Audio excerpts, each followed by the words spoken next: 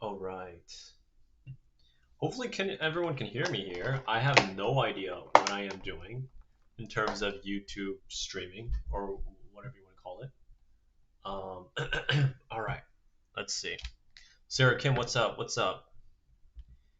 How you guys doing? How you guys doing? Let me see if this. I'll try to join on my phone if it's even working here. I wish I could turn off like the ads. I wish I could turn off the ads so that it's easy to kind of see how many people or how many people are in the thing right away. But okay, y'all can hear me. Perfect. No tech problems. Phew. What's up, guys? What's up? I don't think there's any delay in the chat. I believe so. We should be fine. I have everything up right now, so that's good. That's good. Okay. Let me first give you guys a second to join, and then we'll see what happens. Right now we're at 32 people. Typically on Discord, the live Q and A's on Discord, we're at like, um, I think we're at like 20 to 30 people as well. I guess my goal here is to hit 100 viewers. I don't know, nothing crazy. I just want to see how many people we can get in here. We can hear you. We can hear it. Okay. Any final tips on personal tips? Okay, I'll get into the questions right after. But I want to quickly introduce what we're going to talk about today. I want to also go through all the community post questions that I put up the other day, and then yeah, we'll just go from there. Okay. Let's just give it like a minute or two. But what are you guys up to? It's Saturday, right? I'm in the East Coast, so it's 4:05. What are you guys up to? Hopefully, there's not too much of a delay. You know what I mean?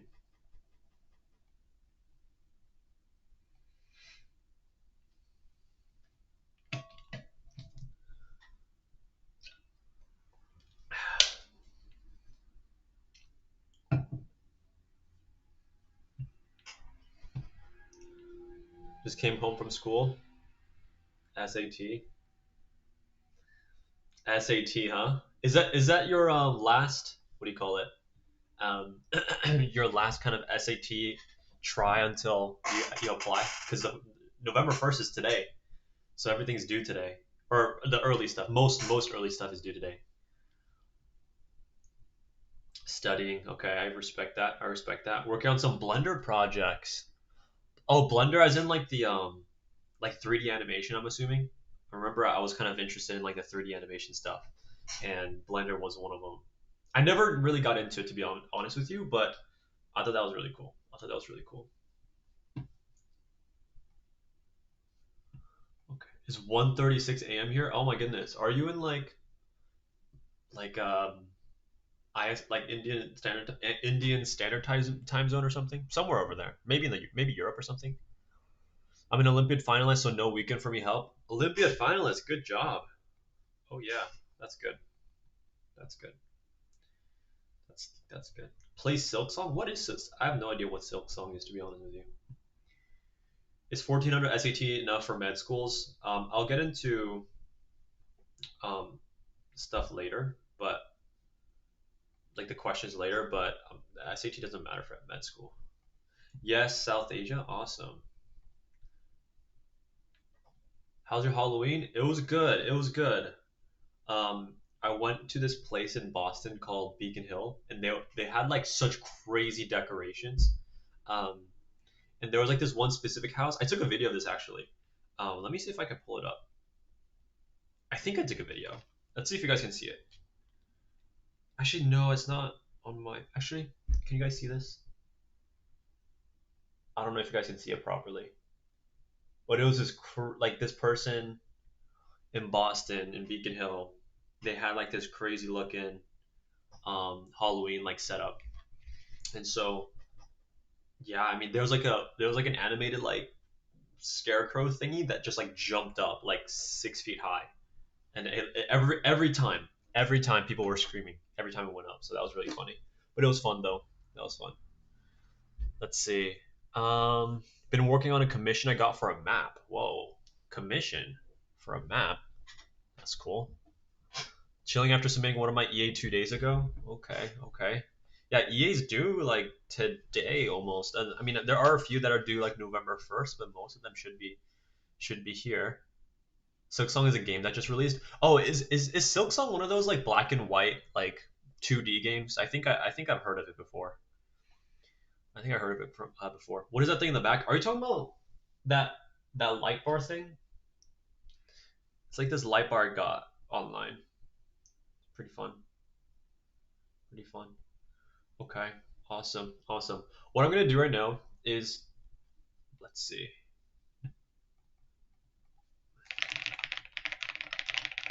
Okay. I'm gonna quickly go over what do you call it? What I want to go over today. Give me 1 second here. So hopefully this is not, for some reason it's not updated. Give me 1 second. This shouldn't be this. Okay. I'm not sure why my thing is like this. See, these are the struggles of, you know, of like not really knowing how to do this stuff. Okay. Give me 1 second here, y'all. Mac OS, okay. Okay. All right. Let me just also, as you guys can see, I pretty much have no idea what I'm doing. So let's all cooperate. Yeah, let's all cooperate. Okay. I do want to fix this. There we go.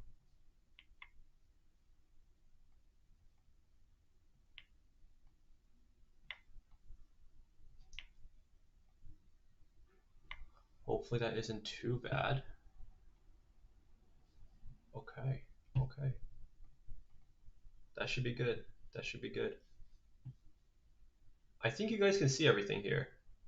But I do want to go over some things. First, welcome. This is the very first YouTube live Q&A. Usually we do it on Discord, and I'm not sure what's up. We have like 3,000 members on there, which is insane.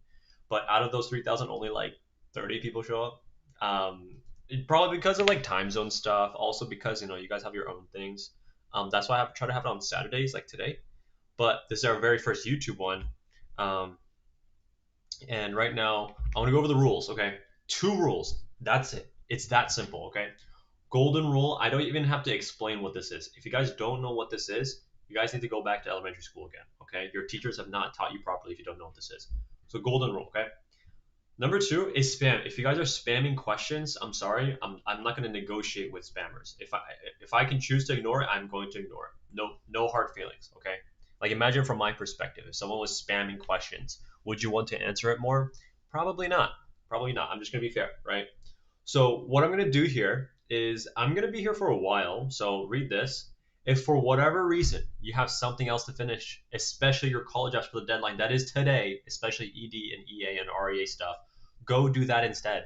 I need you to leave and go do that instead. So please prioritize yourself and your future. Now, if you're in 9th and 10th and 11th grade, you should be fine. And if you've already submitted your EA, ED stuff, then you should be fine.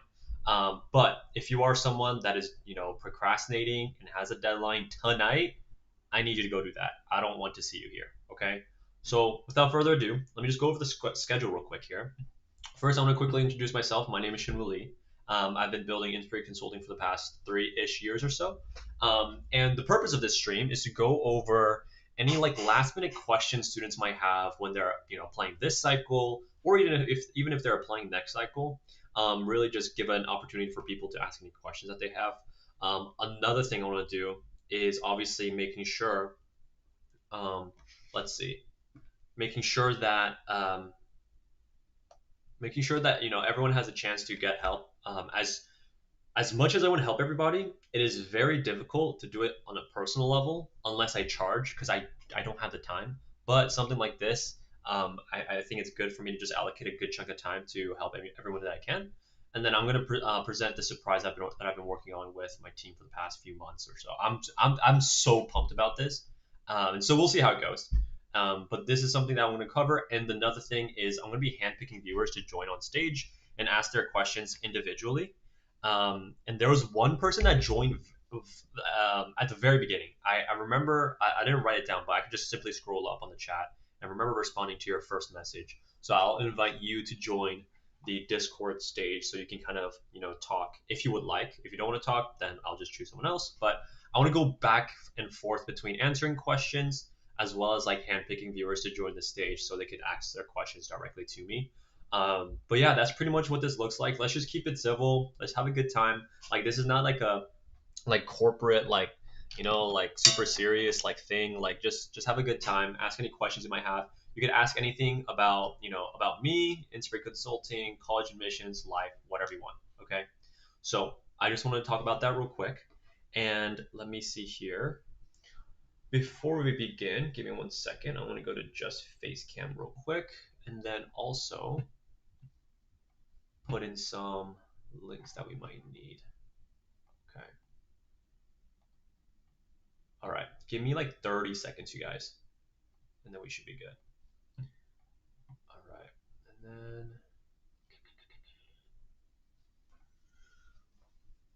all right.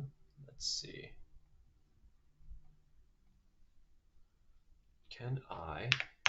Let's see if I can edit the description here, but we'll do that real soon. All right.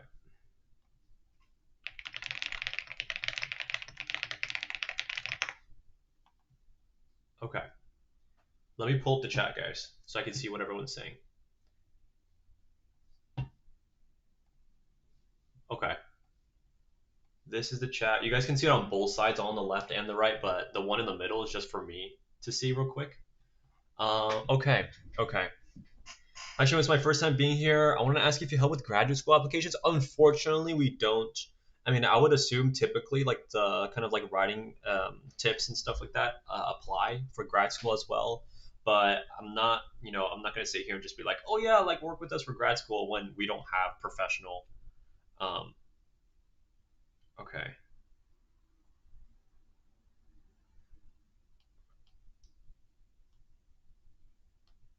Okay. For some reason, the email is not being sent out about this live stream. So if you guys know anyone, um,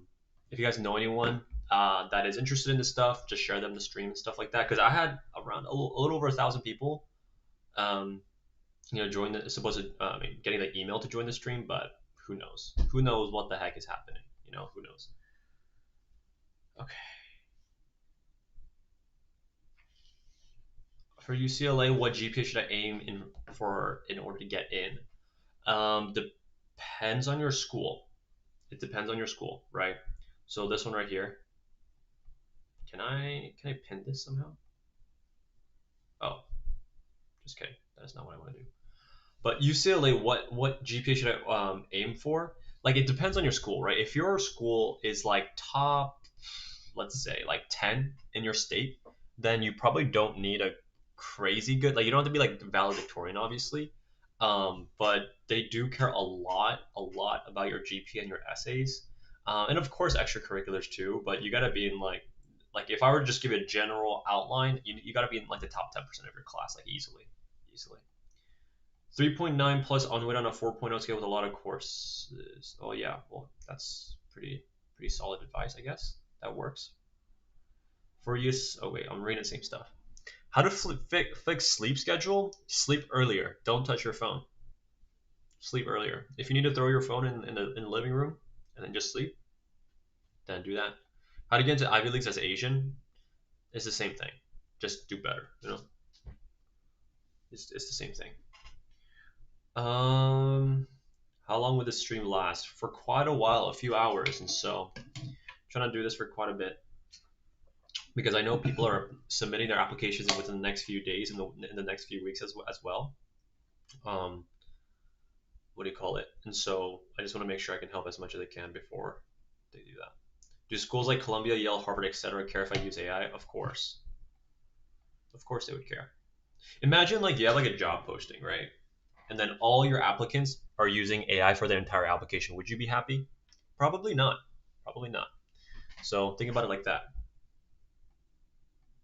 I hate that. Okay, there we go. How much do AP scores impact admissions to top schools? Stanford, MIT, and Caltech require all AP scores. Um, how much? I can't really say directly, right? I'm not gonna lie to you guys. Um, but at the same time, though, like imagine if you, for example, like typically, if you were to get a 4.0 GPA, like you get straight A's in AP classes, right? Typically you would have fives on the AP exams. Um, but if you don't, that most of the time, like 90% of the time, it does reflect on your grades. The only time it doesn't is when your school has like crazy grade inflation and they give A's to pretty much everyone. But in reality, they're not really doing that well because the AP exam is actually rigorous, right? For USC, what should I focus on when it comes to extracurriculars, GPA, SAT? Okay, here's the thing about like targeting specific schools. Okay, when you target Caltech or like MIT or any school ever, right? You can kind of tailor your extracurriculars to a degree. Now, what I mean by that is, let's say for example, Caltech. If I was trying to help someone get into their dream school, which might be Caltech, I would not be telling them to get into arts or English. Then I would kind of, I guess like guide their way through STEM related stuff because that's just what Caltech, MIT is like, right? But beyond that, there's not much. Like for example, USC, it's not like they only look for like engineering related extracurriculars, right? They have different departments, so you can't really think of it like that. GPA and SAT wise though, you're gonna have to have pretty top tier stuff. Like for example, I think it was like 96% of EA applicants to USC in like 2022 was deferred. So they have a pretty rigorous, I think 94 or 96 or something like that. Pretty rigorous process for them.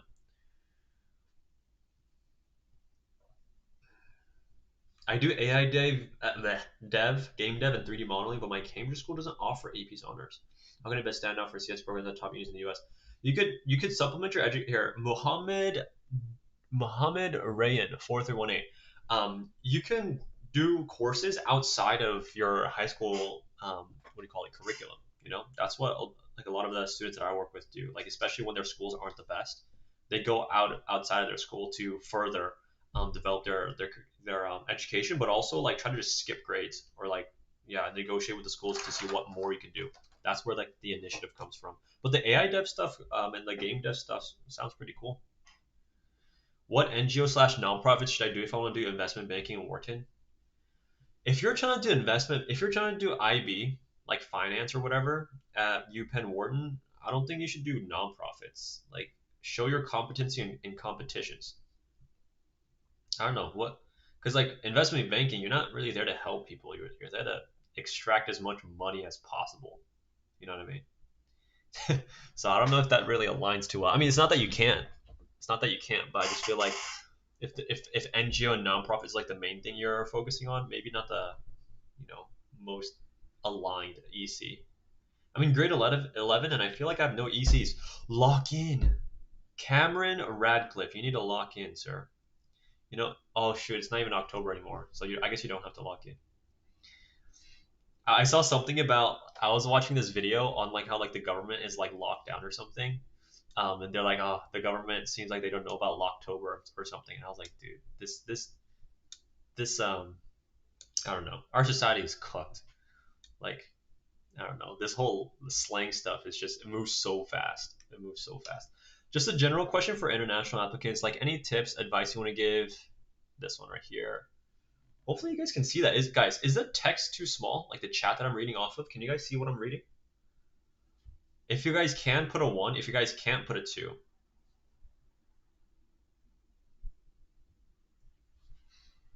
Let's see. Because there's like some sort of delay in the stream, so hopefully that kind of reflects on your guys' page soon. But yeah, one if you guys can see it clearly, two if you guys can.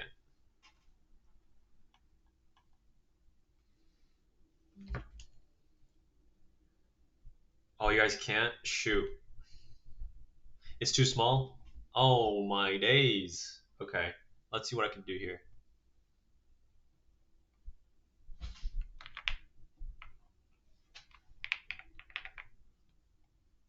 Hmm. Some people are saying it's a little difficult to read. Hmm. What should I do, guys? What should I do? All right, you guys are all going behind the scenes with me here.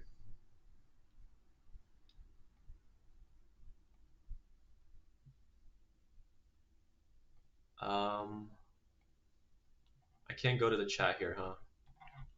It is what it is. If anyone has suggestions, please throw it down there.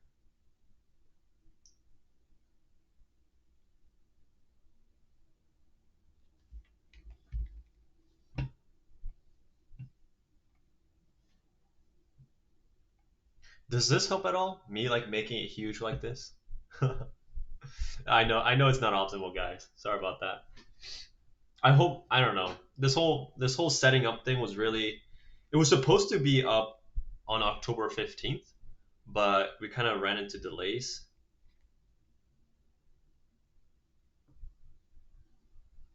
Let's see.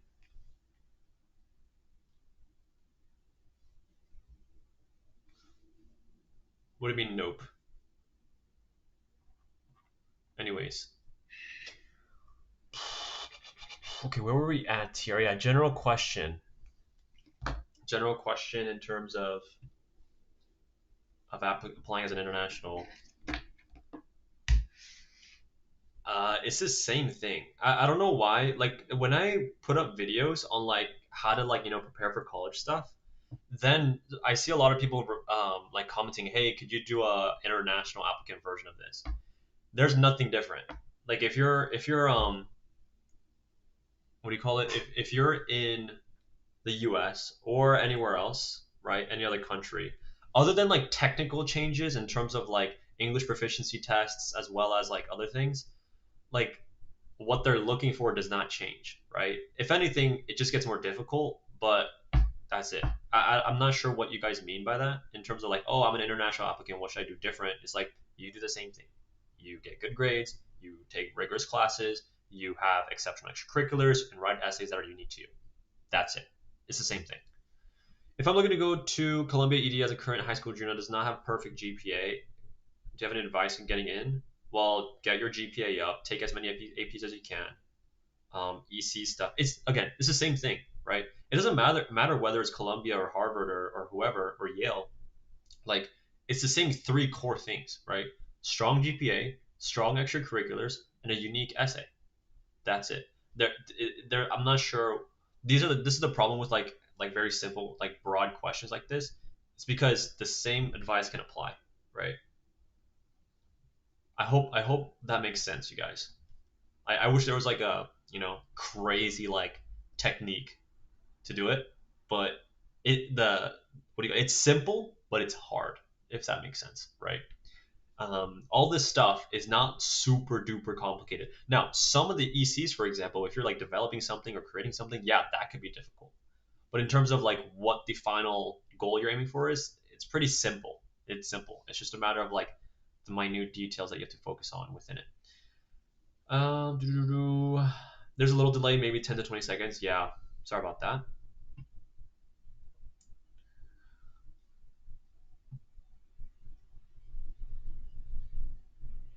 Yeah, just increase. It's the same thing but worse. Sorry, guys. Sorry. Did not mean that. Did not mean that. Shoot. What could I do? What could I do? Can you guys see the bottom left one maybe? Here, I'm gonna try fixing this hopefully.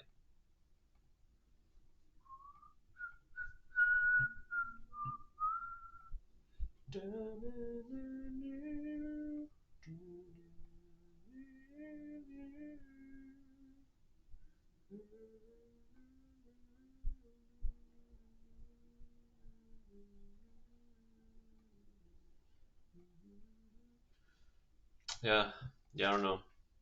I wish I was a streaming god, so I don't have any issues like this. You know what I mean? Do y'all know what I mean?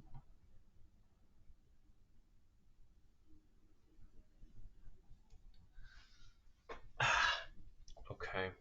Okay. I think it is what it is, chat. I think it is what it is. We're just gonna have to thug it out. We're just gonna have to thug it out. Sorry, guys. I'm sorry.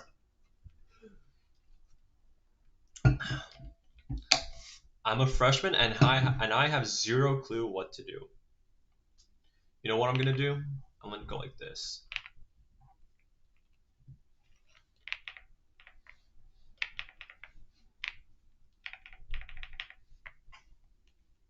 Okay. This is the question. Hopefully this hopefully this is better. Hopefully this is better. I'm a freshman. I have zero clue what to do. What should I do as a freshman to help me stand out? I still go to an international school. Finally, I can speak through it. Okay, this stuff. I if I was an admissions officer, I'm gonna be like, okay, cool, but it's not about what you have. It's about what you do with it, right? For example, let me just give you guys like I like giving more extreme examples to prove a point, right? For example, imagine a billionaire, right? They have literally $1 billion in cash. Now, if they are a billionaire and they hoard that money and they do nothing with it except for personal gain, it is their money to be fair, right? You shouldn't really judge them, but I'm going to judge them. If they have $1 billion, they have the mansion, they have the cars, everything, but they have these $1 billion knowingly, they're knowingly keeping it to himself, even though all the other people are suffering. I'm going to be like, okay, maybe he's not evil, but I feel like, I don't know, I think he could be nicer. I think, things could be done with this. But then you compare that to someone that has $1 billion but is willing to give it to charity, right? Or maybe puts in like an index fund and then with the money it creates, like he donates that every single year or something, right? Although they both have the same thing, right? It's about what you do with it that the value really comes from, at least from the third person perspective, right? So it's really not about how many languages can you speak, it's about what you do with it, right?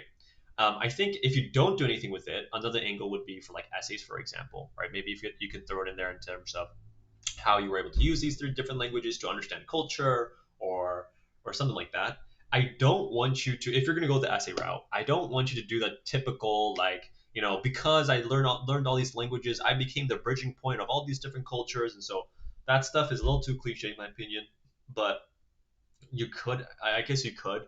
It's just not ideal to be honest with you, because it kind of like, I don't know. It's not, there's not too much creative freedom you can have in that one.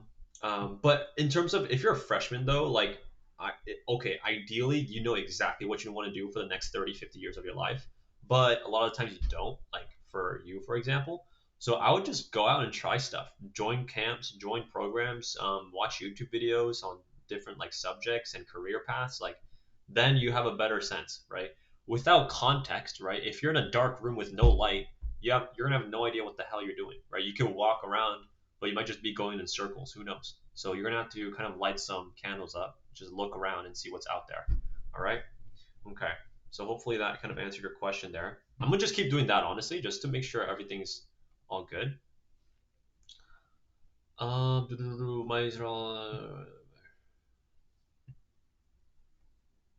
Okay, let's do this one.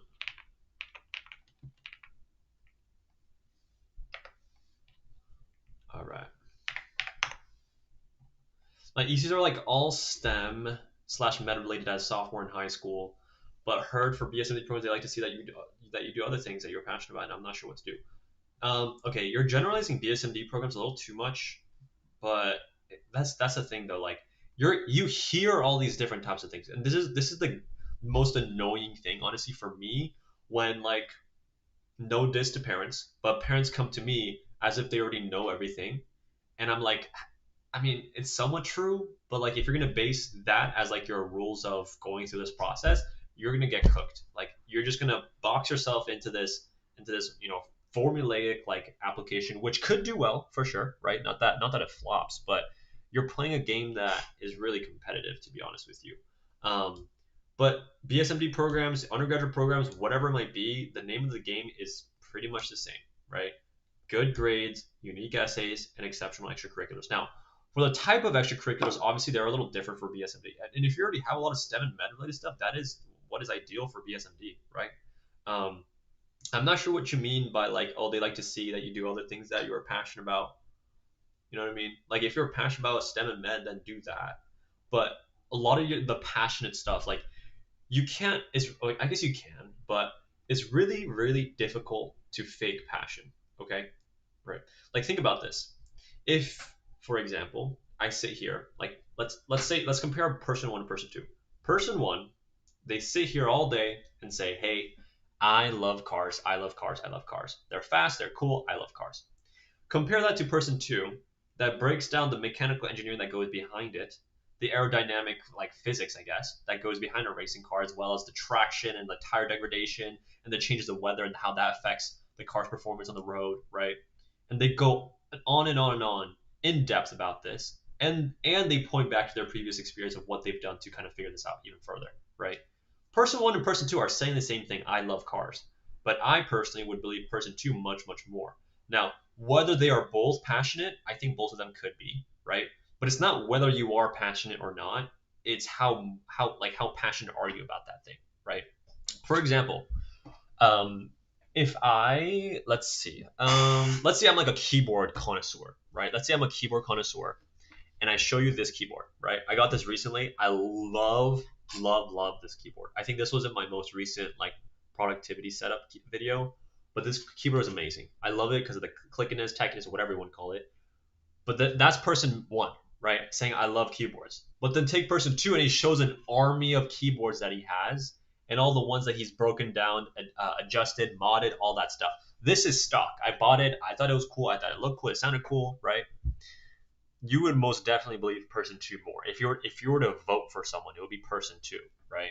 So that's what you got to focus on. It's not a matter of, oh, I do this, STEM club, so that means I'm passionate about something. No, that doesn't mean that. Anyone can just start a club or join a club, right? And a clear way to see like dedicated passion is how freaking good you are at it. Because let me explain this. If you generally are interested in something, right? Let's take video games for an example. Because I mean, for me, I was also a video game addict. Let me know if you guys know about this. Do you guys know? Well, you guys all know Fortnite. You guys all know CS:GO, right? But also like Hypixel Skyblock. Those three games, I was addicted to those three games. It was ridiculous. It was ridiculous how addicted I was to it. Now, when you are interested in something, you tend to spend a lot of time in it, right? Now, when you tend to spend a lot of time on something, you tend to get freaking good at it. And when you're good at something, you tend to like it more. Why? Because you're winning, you're beating people, you like the satisfaction, you like the accomplishment, right? So it's like this 3 point virtuous cycle that just keeps going on and on and on, faster and faster, right?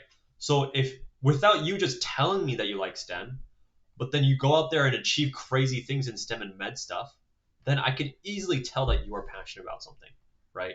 That's why I say it's so hard to fake passion. Because you could tell me that you love, let's say biology, for example, as much as you want, but I'm not, like, why would I believe you? I have no idea who you are, right? So that's something to keep in mind. And so I want you guys to understand that as you guys work on these things, because you guys can look for all the shortcuts and the whatever like hacks, last minute things to do. I guess you can, right? It's like a marginal gain, but really fundamentally, that is what you got to focus on, right? Okay.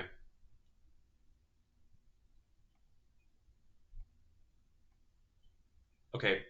This one, how to get better time management. Okay, this one. Okay, this name's gotta go. This guy's name is Gooning with Ben. Like, come on. You need to lock in. And you don't. No, I don't believe this. I don't believe this. Here, I'm gonna paste this in so you guys can see this as well. Gooning with Ben. Oh my goodness, how crazy is that, huh?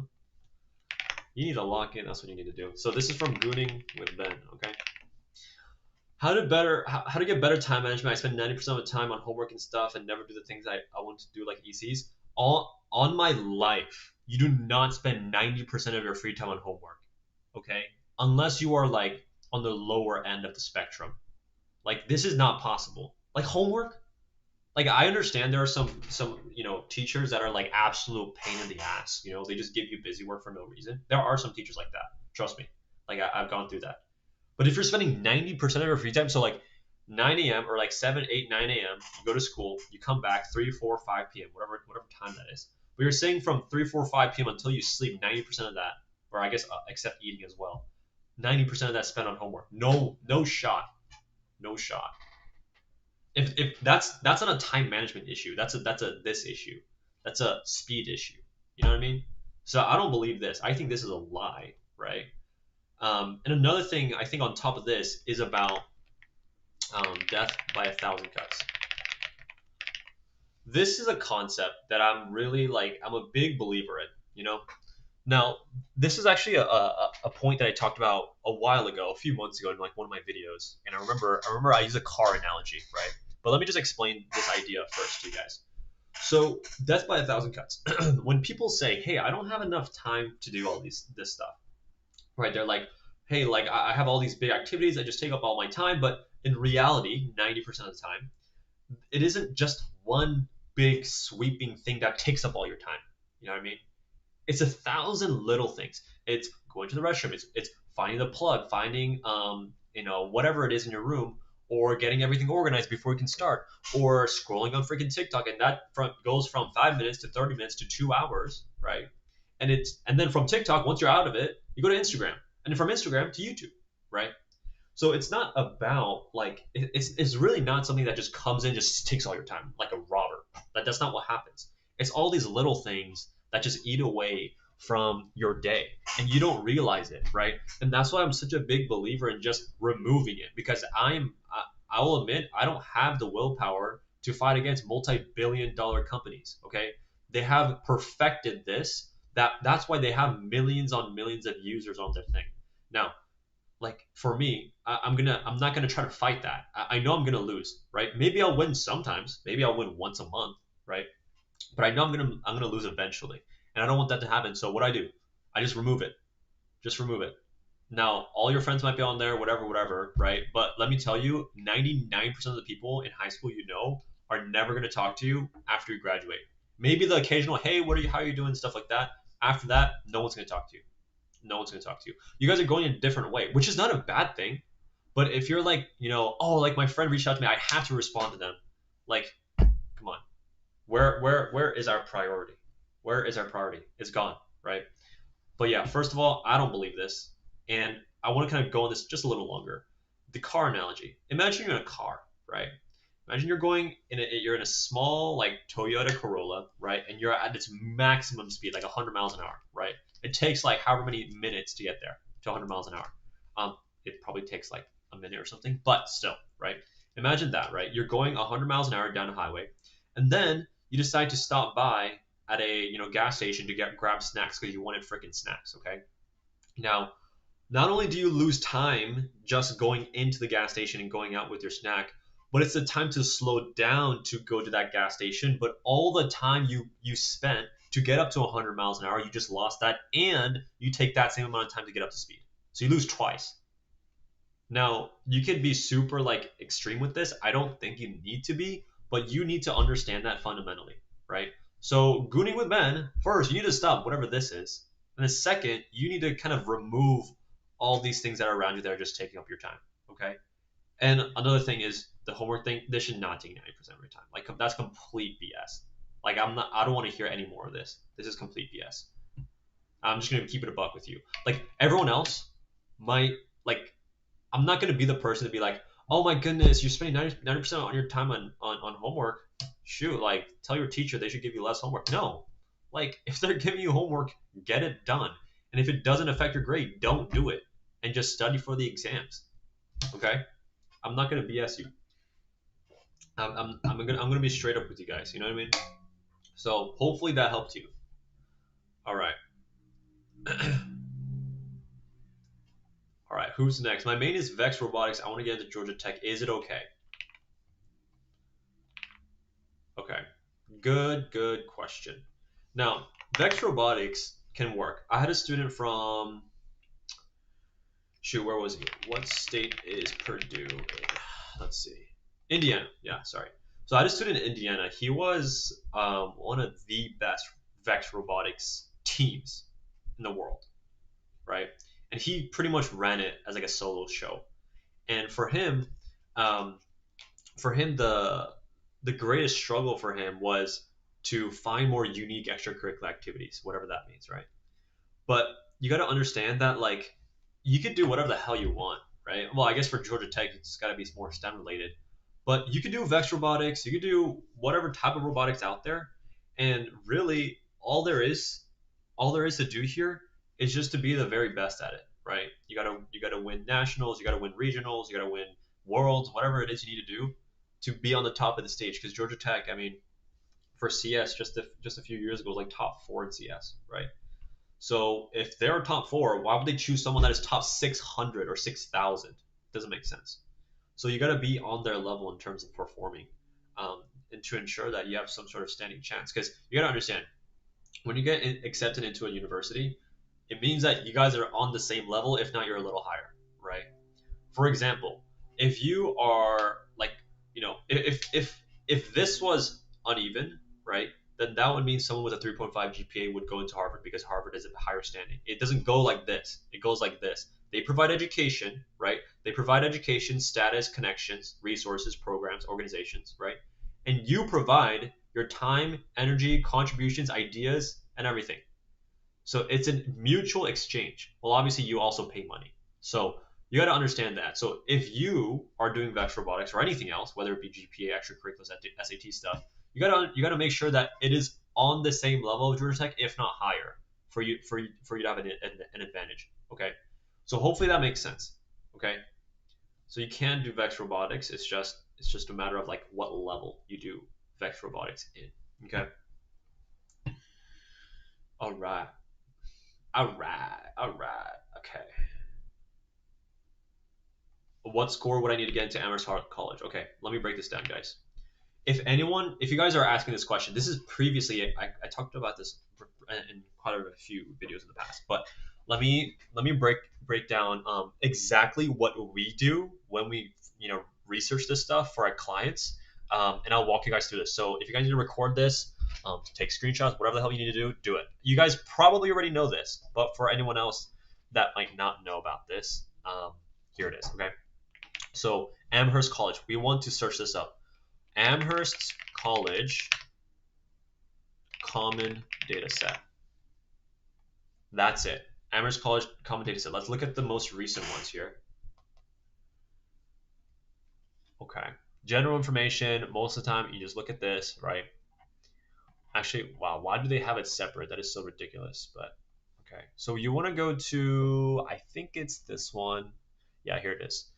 So for some reason, Amherst College has it all separate for some reason, but you want to go to section C, right? This one right here, first time, first year admission. From here, you guys can see the most recent admission statistics for their school, right? And this is admission statistics. Give me 1 second.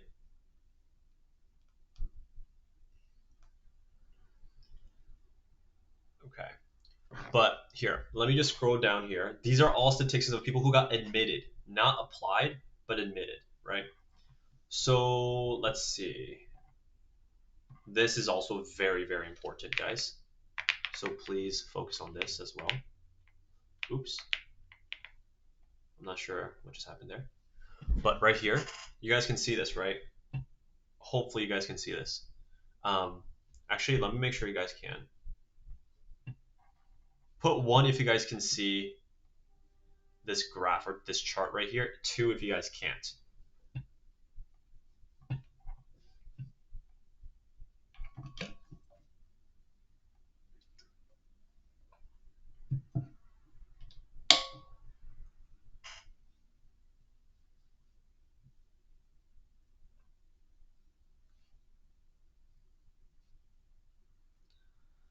One if you guys can see it. 2 too small. 1, 1, 1, 2. Okay.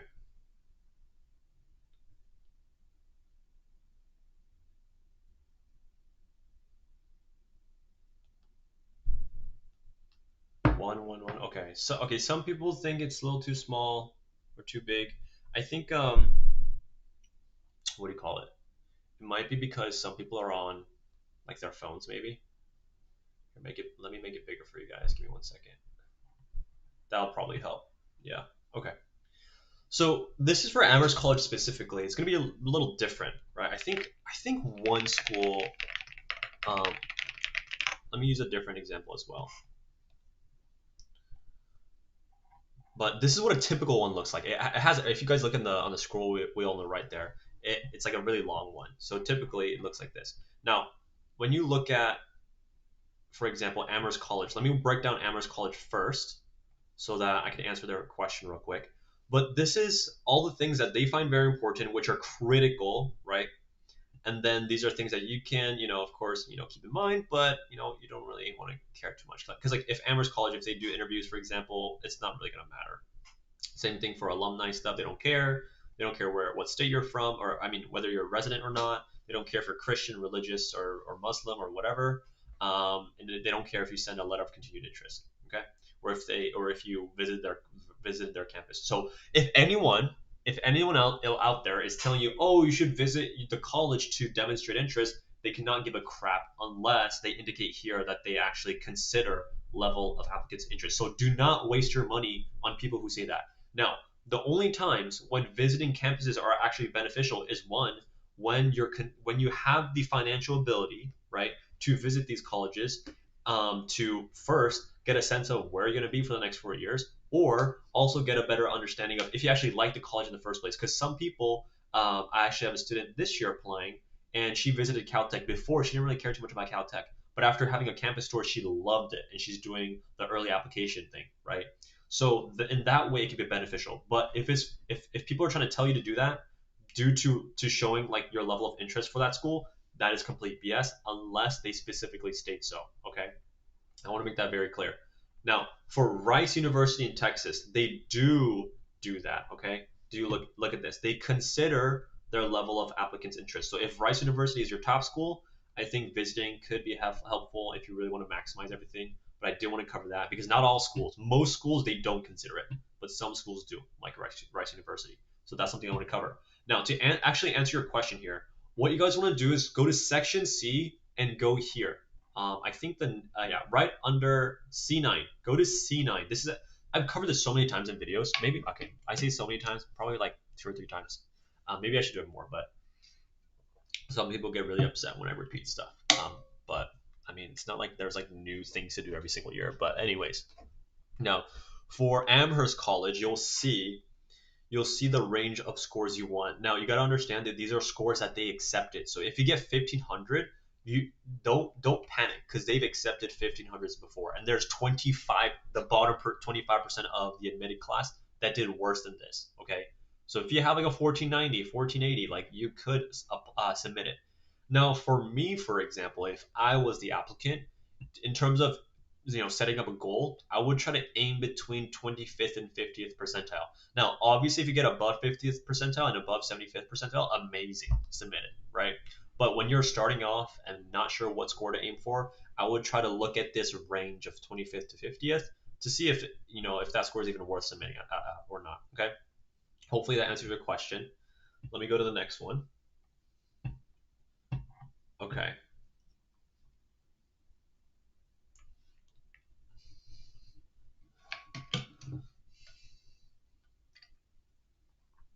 all right. This is okay. Mohammed Ryan. I'm so sorry if I'm completely botching your name. I am not the best with names. You suggested online APs. How do I balance that with game dev, AI, and 3D work? I struggle to juggle it all sometimes. Now here's the thing. This is where the differentiation of a good student and a great student comes from, right? And especially like naturally talented students, right?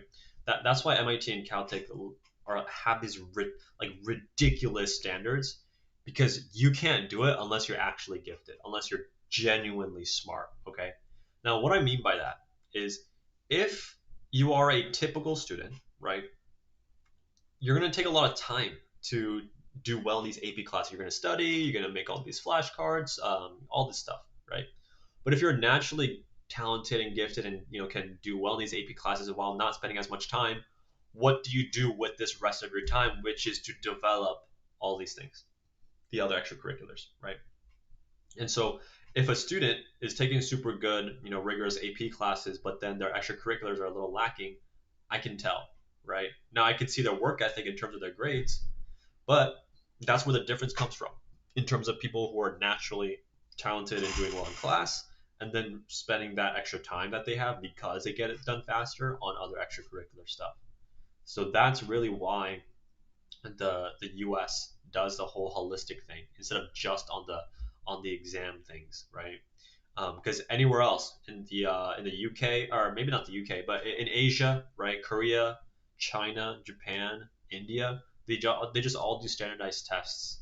You know, keep it just plain, easy, straightforward. Not easy, but straightforward. Okay. Um, but it's really like how you structure your day and delegating. Like if you are doing this by yourself, good luck. Like you're not getting this far. If you want to go fast, okay, this is what they say in like the startup world or whatever. If you want to go fast, do it solo. But if you want to go far, do it with a team. And that team cannot drag you down. If they don't have the same level of ambition and talent and skill as you or the time as you, probably don't want to work with them. But in terms of choosing who to work with, you got to find people that have the same interest as you in terms of like the final goal. But you have to find people that have skills you don't have or time you don't have, which in this case you might not have the time, right? But that's something you gotta keep in mind. Um, does graduating from an international school give an advantage when applying for colleges? Why would that give you an advantage? I don't understand that. This is let's think about it logically, right? Why would this give you an advantage? I don't think that makes sense. I think that's a little silly. A little silly Billy, as they say.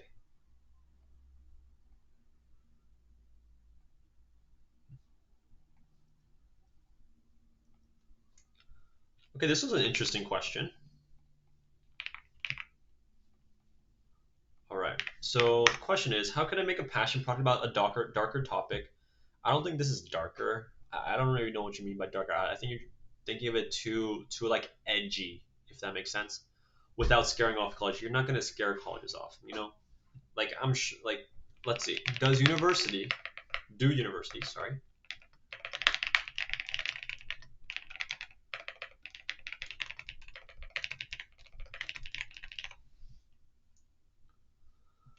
Okay. Yeah.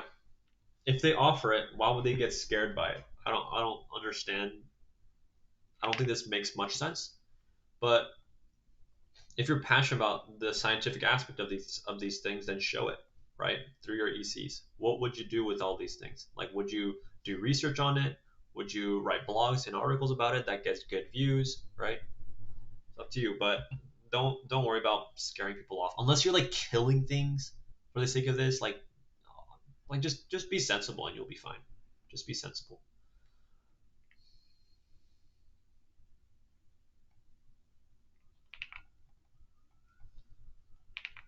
Okay.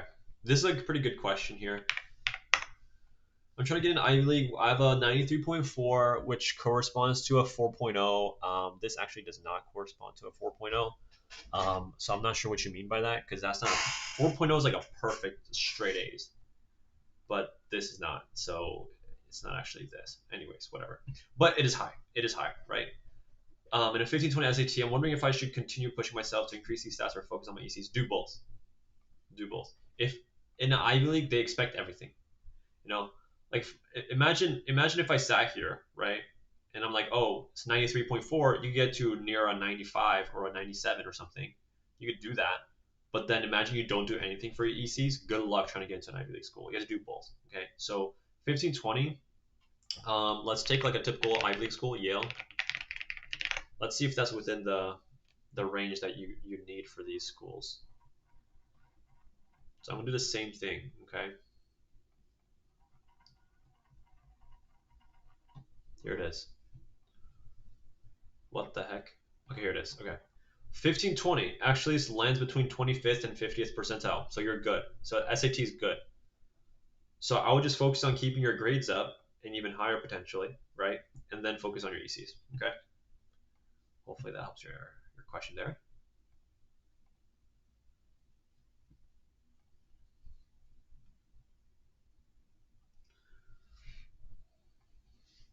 Okay, Ben asked, "Are you going to save this stream so we can revisit it in the future?" Maybe. I'm not too sure. I don't know if that's really beneficial or not. Maybe. I'm not too. I'm not like super like sure whether or not we're gonna do it. Who knows? But I do want to announce something real quick. I wanted to share with you guys something that I was, working on for the past few months. A lot of students that I get on discovery calls with, because I've been doing discovery calls myself for the past however many months, right? Since we ever started doing discovery calls. But the number one reason why they couldn't work with us was due to pricing, which I understand, right? For me personally, I'm not trying to deal with I don't want to play the game of like charging the least as possible and giving the least as possible. I want to charge a reasonable amount, a respectable amount, and then give as much as I possibly can under that, right? But that bars people away, which is why I wanted to build something with for students to kind of get a taste of what we can do with these students and also like give them good guidance specific to their situation as soon as we can, right? Now, this program is much shorter. It is 7 days long. Okay, you guys are hearing it from me first. Okay, it's 7 days long. Pricing is much more reasonable. I guess like lower objectively. Okay, but the reason why is so that you guys can get the guidance you guys need in as little time as possible and just make it personalized, right? Like these things, like for example, this situation, this question right here, what I said is not wrong, but there could be other nuanced details about this that I don't know about that could change things, right? And in terms of like focus on ECs, we could help with what to focus on. But I wanted to announce this real quick. It's called the Inspirate Launchpad program, which you guys can see on the bottom here, right? Right now it's 229, but only for the next, I think 72 hours, I believe, something like that, 24 or 72 hours. But that's just the price for everybody here and anyone that's looking at it initially. But after that, it's just going to go up every like 20 seats that are taken, and we only have 4 openings a day. And so I mean, given the fact that I think 1,000 something, like 1,100 or something, people join the 6 day email series, I would assume that a lot of people are going to kind of take that up. And so, really, just, it's there for people that are willing to take that little leap of faith, I guess, because previously going from just viewer to multi-year program, it was a little difficult for a lot of people. But that is there. I'm gonna actually put the link. Give me 1 second, you guys. I'm gonna put the link in the description of this thing. Hopefully, if I can find it. And then we'll go from there. And then I'll just continue answering questions and stuff like that. I'm gonna put in the chat as well as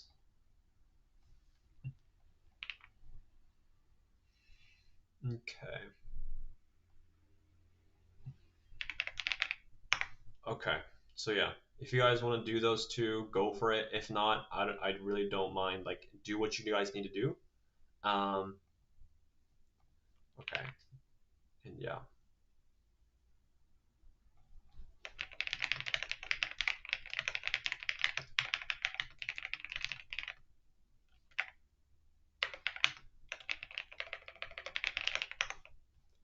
Okay. I think that's pretty much it. I think that's pretty much it.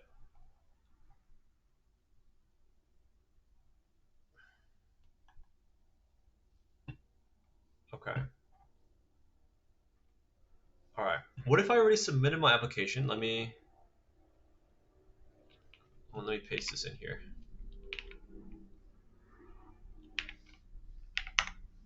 What if I already submitted my application for Brown and ChatGPT?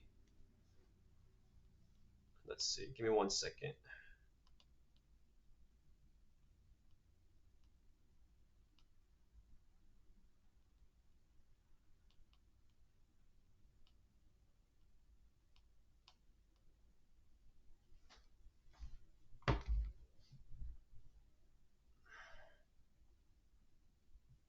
Okay, I'm not sure what the heck is going on here. I'm not sure. Asking ChatGPT whether or not you're gonna get in, kind of silly. It depends on your application. I'm not sure how, and I'm not sure how it can help you here. Overall, though, adding emotions in the additional information section most of the time shouldn't be the case. It's like additional information section is not the place to get empathy. It's to lay out the facts and let them interpret it. You know what I mean? So I don't know. I don't know what that whole situation is about, but does a link not work for you? Oh no. Shoot. Give me 1 second. Let me try it. Let me try it on my phone. Oh, it works for me. What the heck? It works for me though. Let's see. It works on my phone, but does not work on this thing. Okay. What I'm gonna do is I will give you guys the link again.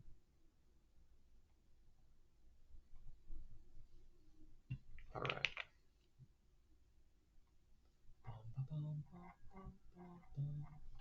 Okay, let me put it in the chat, y'all.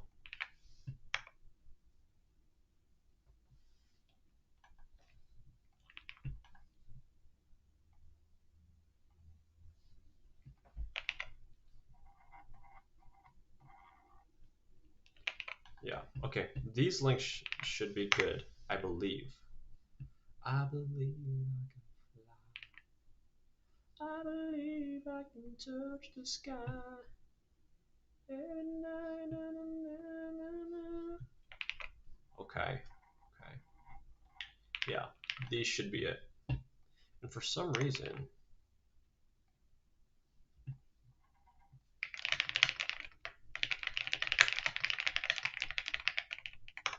all right. Yep, they are awesome. Awesome. For some reason, my teammate's name is on there as a title on the website. I think that was like an error, but no worries. Ignore that. Ignore that. Whatever. All right. Let me just go back to this scene here. Forgot about that. Let's go next question. Next question. Is a 3.8 GPA good enough for a top 20 school provided that I have about 3 ECs related to physics? I have no idea. I have no idea. Because like when you say 3 ECs related to physics, like it could just be like joined physics club, and then you know joined a physics program over the summer, right? It's all it's not real. It's part of it is what you do, but most of it is how you do it in that thing. If that makes sense. Okay. 3.8 GPA. I'm assuming it's unweighted. It's not bad at all, obviously. Um, but it's relative to your school. Like, what percentage of your class is this? Is it like top 5%, top 10%? If you don't know, you could kind of like generalize. But also weighted GPA is also very important. Like if you're actually taking rigorous classes. But okay, yeah. Hopefully that helps. I just need more information. That's the most difficult thing, honestly. Um, like trying to do these Q&A things because there's just not enough context for me to give like really tactical advice. I mean that's why shameless plug, the Launchpad program is there. What's the Launchpad program? So let me actually walk you guys through it. I think that would be really beneficial. Um, okay. So pretty much, I need you guys to look at this because this really helps you kind of understand the problem that might be facing you. Um, and for me personally, all this part here is really more about like breaking down previous beliefs because there are things that you think, right, or that you believe about this process that is kind of holding you back. And so hopefully that can help you kind of understand what you kind of need in the beginning. Now, I do want to be really clear. This is not the end all be all. It's not like you join this and all your problems are solved. I make that really clear on the website as well. But what we're gonna do is I'm gonna get on a call with you for like 60 to 90 minutes, depends on how long it takes. But I'm gonna be asking you a ton of questions just to really comprehensively understand your situation. And then over the next 7 days, me and my team are gonna work on these 7 things, right? Recap call is not really part of it, but these 7 things to kind of help plan for you, right? Now, it's going to be a 3 year roadmap. So you're going to have literally a step by step process of like overview, like I guess like bird's eye view of what to do in the next 3 years to kind of steadily build your application towards your kind of like end goal, which is like whatever college you might want to aim for.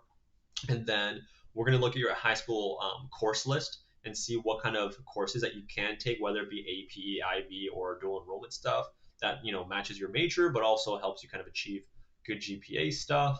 And then the testing plan will help you kind of plan out when to take these tests and what kind of scores to aim for and such stuff like that, as well as the Spike blueprint. This part is I'm so proud of this one. This Spike blueprint one, it is super extensive.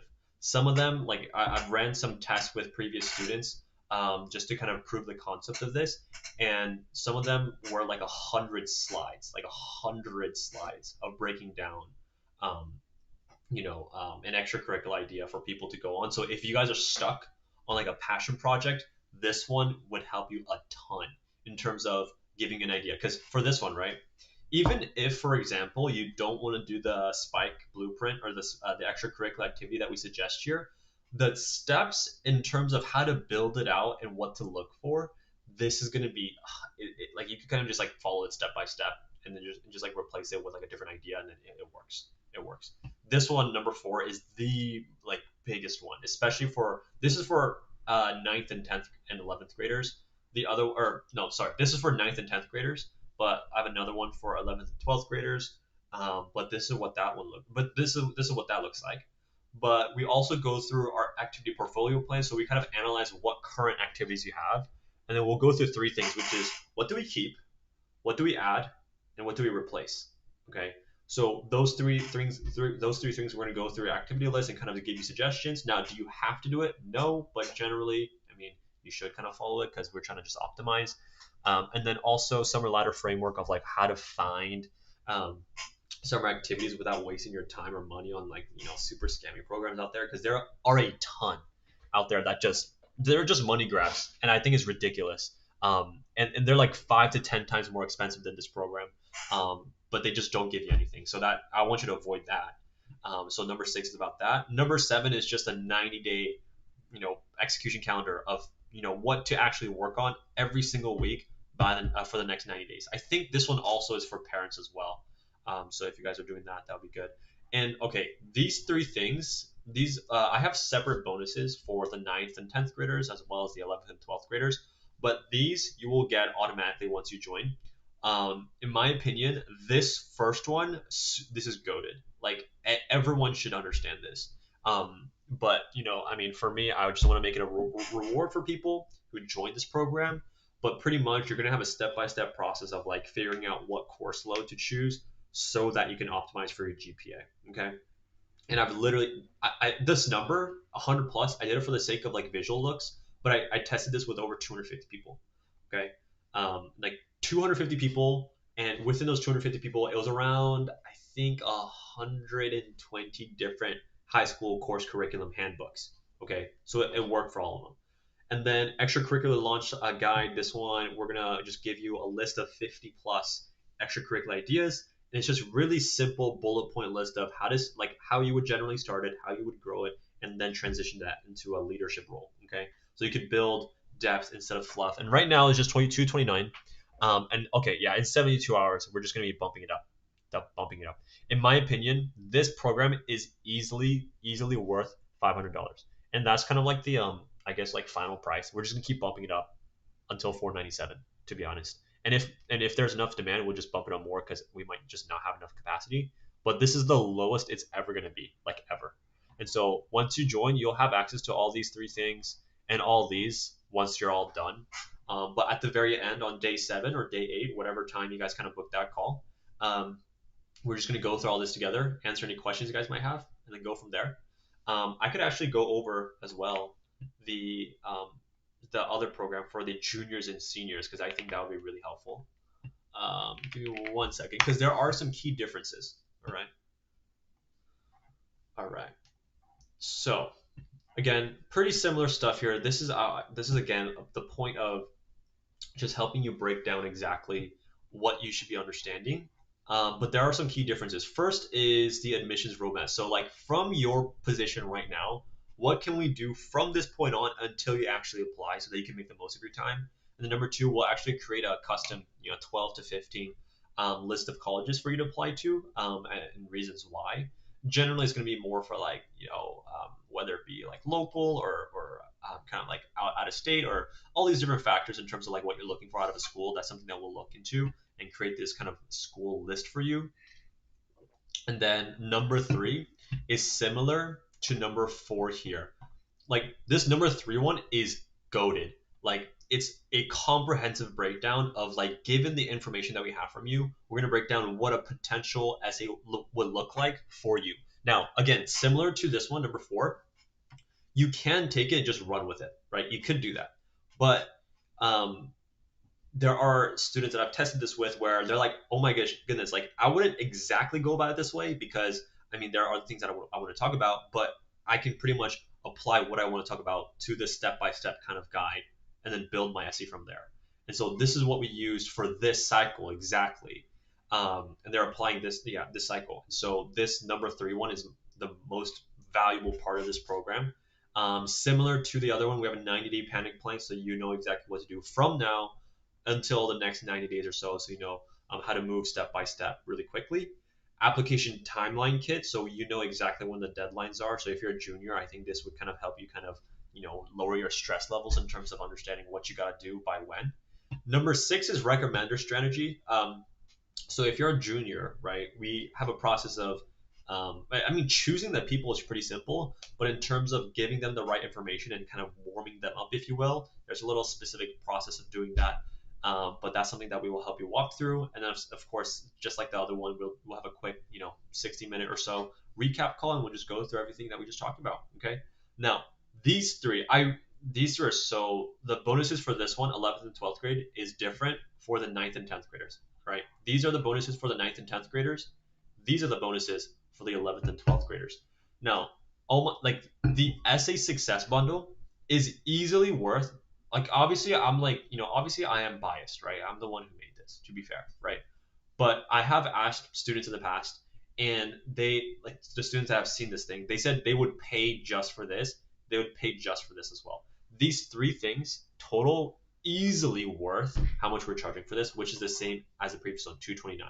And I easily think this could be way more. Anyways, in this essay success bundle, I'm putting in, you guys probably watched the videos I put in the email series.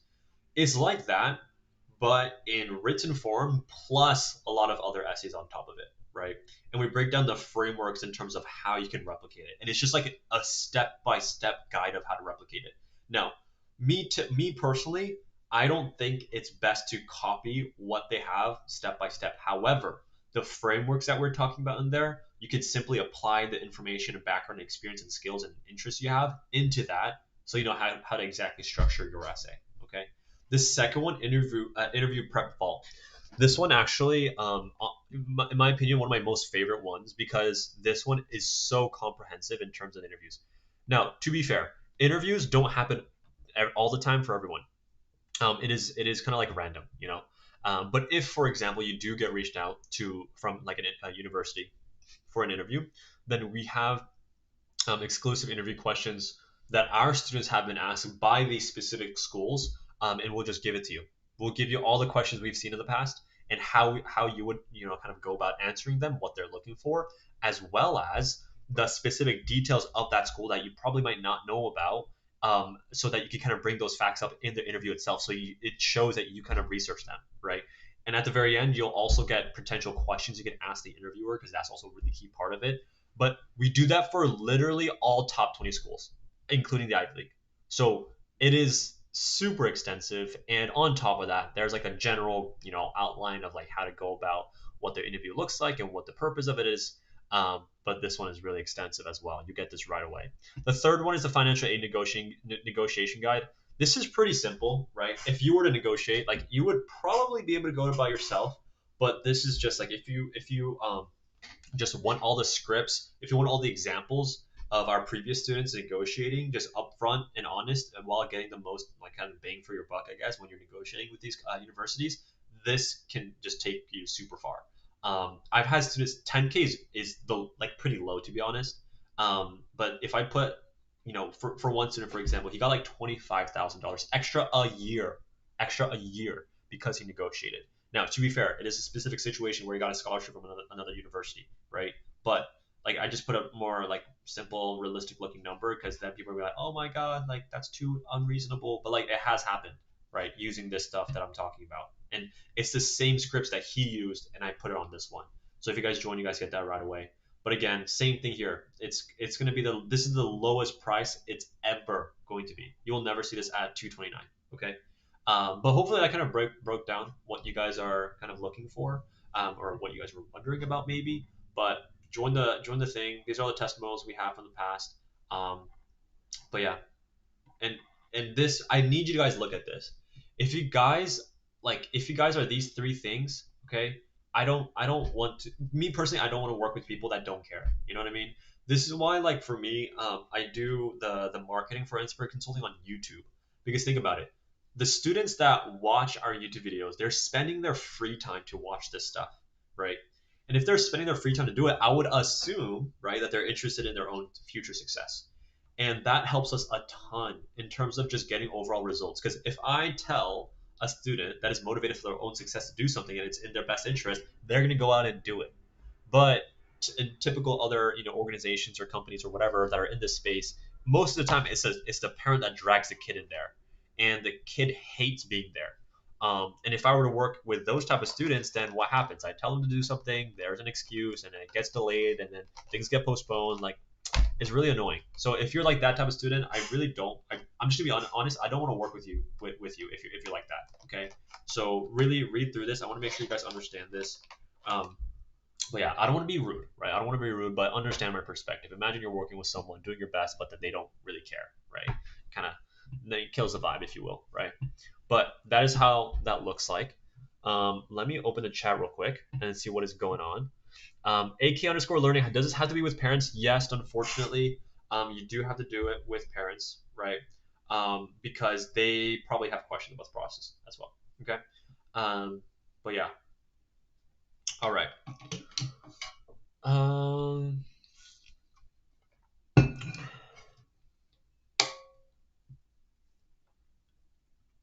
all right. I'm looking at the questions here.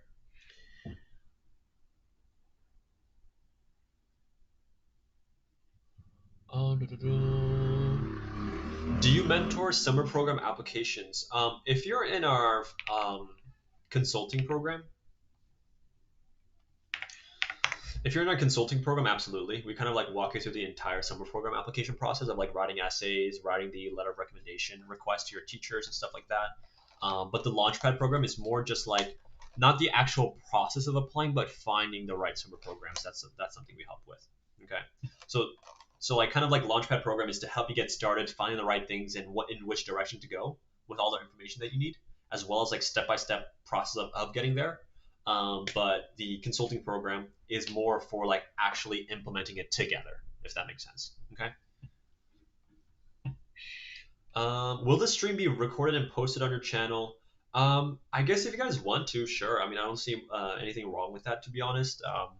I think all the stuff that I talk about could be beneficial for people. So yeah, Nihal, if you guys can, Nihal, if you can remember that, just write that somewhere down that we have to leave this up. Then that would be great because I might forget. Okay.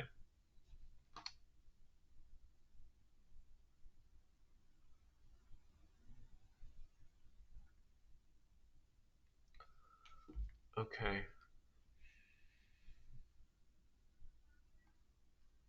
Okay. The SM underscore 2. How much does being an international student really hurt your chances? I'm international technically, even though I've lived here. Okay. This part. Thankfully, most universities are pretty lenient, right? If you are undocumented, okay, if you're undocumented, I'm not going to judge you, right? Me personally, I'm more leaning on like like, if you guys are offended by this, I'm sorry, but I think like documentation is very important in terms of a country, right? Think about it objectively. But like if you're not documented, like I'm not gonna like say anything. Like do you know? Thankfully, universities also think the same way.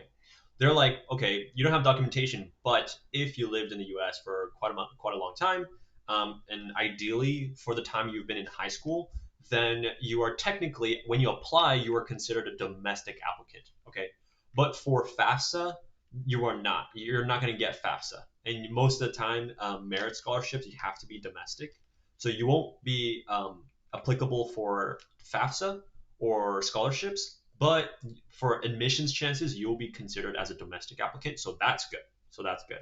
So don't worry about it too much. All right. Hopefully that helps out. So I know some students kind of freak out about that.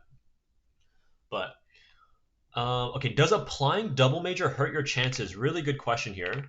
I kind of forgot your username. Sorry, I've like dementia or something. But does applying double major hurt your chances? Okay, when you apply to universities, you can't apply for a double major. You just apply for one major, and then you have an alternative major. But not all schools allow alternative majors, but most schools do.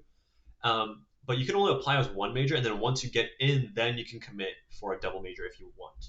Okay, and then you'll have to talk to your college counselor about that. But if you're willing to do a double major, you have to talk once you get to college and you really, really want to do double major. Talk to your counselor as soon as you can because you have to get that started real quick unless you want to stay in college for longer, which most people don't want to. Okay, so that's something you want to do. Also, if you stay in college longer, you're gonna have to pay more money, so be careful about that. My parents think this is a scam. When I told them about it, what do I do? It is what it is, right? I think a part of it that they can look at, especially, are these videos here. I'm really, really proud of these students that I work with, and the parents are there as well. Oh, for this one, his parent couldn't make it, unfortunately. But if your parents, I guess, don't believe it for some reason, then they could watch these two videos with the parents in there. Hopefully that helps. I mean, at the end of the day, it is the parents' decision. You know what I mean? Can't hate on that, but I think that's really the best chance we got. Um, okay, guys. I went to talk. I mean, not Taco Bell. I went to Trader Joe's before this, and I got these brownie sea salt brownie bites. Wait, you guys can see this? What do you guys know about sea salt brownie bites? These are so good. They're so good. Give me a second as I just devour this, okay?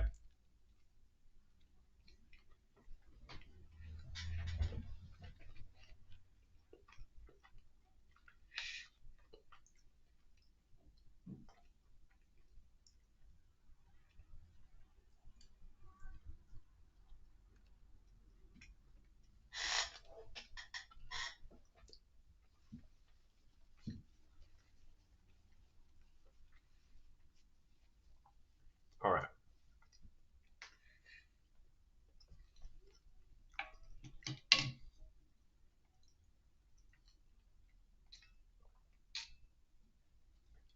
I don't know why these are getting hidden.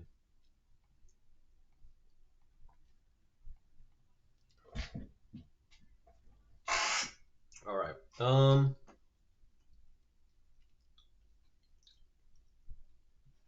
I did not have an amazing GPA, but also I am a sophomore. Can I still get into Georgia Tech?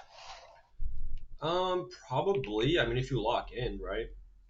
I mean, imagine you go from like 2.5 G or okay, 2.5 GPA is ridiculous, but imagine you go from like 3.5 to 4.0 GPA consistently, right, for the next 2 years or so. Hey, you could have a fighting chance. Not too bad. Obviously not ideal. Again, guys, remember the rules, right? Golden rule, obviously. But if you guys are spamming, I'm not gonna respond to it. I'm not gonna. I'm not gonna negotiate with spammers. Unfortunately, super unfortunately. Okay, let me just make it like that.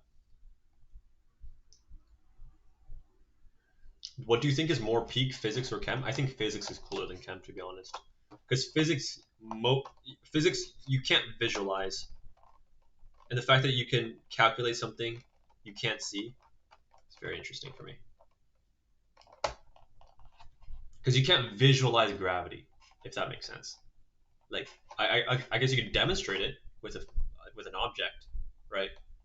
But you can't see it, which is really really interesting. On a scale of 1 to 10, how quick would I be if I choose aerospace engineering and astrophysics as double majors? Dude, you're gonna be in a library all day, every day. Like, there's no way around it unless you're like the go.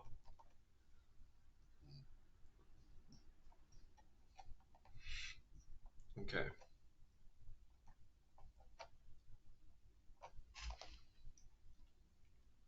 Give me 1 second here.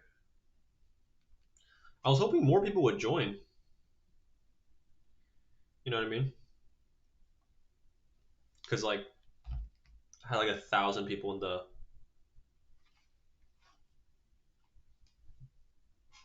the email. Anyways, do you think 2 1-year IB courses 11th grade is too much? Wait, what?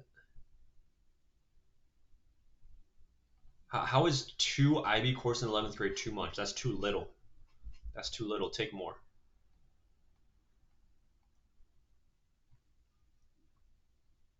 Bro got left hanging. Yeah, yeah. It is what it is. Things happen, you know.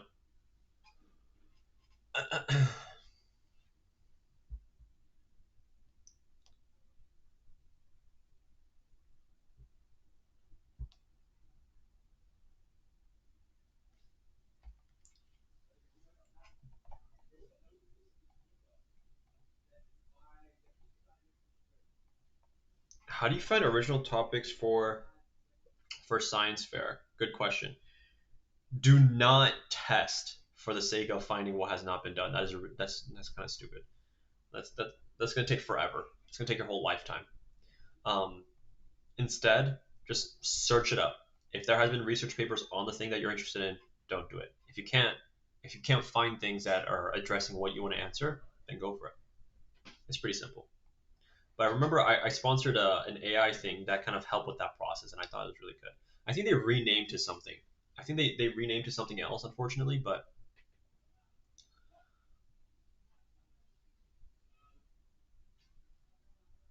I'm currently in a stewardship internship for a national park, and I have my own field note within the government website. Yeah, for sure. They'll of course help you with college apps if you're doing that. You guys can probably hear the background or whatever. But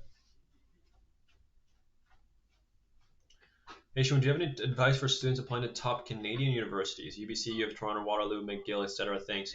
Yeah, Canadian schools are also pretty similar. I think they're gonna look for pretty much the same stuff, right? This is why, like, unfortunately, like the advice is gonna be pretty generic in the sense of like get good grades, have unique extracurriculars or exceptional extracurriculars, and unique essays, right? But the issue with that is that kind of leaves you with a lot of questions of like, okay, but what does exceptional extracurriculars look like in my situation? What do unique essays look like in my situation? Which is why the programs are out, right? But kind of like similar stuff, similar stuff. What counts as an EC?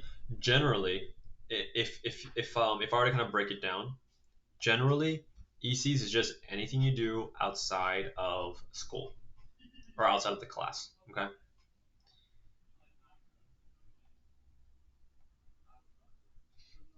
How do you stand out to people with busted extracurriculars? You mean how do you stand out when you're compared to people with extra like really good extracurriculars? You beat them. You have even more busted extracurriculars. If you don't, there's no. I'm sorry. Like I'm not. There's no like um secret way to beat them out. Like if they're better, if they're doing better than you, right? And you can't objectively beat them. It's kind of hard to prove that if that you're a better applicant, you know? Because if extracurriculars is a way to measure your level of success as a student, but you can't beat them in that reasonably, why would they choose you, right? Not trying to be rude or anything. And for me, that's what I always say with students as well. Like, I'm not trying to be rude, but like, just think about it from their perspective, right? Um, okay. Is stop motion a niche EC? For sure. For sure. Stop motion is pretty cool. What's your view on the admissions process of business schools in Germany? Honestly, I don't know enough. I don't know enough. I don't know enough about business schools in Germany, or let alone Germany at all. Please answer my question. Okay, I got you. Should I apply to any IBs if my stats are okay? Let me do this.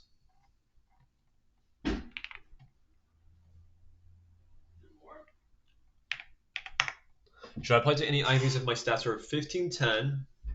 1510 is not bad. 1510 is not bad.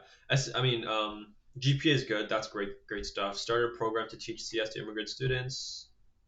Good. CS research at T50 Union Passion Project.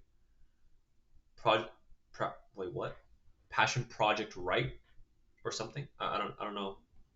Oh, taught. Okay. Shout out to Google. Anyways, this is pretty solid. This is pretty solid. I would say for me, like if you're a lead programmer in FRC, I'm wondering like my immediate questions are like, in what level of FRC are you guys competing at, right? Like how far do you guys get in terms of performing? That's gonna be a really big part of like the actual success of your extracurriculars actually proving to be useful, right? So, but in terms of stats, you're looking good. 1510 is on the lower side to be honest with you, but I mean it could still work. How best could you prepare for the interview? First, join the Launchpad program. This interview prep vault is going to give you all the questions you need. It's like I showed this to a bunch of students and like it would have helped them so much. But beyond that, it's like actually practicing. We made FRC Worlds once. Okay, that's really good. Just keep that up if you guys can. That's good. But I would try. I would definitely try for Ivy League schools then. To answer your question, Musify Mixing. I think that's your username here. Let me put the thing in here. How best could you prepare for the interview? Is to practice. That's it, right? Let's take for example like public speaking, right? If you guys are public speaking, would you practice by repeating your script over and over and over again? I guess you could, right? But does that replicate the level of pressure that people put on you when they're staring at you? Would that? Probably not, right? So what you want to do is practice in the most similar environment you can make, okay? So to do that, you could work with your friends, you could prepare with your family, just do like a mock interview with them. You could record yourself, right? But you just gotta practice rep after rep after rep. And for interviews, the most important thing is not answering in the best way possible. It's showing your most honest self in a way where like they could actually understand who you are as a person, right? Because if you regurgitate like the perfect answers, like yeah, like okay, they get their answers, right? But if it doesn't really show too much about who you are as a person, it's kind of like doesn't really matter too much. You know what I mean?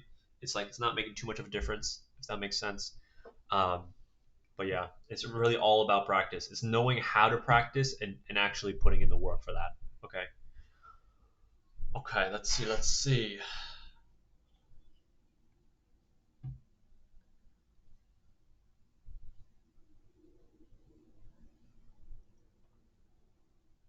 Every year during summer, I attend a science school in Japan. Whoa, that's cool. I want to go to Japan. I've never been. I heard Japan has been getting crazy with their tourist stuff, but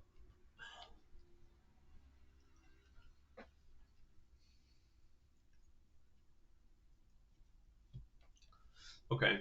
If you're going to a summer school or summer science school, I guess, in Japan every single year, um, again, the activity itself, like the title of this, I'm not really going to be too wowed by it. Like if you're especially if you're applying for like top school, right? You got to understand again, it's not about what you do; it's about what you accomplish within that extracurricular activity. Okay, so for this one, it depends on the level of authority you have. Can you actually even implement change in the first place? If you can't, then get to that position where you can. Okay, but if you are in that position, that's good because then you can kind of put things into place. So if, for example, if you're doing the science school thing in terms of upgrading it, in terms of overall impact, you got to understand, you got to attack it in like two different ways, which is just the scale of it in terms of numbers, as well as the meaning behind it, the purpose of it, right?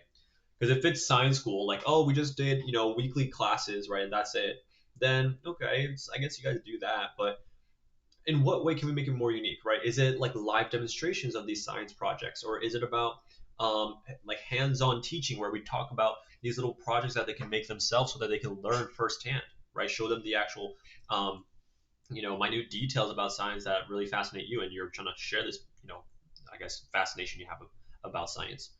So that's one thing. It's about like what the purpose of it is and how you deliver that purpose. Second one is scale. How big can you make it? Can you reach out to different schools that offer STEM things to continue building on this thing, right? For example, I have a student that joined us in ninth grade. He's actually applying this cycle, so we'll see how that goes. But he's in a really good spot. But since ninth grade, in all of ninth grade, he was working on this headset that would help neurodivergent kids focus in class, right? Typically, I'm not an expert in this, but typically neurodivergent kids kind of get distracted really easily, right? And think about a classroom. People are tapping their pens, people are whispering, or people are whispering, and they're like snapping their fingers, they're cracking their hands, they're doing whatever, right? And they can't focus on what's in front of them, right? And so what he wanted to make was a headphone that gauge the frequent like the level of like I guess noise around him, and depending on that it would increase the level of noise canceling of the headphone so that he could focus on what's on the board, right? Now that prototype, it looks like a Frankenstein device, right? And he didn't like put this to market, he didn't market it, he didn't make money off it. That's not the point. For him, he took that and he realized, okay, with the skills that I have, I could genuinely help people, right? Now, is it the best product ever? No, right? But it's about the kind of like the reasoning behind it, right? And so for him, he thought that notion itself was really powerful. And so he started making these workshops where he would teach other STEM students to build projects that help the people around him, right? And so he went from school to school to school, and now I think they're operating as a kind of like a franchise in like six different states and like dozens of schools. It's huge. It is huge. Okay.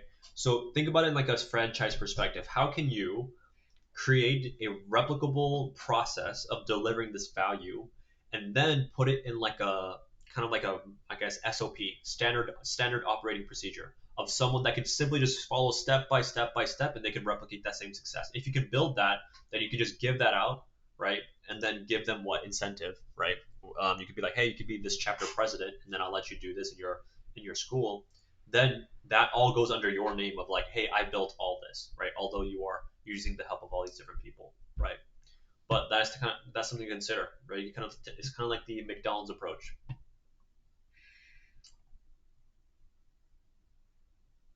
Okay, con. I can't really be reading people's essays. Depends on the time. Like and the spam stuff. This is like the rules. Look at the rules. No spamming. I'm not responding to that. I'm sorry. I'm not responding to that. Subshimu, what's up, man? Hopefully doing good. Hopefully doing good. How are you guys doing? This whole if you guys are applying this cycle, how are you guys doing? Stressful? Are you guys relieved? Are you guys excited? Or are you guys all like dreading it? You know, there are a lot of people that are applying this cycle, and so there's a lot. There's a lot.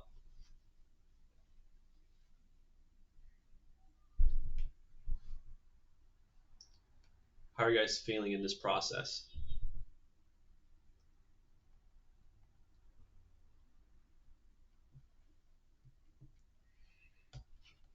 I'm gonna eat one more brownie while you guys answer that.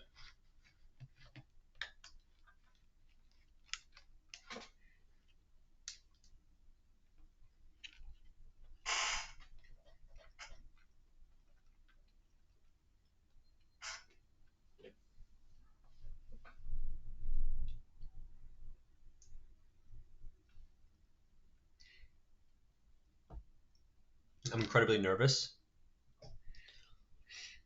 Yeah, I get that. I mean, to be fair, it kind of like dictates the rest of your life, kind of, if you extrapolate it. It's gonna be interesting for sure. Yeah, definitely think it's easier than previous cycles. I'm not sure where you're getting that. In what way is this cycle easier? I feel like it just gets harder and harder every single year.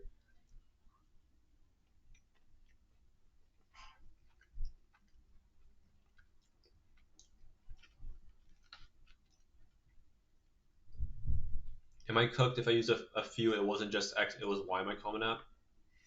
I I'm so sick of that sentence structure. I'm so sick of it. Think about it, right?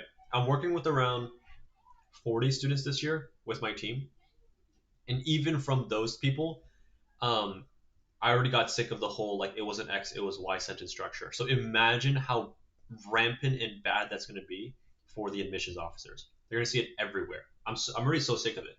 I'm already sick of it. So please try to avoid it, especially if it's just straight up. It wasn't X, it was Y. Like it's so obvious that that is from AI.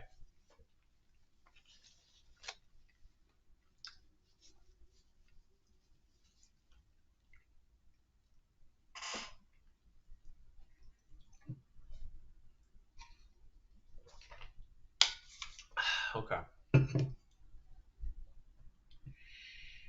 Um, okay. AK underscore learning. This is a really good question. I want to answer this. All right. And Nihal, actually, could you every like 10 minutes or every like few minutes, could you actually copy and paste these rules in the chat so people can see? Because I think some people didn't understand that.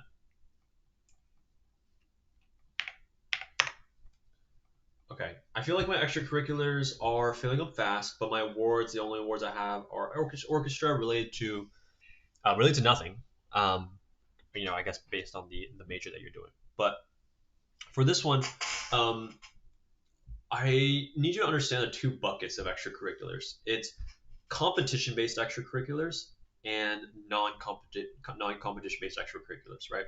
So I'm assuming, right, it either you are doing like competitions, right? HOSA, FBLA, or whatever it is out there, right? Or Science Olympiad, and you're doing that and you're not doing good. That's why you don't have a lot of awards. That's a big issue.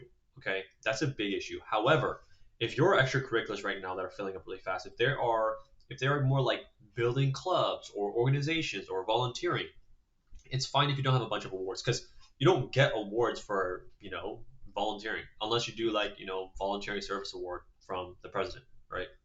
But beyond that, you don't really get awards for building a club or joining something, and so those are the two situations. Either I'm assuming you're in non-competition based extracurriculars and you typically wouldn't get awards for that, right? But you actually also might be in a competition based extracurriculars and you're not doing well.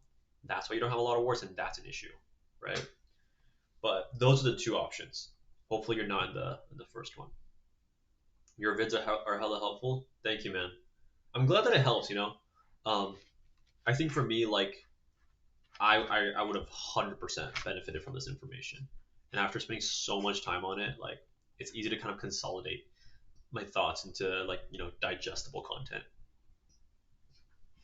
Okay, David Summer Rivera Lopez. Wow, long username, but let me answer this one because this is very important. Is it okay to tell your complete story from kid to graduate high school in the personal statement?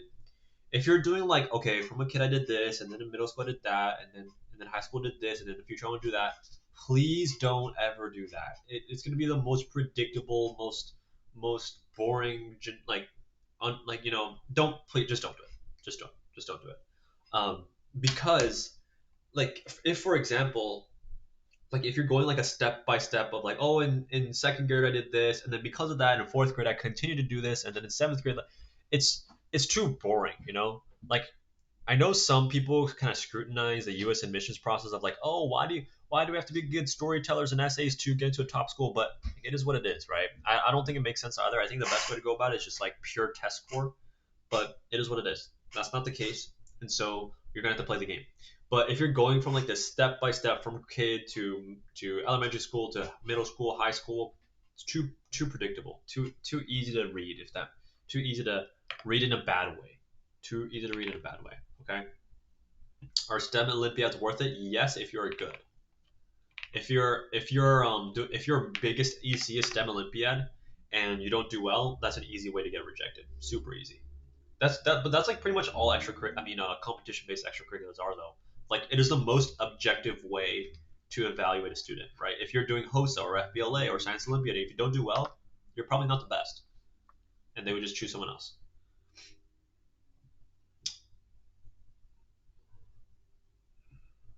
Um, Okay.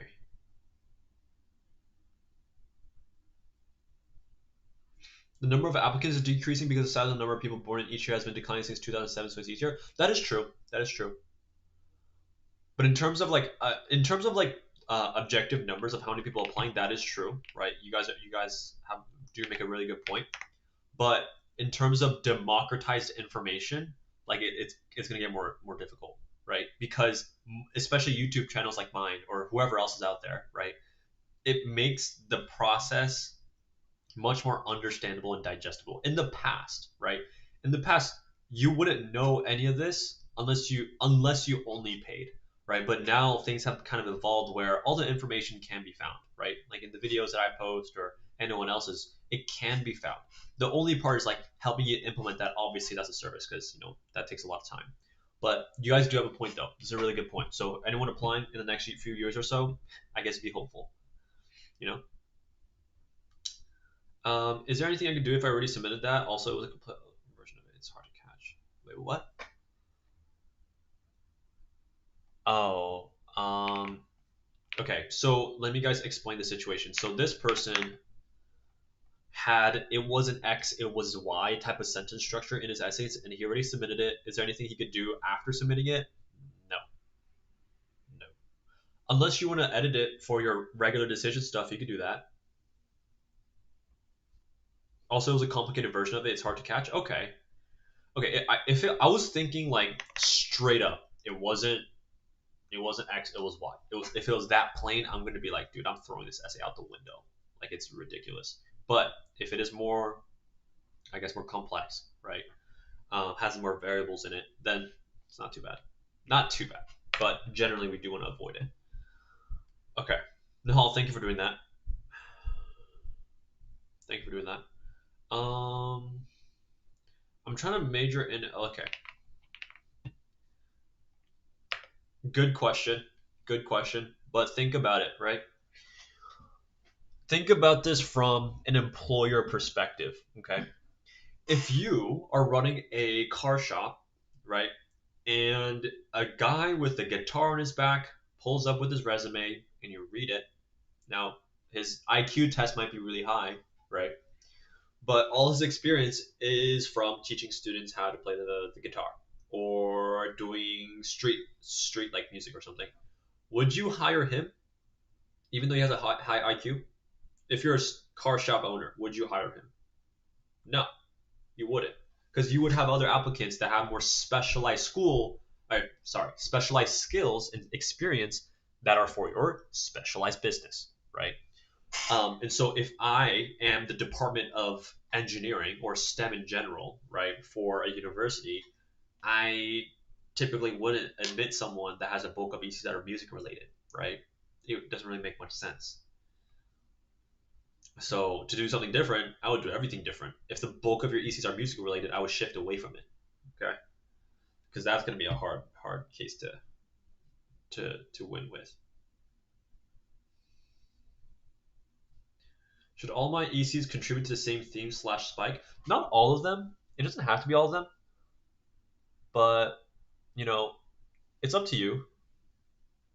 It's up to you. In my opinion, I don't think it's really necessary for every single one to be related to your major. But ideally, we have some, right? And in worst case scenario, if you're in like a situation where you start things last minute, um, then what do you call it? Then like it is understandable. Now, is it the most ideal situation? No, but there's a way to go about it, especially in the essays. Okay. Hey Agnes, how you doing? Hopefully you're doing well. Hey, would you be willing to look at my Y major essay for Caltech last minute? This is Agnes, by the way. Okay, yeah. Agnes, are you okay with me showing it on the stream here, or if so, I can get to it right now.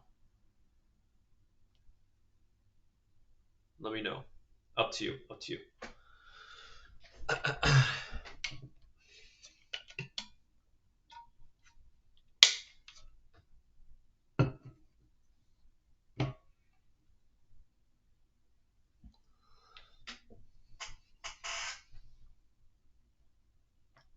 Yes, that is fine. Okay, sounds good. Sounds good.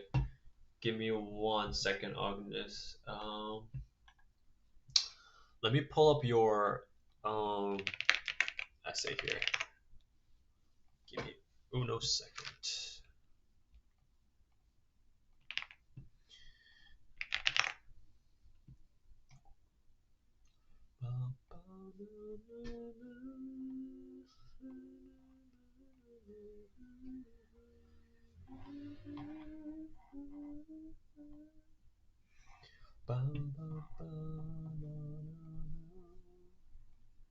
Okay, give me 1 second. Almost there, almost there. I think it's this one. Yes, it is. Okay. This you said you want to help on the Y major. Okay, Y major. Sure.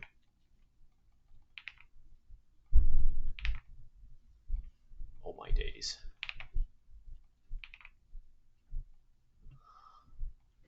Sometimes I don't like technology. I'll just leave it at that. Anyways. Anyways. Alright. I got it all up. Okay. Let me just change my account here. Hopefully I can zoom in. Because I really need to zoom in. Here it is.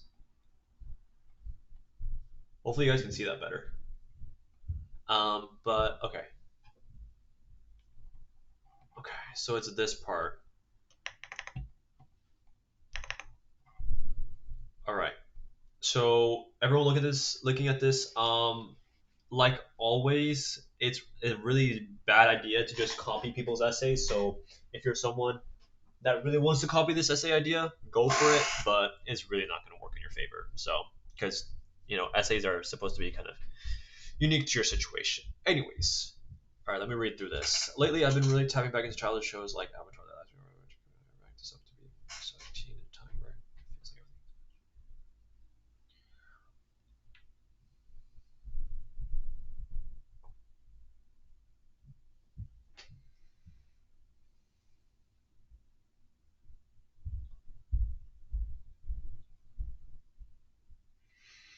return to mechanisms that require more risk. If I thought hard enough, my entire TikTok feed could be linked back to just I had often use these cultures.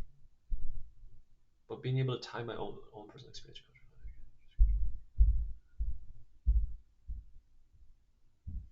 Okay.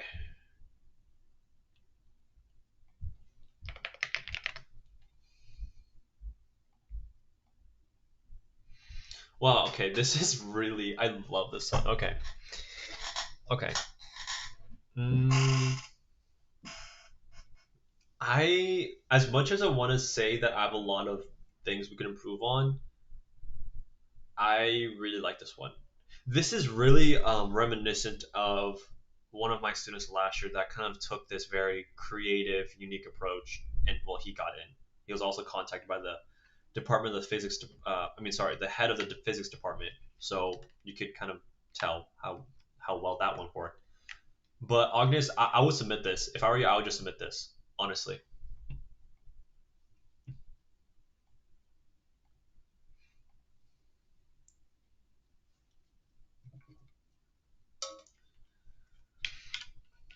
I'm just gonna wait until I get confirmation from Agnes, and then we should be good. But this is looking really good. It was just like this one little part. At Caltech, I want to find more connections between economic theory and I guess. Okay, wait. I'm having second thoughts. Okay, 2. Okay, that's why you cut this down. Okay, um, you could easily find places to cut down. If it's just one word. I guess my only concern is right here. Like, do we want to instead of silly internet jokes, I want to make it this part because this is like a strong statement to them, right? I want to make this part a little more serious because everything else is very lighthearted, interesting, right? But this one I want to make it more serious. So instead of silly internet jokes, I would tie that back into something more, I guess, real. So I don't want to repeat cultural phenomena, but something that can replace this ideally. Does that make sense? Because the whole because this ending here is also like another lighthearted thing, but in terms of when we're addressing why we want to go to this university in the first place, we could start off with we could start off and end like we can start off with like a more fun idea and loop, and then at the very ending loop back into that. But the core like statement of why we want to what we want to do at Caltech, I think it should be a little stronger. Um, when I say strong, I mean more like serious, I guess. But hopefully that makes sense. Yeah. All right. All right. All right. All right. Okay. After building skills in ninth grade in computer science, what would someone work on in 10th grade? I only see the good summer programs and opportunities in 11th and 12th grade. Yeah. When you're if you're gonna try to go to good summer programs in the 11th and 12th grade, you're gonna have to have a good application to get into them in the first place, right? And so you're like in 10th grade, you should be building up proof of interest, proof of skill, proof of passion. So building up passion projects, building up little side projects that you might be interested in, do that. Is Bro locked for Caltech? She has a pretty like solid chance in my opinion. Like it's a pretty solid chance. Like I'm not someone to sit here and lie in people's faces just for the sake of them getting like hopeful, but like it's looking pretty good. And you guys got to understand. I'm not sure, Agnes, if you want me to say this, but she was the example I was talking about when I was saying, that's one of the benefits of visiting a school. Because before you might not like it so much, but after visiting it, like you might actually, take a lot more interest in it. And so she's kind of like proof of kind of like the value of like visiting schools, I guess, right? If you don't know what you're going to major at yet, what should you do to help for college? Explore. Like if you have no idea what you're going to do in the future, you need to explore and figure yourself out first. I can't figure that out for you if that makes sense. Okay, thoughts on Algoverse. Okay.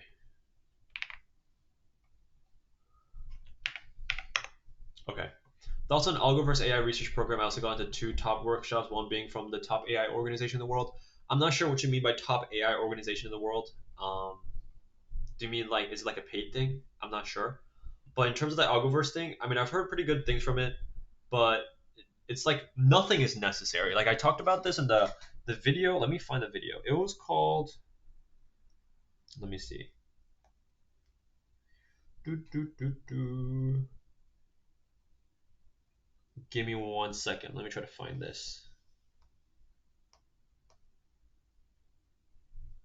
Yeah, I talked about this in the video. It's called Admissions Officers Won't Tell You This, but I Will. That one is super like I'm like pretty. Okay, give me 1 second. I need to stand up for a second. I need to make sure this cable's not really screwed here. Okay. All right. So the whole thing about these things is that it isn't necessary. If you guys are wondering, like, hey, do I have to do this? No, right? Hopefully that's okay. Yeah, that's fine. You don't have to, right? Not like all things, nothing is really necessary except housing, food, and water. Okay, and clothes. Um, and that's applicable to everything, right? Now, is it helpful? Absolutely. If you're not sure as to how to get started with research, I think this could be a really good program. But a lot of people, especially the kind of the type of students that I work with, they don't really need this stuff because they can kind of go out there and figure it out themselves. But if you have no idea what you're doing at all and you just need that step by step guidance, I think that would be a good way to go. The issue with it is that like obviously it's expensive and also I think it's worth it for people that could afford it for sure, and you have no idea what you want to do. But it is like replicable, like with your own initiative. You know what I mean? But like that could also be said about my programs here. Like you could do it yourself. It's just that the people that are selling these programs or services or whatever, they've done it multiple times, so they kind of know the common pitfalls, so that you don't have to deal with the same issues, I guess. So in that sense, it would save you a ton of time. So yeah, generally I heard good stuff about it. It would save you a crap ton of time, so you don't make any mistakes. But yeah, hopefully that answers your question there. Maybe instead of silly internet jokes, you could say consumerism by chance. I guess so. Yeah, that could work. I don't have enough money to enter an Ivy League program. What can I do, freshman? By the way, good question. So Harvard free tuition. So look at this, right? So majority of not majority, I guess some top schools they're gonna not make you pay. Like if for example, if your family earns less than $100,000 or less, your tuition, room, board, and other costs are all gonna be covered. Okay, so if you're broke as hell and you get into Harvard, then you could just go free.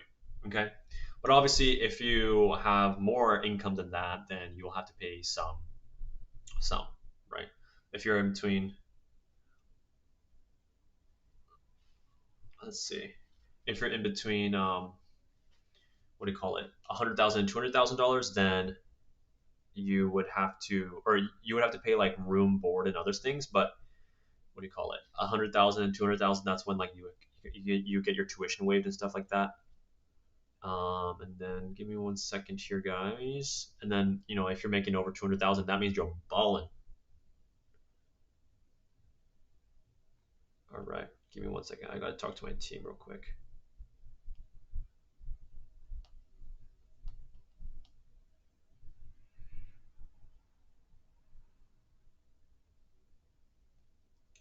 Okay. Anyways, Rod, if you're watching this, I sent you something that I need you to kind of get done as soon as you can, ideally, because applications are due real soon. Anyways, okay. What was your favorite show as a kid? That's a really good question. Um, I had shoot. There are some shows that like I forget the names of. Oh, okay. I'm not sure if you guys are old enough for this, but do you guys know Bionicles? I think that's what it's called. But let me see. Bionicles. Yeah. This was it. Bionicles was lit. That was the stuff back then. Do you guys know about that? And then something else from like Lego. I think it was like, what was it called? Lego Hero or something. No, Hero Factory. Hero Factory. Hero Factory was lit. You know, but yeah, I watched a few shows. I never watched SpongeBob. Unfortunately, I know you guys can all roast me, but my parents didn't want me to watch it for some reason. But it is kind of like a brain dead show. No hate, but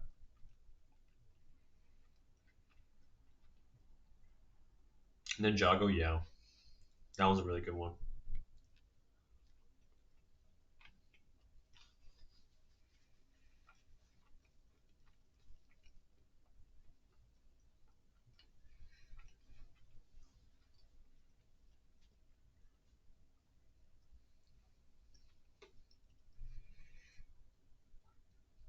All right,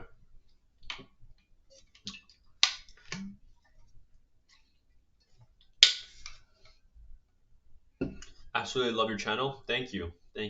I appreciate that. Doing my best. Things don't go perfectly, unfortunately. This what is bro munching on? I told you. I was eating what is it called? Sea salt brownie bites. Sea salt brownie bites from Trader Joe's. Let's see. What qualifies free admission? Your income and scholarships, but overall, mostly just income. So I know Algoverse is more pay to play because it isn't very selective. Does getting into the top number one ranked workshop and the other workshop help since they aren't guaranteed by the program? I guess so. I guess so for sure. Yeah, I'm not sure what you mean by number one ranked workshop though, and like what does the ranking matter? It's more about what you do there. You know what I mean? Now, if you get to like something like MIT RSI, then that's like a pretty much like a golden ticket. Well, a single A. Okay, let me. Sorry, I've been just reading off of this. Oops.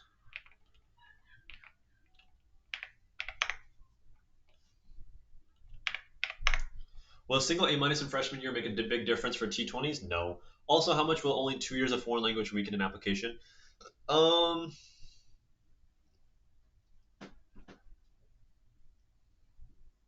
there are some schools that require more than 2 years of foreign language, or that are looking for more than 2 years of foreign language.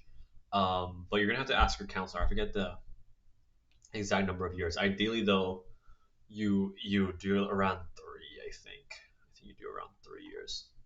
I think that was it.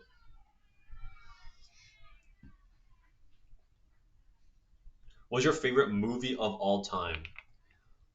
That is a really good question. Favorite movie? I think like Star Wars is up there. Um, I think the Bond movies are up there for sure. Um, the OG Need for Speed, the OG Need for Speed stuff was really good. I think it was Need for Speed or Fast and Furious. I forget which one it was. But I personally love cars. I personally love cars. So mostly probably like a car movie, something related to that. Mm, okay. If I have a broad spectrum, okay, Lua Trilogy. I remember seeing your profile picture in Discord a lot. So nice to see you. Let me answer your question. If I have a broad spectrum of ECs, national leadership, all this stuff, but they all in some way contribute to my central theme of a democratizing education, is that a positive? Yeah, I like that. I like that. That definitely works. Like this is a good way to make it cohesive but not boring. You know what I mean? Because like when I say align with your major, I don't want all 5 to 10 extracurriculars to be about research. I think that's stupid, right? But this is a good, healthy way to keep a good balance, but also keep it cohesive, if that makes sense.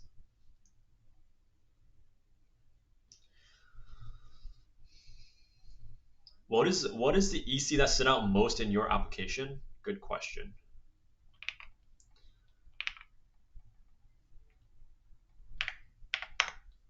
Um, most standout.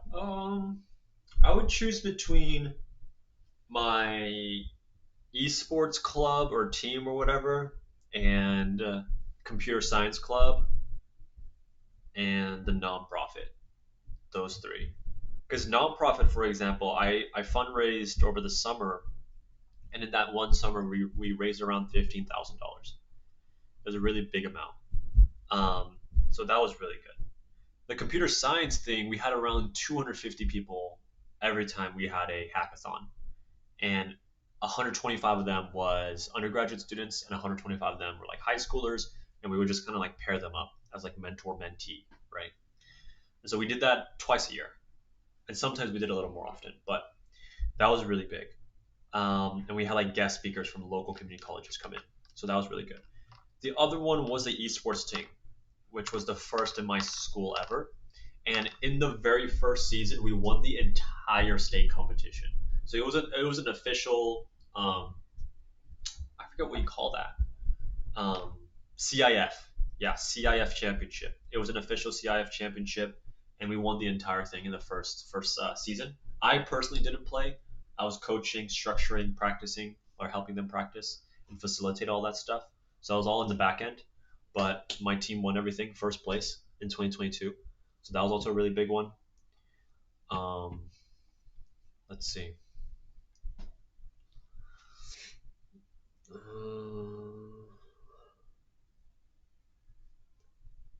Okay. Shinwu, is there any game you've played that you like a lot? Oh, let me tell you. Me personally, I have a very addictive personality. Um, like when I like something, I go at it really hard. Cause like if I'm gonna spend a lot of time on something, I might as well be good at it. You know what I mean? And so that applies to this whole thing. That applies to sports I've tried. That applies to school. I mean, not well, I guess school as well, but that applies to like video games. My top three, like I love car games. I remember all my friends had like PlayStations, and overall, PlayStation, in my opinion, is better than Xbox. I'm gonna say here, I'm gonna lay it out flat. Like PlayStation, in my opinion, is better than Xbox. Back then, it was a lot more serious, but nowadays, more like democratized, if you will. Um, but back then, I only got an Xbox. I went against the current, super brave, whatever. I'm kidding. But because only because Xbox had Forza Horizon 3, that was the only reason why. And it because PS didn't really have really good, racing games or like open world racing games unless you want to play GTA. But I wasn't really interested in GTA. So Forza Horizon, that one was really really fun for me.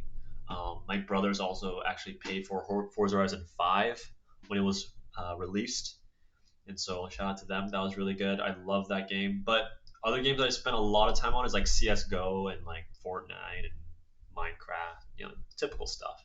But it's not like I'm not a perfect person that like never touches video games or like never, doesn't focus. Like back when I was in, COVID era, like I was playing so much video games. It was insane. It was insane until I like locked in. But nowadays I don't really touch video games, like here and there. What's your favorite sport? Soccer by far. Soccer by far. Golf second. Golf is second. I've gotten into golf in the last few months because of my dad, so shout out to him. Should we not be asking useless questions and help the ones who actually need to learn about missions? No, I don't really care. Like this could be about anything. This could be about anything, to be honest. Um, I'm going to apply to some colleges today. So do you mind reading my personal essay and giving some feedback? I would love to, but I don't think it would be fair because if I start reading one person's essay, then the next person and the next person and the next person, it's going to be ridiculous. It's going to be ridiculous, right? So unfortunately, I won't be able to do that. Opinion on the Transformers movie. Transformers movie. I love them. I think Michael Bay did the ones from a few years ago. I like those the most because it looks so like real. Like the transformations look so like technically like detailed, if that makes sense. And the sound design of it is immaculate. I was a big Transformers fan. Bumblebee the goat, and then the close second is the Lamborghini guy. I loved Lamborghini since then, or before then as well. But I thought that was really cool. I thought that was really cool. Like the V12 just singing is just incredible.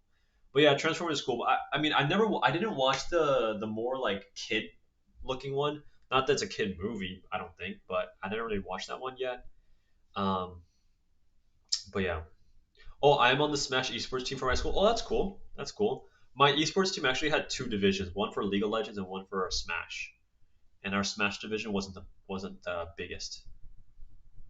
Size five. Oh, OMG, let's go. Yeah, Size five was the goat, but he got killed. So, am I allowed to say that word, the K word or whatever?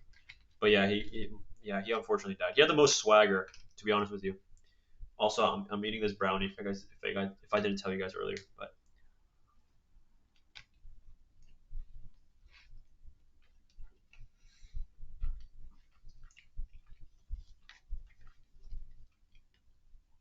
also I just want to remind you guys real quick. Um, oh, he didn't die. Never confirmed. Oh, sorry about that. My bad. My bad. Also, guys, pricing for this is a new program.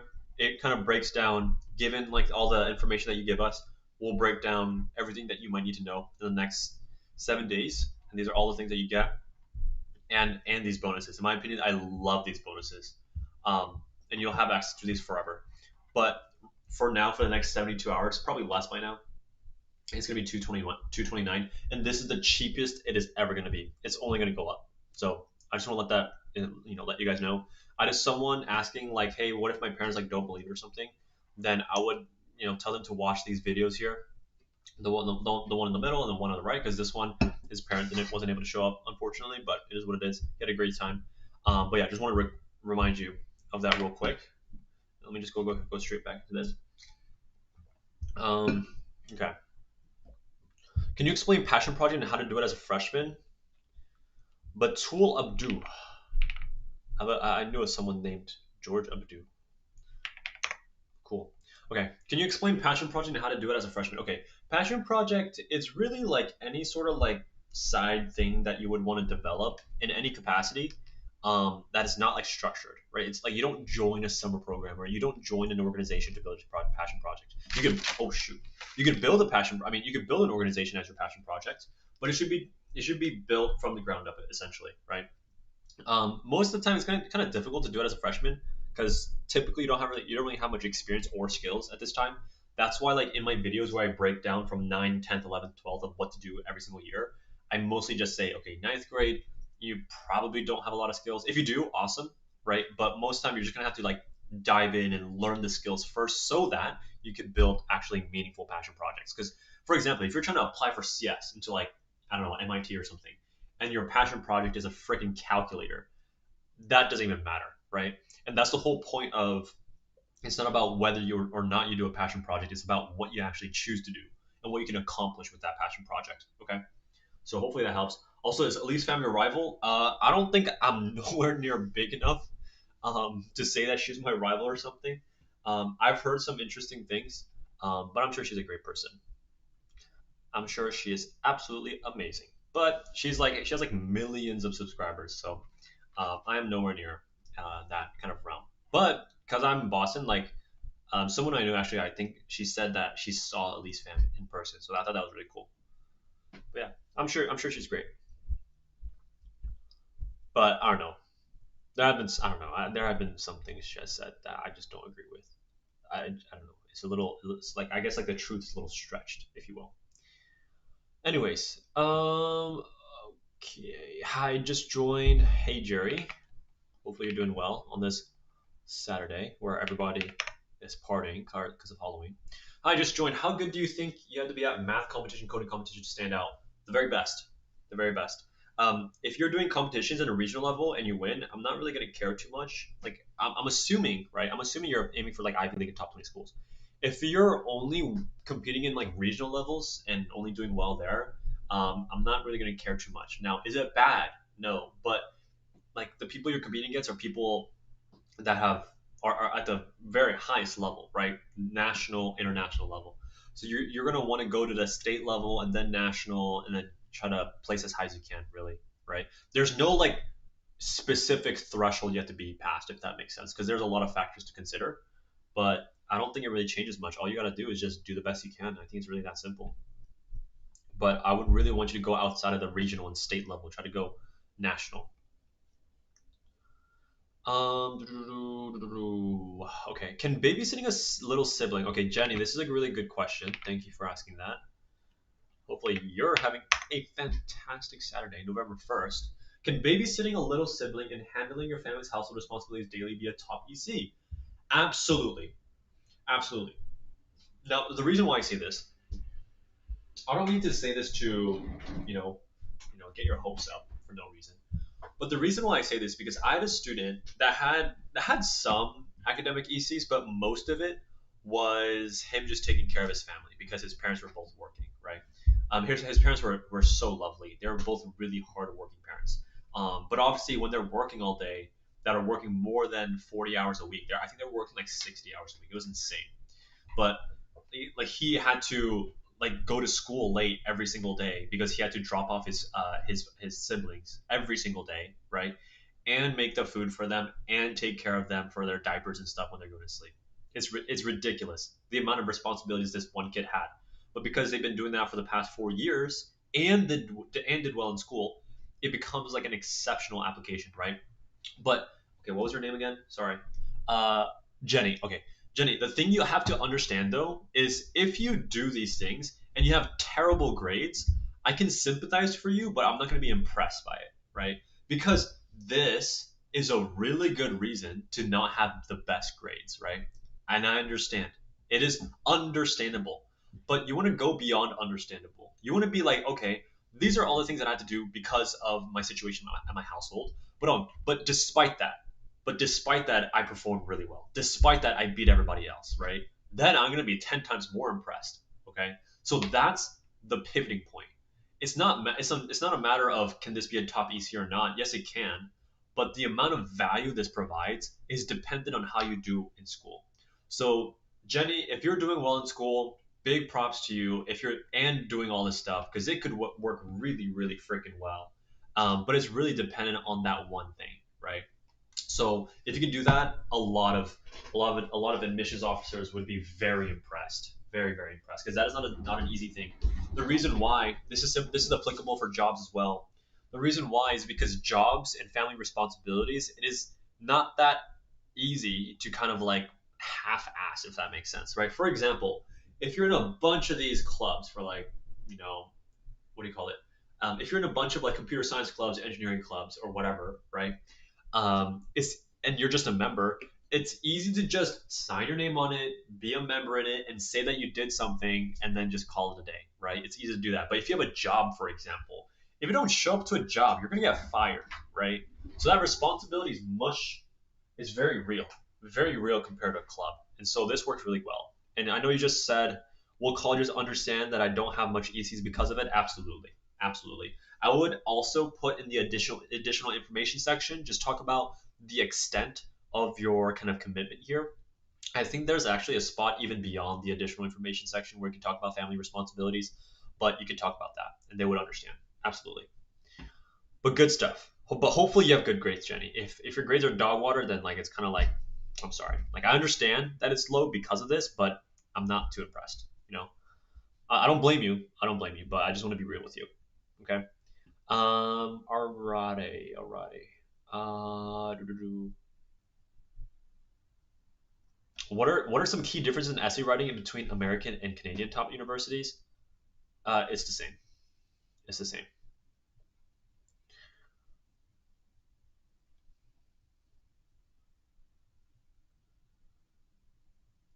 Troll games. I already answered your question.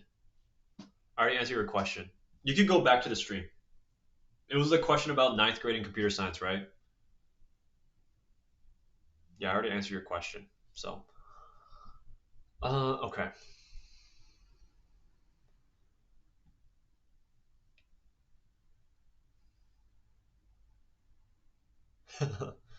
So, a stop motion channel is a passion project? Yeah, I guess so. But think about it. The skill ceiling for stop motion is not too high, in my opinion. Because, like, in what way can you quantify the level of impressiveness of a stop motion channel? You know, it's kind of hard. I guess you could do like amount of views, maybe, or like maybe if there's like competitions for that, actually, if you can send it into like competitions that do that, that'd be good. But if it has nothing to do just do with your major, it might be a little, might not be worth your time, to be honest. Can someone tell me where I can join the DC server? Loki been trying to find where it is for a bit. All right, I will send that to you. Give me 1 second. And do you guys want to? I'm thinking of creating, like the monthly Q and A's where you guys can join in and ask questions and such. Do you guys want to do that? And I can just kind of drag people into the thing so you guys can actually talk to me and whatnot. Um, Let me know if you guys want to do that. But let me first send this link to y'all or to you specifically. I will put this in here. Where are you? Okay, here it is. How do I reply?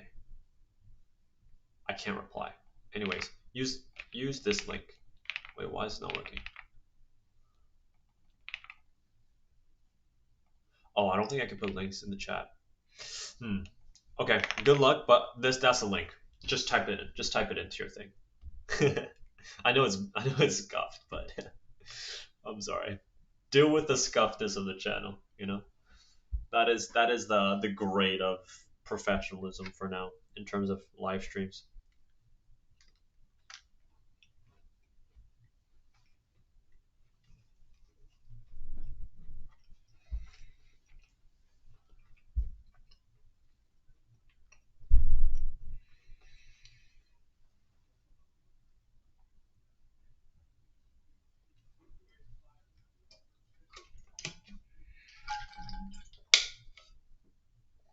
All right.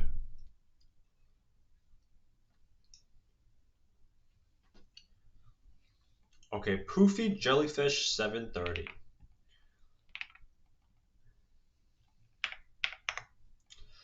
Hi, I have a personal apparel business with many social causes and also teaching a class to middle schoolers of entrepreneurship. Is this good enough? I'm not sure what you mean by is this good enough. Um,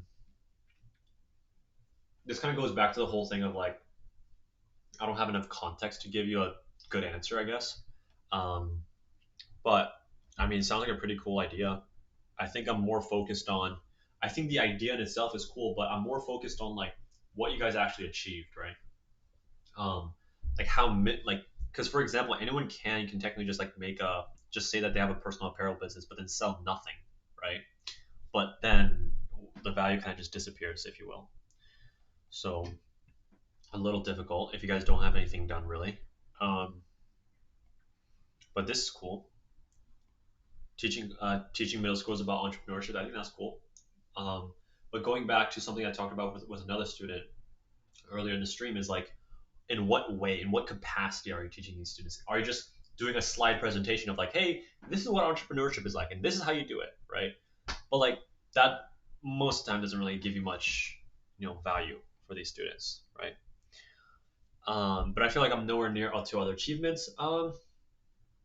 Yeah, I mean, it's really about like what you achieve in that, and like thinking about how you can scale it. And I mean that's something that we go over in the Launchpad program as well as our consulting program. But you know, I think it's pretty straightforward. It's like the difficult part is like understanding the step by step process, right? So hopefully that helps you out. I'm getting ready to submit my REA application to my top choice. Anything I should quickly go over before I hit submit? Just make sure the information on the Common App is right. Other than that, you should be good. I guess also your essays, I would run it through a grammar checker, like spelling checker, just to make sure you didn't spell anything wrong. Um, but that's pretty much it. How do I prepare for scholarship interviews? Join the I think it's this one. No, I think it's this one actually. Join the Launchpad program because we give you the interview prep vault, and this goes over literally every single question our students have been asked by all top 20 schools, and how to like kind of answer them, and things specific to that university that you can mention, and all the questions you can ask to the interviewer themselves. So do that, and the second most important thing is practice, practice, practice, practice. Record yourself, do it with your family, do it with your friends, do whatever you need to do, and do that. Yeah. All right, all right. Are these live Q and A's posted somewhere? I think so. I'm asking my editor Nihal here to um, just keep it up, I guess. But I think, oh yeah, someone said Spark and Soul. Who is the editor? Love the editing style in your videos. His name is Nihal. He's been doing this for me with me since the very beginning. So shout out to him. His editing has gotten so much better over time. But it's a lot of videos to edit. You know what I mean? One long form a week and like daily shorts. That kind of reminds me as well. We have to get through. We have to get through this. Let me get through all these questions. Yeah. All right. All right. All right. All right. Okay. I wish I could like zoom in, but I can't for some reason. But let me see if there's anything urgent from you guys.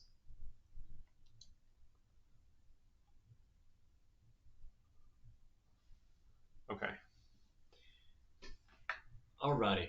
Let me go through all these questions top to bottom, okay? Because that is what I promised. I hope these people are here. Maybe not. Actually, 272 RC, I think you are here. I think you are here. Let's see. I swear I saw like a profile picture similar to it.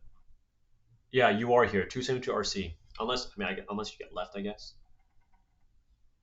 I don't know. Who knows? If you're still here, hopefully that helps. But if I need passion in neuroscience, what would be some good ECs? Research, right? Research would be a really good one within that field. Building personal projects to dive deeper into that space. Um, Maybe you could do nonprofits or organizations that teaches more about neuroscience. Like you could, go out of your way to learn these things first, and then try it out with research. And the things you learn from research, then you could share that information and teach others. Right? That would be like a three-prong approach. Do you need academic awards competitions for them to know I'm qualified? No, right? That kind of goes back into the whole thing of like competition based versus non-competition based extracurriculars. Like when you do research, unless you submit your research to journals and competitions, stuff like that, you don't really get awards for doing research. You know what I mean? Unless it's actually good. But if you're like volunteering, building your own nonprofit or organization, like most of the time there's like no awards there. I want to do aerospace. If I do astronomy, EC/honors, would it have similar impact to engineering ones? I guess so, because engineering is kind of like the big umbrella where aerospace is underneath that. But yeah, there would be some sort of like kind of intersection there. Is writing a book with elements of my major considered a passion project and a good EC? I guess so. But here's the issue though, like you gotta like anyone can write a book. There was a kid that was trying to work with us, and he just paid all these people to write books for him, and I was so turned off by that. I'm like, I don't want to work with you guys. I'm sorry. Obviously, I said it nicely and respectfully, but I didn't find that respectable. Just like paying your way through it, I don't believe in that. And so that's what some people do. And so the way that you kind of differentiate yourself from people like that is to obviously write it yourself, but also make sure that you can gain some sort of recognition in some way, whether you apply to like a competition or something. But yeah, what EC should a high schooler plan to pursue biomedical engineering, economics, and university do? It's really dependent on the skills you have, right? If you have no skills, you got to get that first. I can't like this is something I talked about in one of the most popular videos, right? I say something cannot come out of nothing. So you need to garner the skills first, right? You have to lay the land first so that you could sow the whatever crops, whatever you want to say. But if you go to, I think it was this one. I think it was this one. It was not this one, unfortunately. I think it was maybe this one. Stay with me, y'all. Not this one either. Okay, I'll try one more time. If it's not it, then it's over. It's over. My head is starting to hurt. Oh my goodness.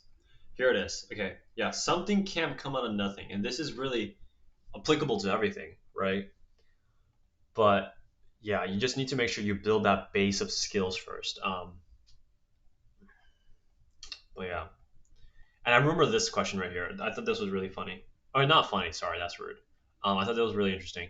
Will Fortnite competitive look good on college apps at MIT, Princeton, Stanford, and Georgia Tech? I made around $5,000. No, no, unless right, because it's you gotta understand it's academic. Now, if a university for some reason has a Fortnite competitive division, then that would be good. But it would to enhance this, you would have to have a backstory that makes this make sense, right? The whole thing about Gohar, for example, was like the reason why his stuff worked of him playing Minecraft and having a YouTube channel was like he used those funds to help his family. At least that's what he says, right? And he seems like a trustable guy, I think, at least from what I see. And so if you use these $5,000 to blow it off on food, then it's not so respectable. But if you did this for the sake of providing for your family in some way, I think that'd be pretty interesting, right? Poofy Jelly. Oh, you're actually in the stream. Poofy Jelly. Also, Apparel is doing great with 10K followers. Awesome. That is really cool. That is really cool, Poofy Jellyfish. Good stuff. Good stuff. But let me actually answer this question here. Poofy Jellyfish, does joining a prestige college define your success? Just what your take on this. Hell no, right? Now, obviously, is there a factor? Absolutely. We can't deny. Like the people that say, "Hey, there's no point to going to Ivy League school." Okay, they're all delusional. Okay, there absolutely is a point. Okay, but is it the sole factor of your success? No, absolutely not. Because there are so many factors beyond the school that you go to that kind of interact with your future. Okay. So what I mean by that is when you are in a, for example, if you are, I'm trying to come up with a really good example, right? Um, if you're on a train, right, and you're on a train, typically the environment is made so that you don't derail and crash, right? There is no place to crash because it's just one track and you're on that loop by loop by loop, right? But just because you're on a train doesn't mean that you can't get off course, right? Now, what do I mean by that? What I mean by that is that if you go to a top school, right, the typical outcome that they're trying to replicate is a place where they can kind of like um, kind of prepare these students for the real world, right? But if you're someone that is not capable of intaking that information or just like not taking advantage of that situation, you're just squandering that opportunity. So it's not really worth your time. And most importantly, for me, in my opinion, the success is all dependent on that person. I'm all about accountability in the sense of like, if you're in a crappy situation, 9 times out of 10, it's your fault, right? There's like a quote about this, right? The difference between like a poor person and a rich person is that the rich person says it's their fault whether they're doing good or not, right? Now, there are lots of nuances, like societal nuances about that. I don't 100% agree with it, but I'm focusing more on the level of accountability, right? The reason why I I believe that more is because no matter how bad the circumstance might be, right? Obviously, if you have like the gang going after you trying to kill you, like obviously that's like a ridiculous situation to it's like a hard situation to get out of, right? But most of the time, no matter what environment you're in, if you have a certain goal in mind and you spend all the time of your day to do it and dedicate your life for it, you most likely will get there, right? Now, that is all dependent on that one person. No matter what people say is the right thing to do, no matter what kind of opportunities that are around you, if you don't take it, if you don't take action, it doesn't matter. Okay. So I know I kind of got one on a tangent on it, but it does not. It does not. It depends on who you are and what you do. Okay. That's why I'm such a believer in applying yourself. You can have all these skills, right? And if you don't utilize it for whatever reason, then who the hell cares, right? Imagine I have all this information in my head, right? And I don't teach people these things. It doesn't matter. It doesn't matter. No one's going to pay me for it. No one's going to praise me for having this information, right? Because I'm just keeping it to myself, right? It's about applying yourself, okay? So that is the biggest differentiator. Hopefully that answers your question. Love the editing style. Do you edit the videos? I do not. If I made it, you would not love the style because it would look disgusting. To put it bluntly, to put it very, very bluntly and honestly. Um, why was this Halloween so much better than all the other years in the 2020s? I don't know. Maybe because I went out for Halloween. I don't know. I'm just kidding. I am just kidding. Is there a significant advantage for REA and ED versus RD? Good question, Ethan. This depends on the school. I'm just going to do this. This definitely depends on the school, right? For example, the school I go to, Northeastern, I personally didn't do early action or ED, but statistically, the admission rates if you do EA or ED to Northeastern is much higher than RD. Okay, but it depends on the school. Okay, generally, objectively, it is advantageous to do these early versions instead of regular decision because it indicates level of interest and they want to kind of snatch you up before anyone else can, right? But it is kind of nuanced, right? There's the argument of like sports people and like music people that that all commit during this ED/EA round, and so it kind of artificially bumps up that percentage of people that get accepted. But even then, there is still a statistical advantage. Um, but if it's generally for me, like I especially like art ED or something, for example, like there are a few filters. Is can you freaking afford it? That's the first thing. You don't want to go into like $1 million debt unless your parents can afford it. If that's the case, awesome. The second thing is like, is it a top school you would want to be at compared to every other school? If not, don't ED. If so, ED. It should be pretty simple. Not a significant advantage. Depends on the school. I would say Northeastern, there's a significant advantage. Um, but yeah.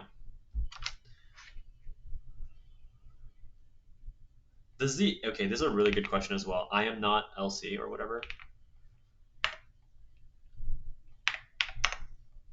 Does the age at which you take the SAT matter? No. They don't really, generally, they don't really care. They don't really care. Um, if you're taking SATs too early for the sake of like, oh, I'm going to impress them by, getting a 1500 at 14, usually they're not going to care, right? Now, it's like an added bonus, if you will. It's not the main point. The main point is just to score itself and also how many times you take it. Because imagine you try, right? Imagine you try in 14 to get a top score and you fail over and over and over again and you have, 6 tries on the SAT. That's a really bad look. Okay? So please don't do that. But generally, they don't. That's not really what they're focused on, to be honest.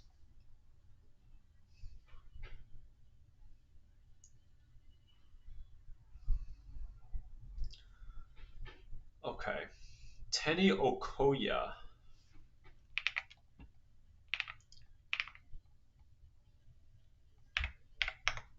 Hey, love your videos. Thank you. Thank you very much. Everyone talks about fit, but no one really explains it. Okay, should I apply to Ivies to fit, and if so, how? So for this one, um, some people talk about fit as if it's gospel. Some people kind of ignore it, right? Both ways, in my opinion, can work to an extent. Generally, though, fit is something that is beyond just the ranking, right? Because if you're choosing in terms of fit, right, based on ranking, what do? You go to usnews.com or whatever and look at the rankings and just apply to the top 20 schools. And what would happen? Everyone would apply to the same schools every single time. But it doesn't happen, right? Why? Well, first, because they get rejected. But second, because the specific resources and organizations and clubs and communities that they have there are more tailored towards a certain group of people. To a certain group of people or not, right? Let's say, for example, right, you're not a, let's say you're like a bio student, right? And you're not a die-hard bio student. You're smart and you like bio, but you also like, drawing. You also like creative work, right? If that's the case, then Caltech don't want you. Like MIT doesn't want you. But a school like Brown or Yale or something would be more interested in you because interdisciplinary stuff. But also beyond that, it's about like the clubs and resources and communities that they have, right? And that's where the fit comes in. Another thing is like location, right? And also the size of the school. Do you want to go to a big public school like UCLA, UC Berkeley, or do you want to go to a really small, tiny, private school? I think a good example for that one would be Harvey Mudd. Harvey Mudd's a really small school, but it's also very good. But it depends on what you're looking for, right? Location is also another one, right? Whether you want to be in the Midwest, East Coast, West Coast, right? Looking at the Ivies plus the tech ones like CMU, Caltech, MIT, not exactly affordable.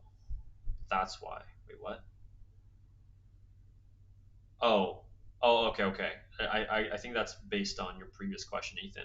Um, but most schools like Harvard, for example, like if you're under $100,000 in family income, then they sponsor everything. So they kind of like help you out a bunch.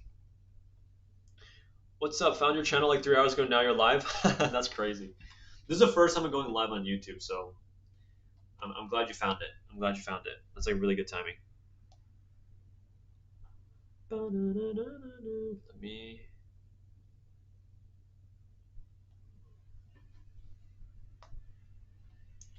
let me look at the rest of the questions.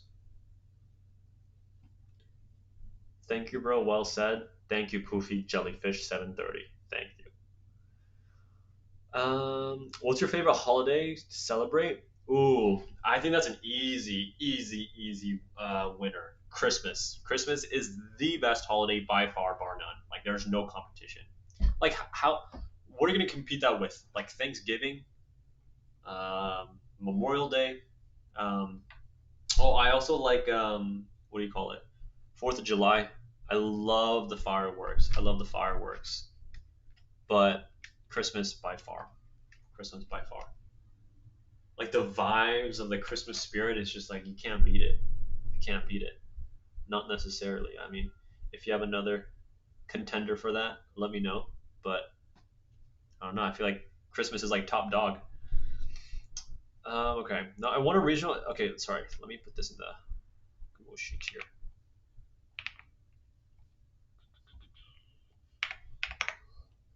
I won a regional engineering competition in the UK and got an award for my year group. Wait, give me 1 second, guys. Let me.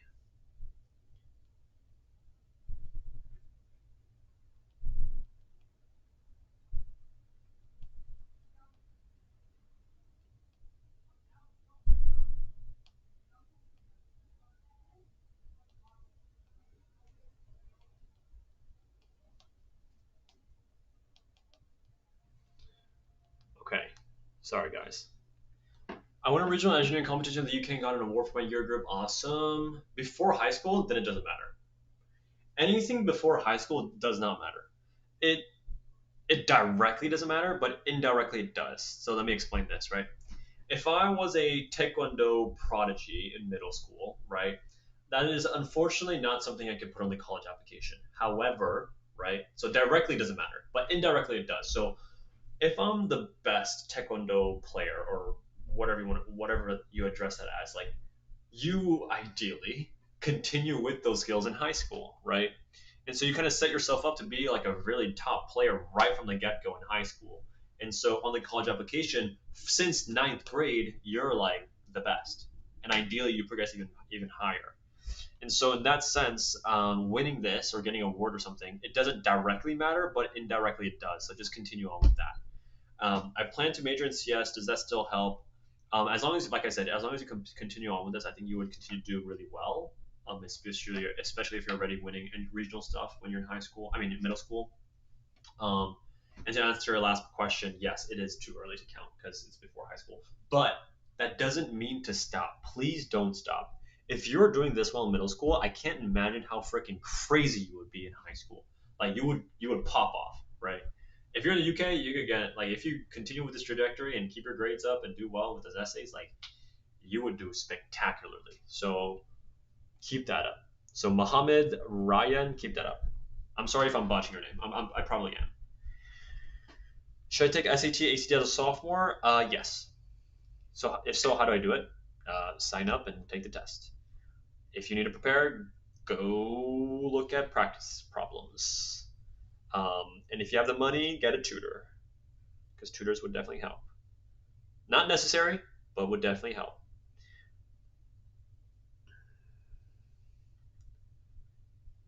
Okay, if you prefer pre SAT, I mean ACT more, then take that one. Yeah, just go with what you think is best for you. Do you recommend retaking a 1520 SAT as a junior in high school, planning task for engineering, or focus on my ECs? Focus on your ECs. 1520 is good enough. Focus on your ECs. Unfortunately, don't have that option though. Thank you for talking about it. Yeah, absolutely, Ethan. Hopefully that helped. Does presenting research at a conference count as an award, honor/award? Not really. If you win something at a conference, if you get some sort of medal or award or something, that'd be good. Are tutors for college actually worth it? What do you mean by tutors? Do you mean like academic tutors for like your classes? I mean, I guess if you're not doing well in classes, for sure, right? But if you mean like college admissions consultants, like what we do in Spree Consulting, it's all like the value is all in the eye of the beholder, right? If you're like trying to go into blue collar, like our stuff is not going to matter for you, right? But typically, the type of students that we kind of work with, they're looking for higher education, right? And they're trying to aim as high as they could in terms of their relative to their position, right? Um, Me personally, obviously, like I'm doing this for a reason, so I'm gonna say it's worth it. But again, the value is in the eye of the beholder. You know, value is all relative. It is all relative because I'm not gonna spend $1,000 on a watch, or actually, just kidding. I would if I could. I'm not gonna spend $1,000 on slippers, right? Because I couldn't really care about slippers. I just want warm slippers and comfortable slippers. But some other people that are into like designers, right? They would like happily drop $15,000 on it if they have the money, right? But yeah, hopefully that kind of answers your question. I want to be as honest as I can, to be honest with you guys. Like I could be a shill and just like, oh my god, this is the end all be all. You have to buy this. If you don't, you're screwed. Like, you know what I mean? But that's really not the case. That's why I say like you know, a lot of things are not necessary except food, water, housing, clothes. Beyond that, it's just like extras that will help you get to where you want to, help you get to where you want to be, if that makes sense. So, our programs definitely do that. They do it very well. So which I'm really, really proud of. Let me just sit down now. My legs are a little tired, if you will. How's your life at Northeastern? Very good. I mean, I'm super happy I chose Northeastern. Um, I'm very happy I chose Northeastern. Beyond the people, like the people I met here, amazing. I really love the people here. But for me, most importantly, or there are two more things. Well, for me, like combining my financial aid and the scholarship, I have a free ride, a full ride. I'm here for free. So big shout out to Northeastern for that. And that's like one of the biggest reasons why I chose it because I couldn't afford the other schools I got into. But beyond that, like it's also the co-op program here is ridiculously good. Like right now in this economy, everyone that I know that is outside of Northeastern, they're all struggling to find good employment. They're struggling to find internships, but literally every single person that I know personally at this university, they have employment and internships, and actually at good places because of the co-op program. And a few years ago, like 4 to 5 years ago, um, I wouldn't value that as much, right? Because back then employment was pretty typical. Like you go to any school, then you usually apply as an intern, and then you get it, right? But now that the job market is so bad, and if you're just going through the typical route of trying to get a position, it's so hard. It's so hard. And the thing about like jobs and employment in general, especially when you're starting out, is before you get your first official position, it is ridiculously difficult, right? Because it's hard for companies to make that gamble on someone that doesn't have experience. But once you have that one or two solid, experiences at good companies, then finding job employment is much easier. It gets much easier. And so, in that sense, Northeastern helps a bunch. And another thing is, I'm building Inspray Consulting, right? I am confident when I say this is going to be my forever business. I am confident. This is what I'm going to do after I graduate. I'm confident in that. I already know that. I'm already decided, right?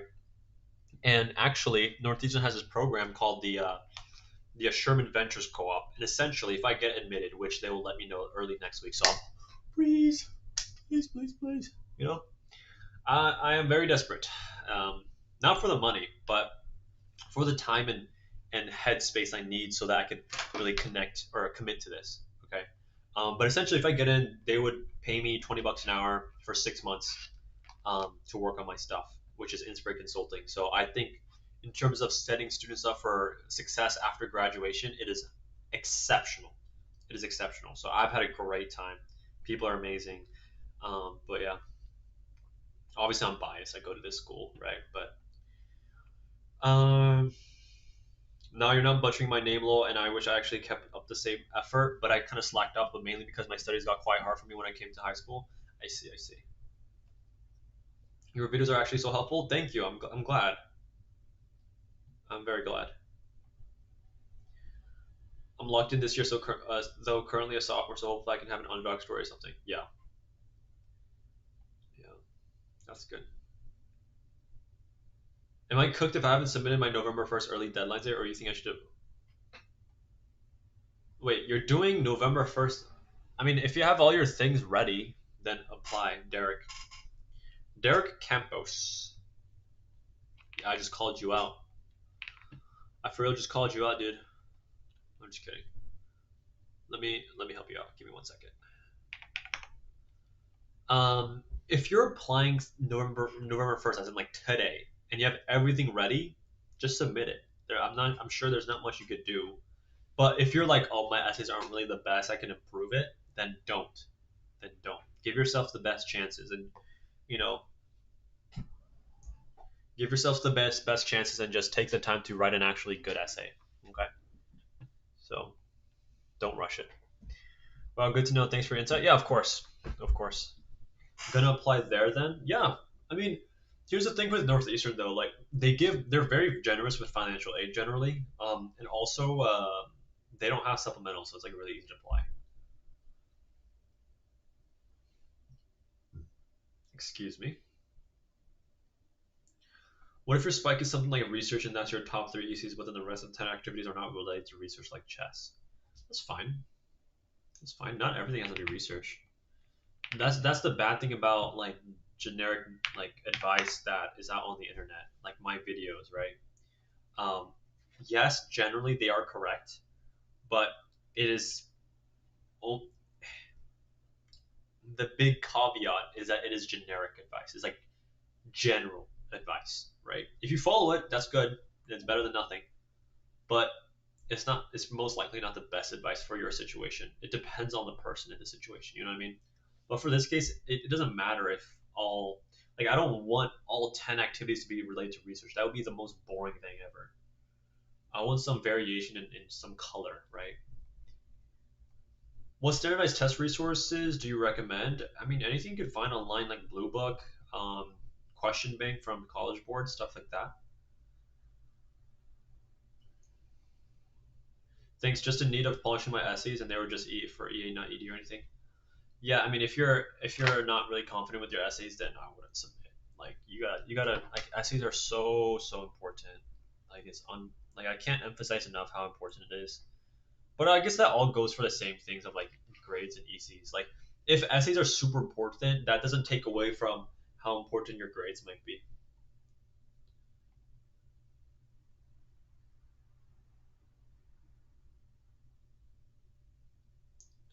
Would you recommend doing an official summer research program that's free plus prestigious, or interning at a top college research lab? I would do both. I would try to do both if you can. I don't think there's really a right choice, to be honest, because it's kind of hard to weigh in exactly like objectively how much more beneficial one might be than the other. But if you could, I'd try to squeeze in both. I think the interning at a Stanford lab would be a little more flexible in terms of time.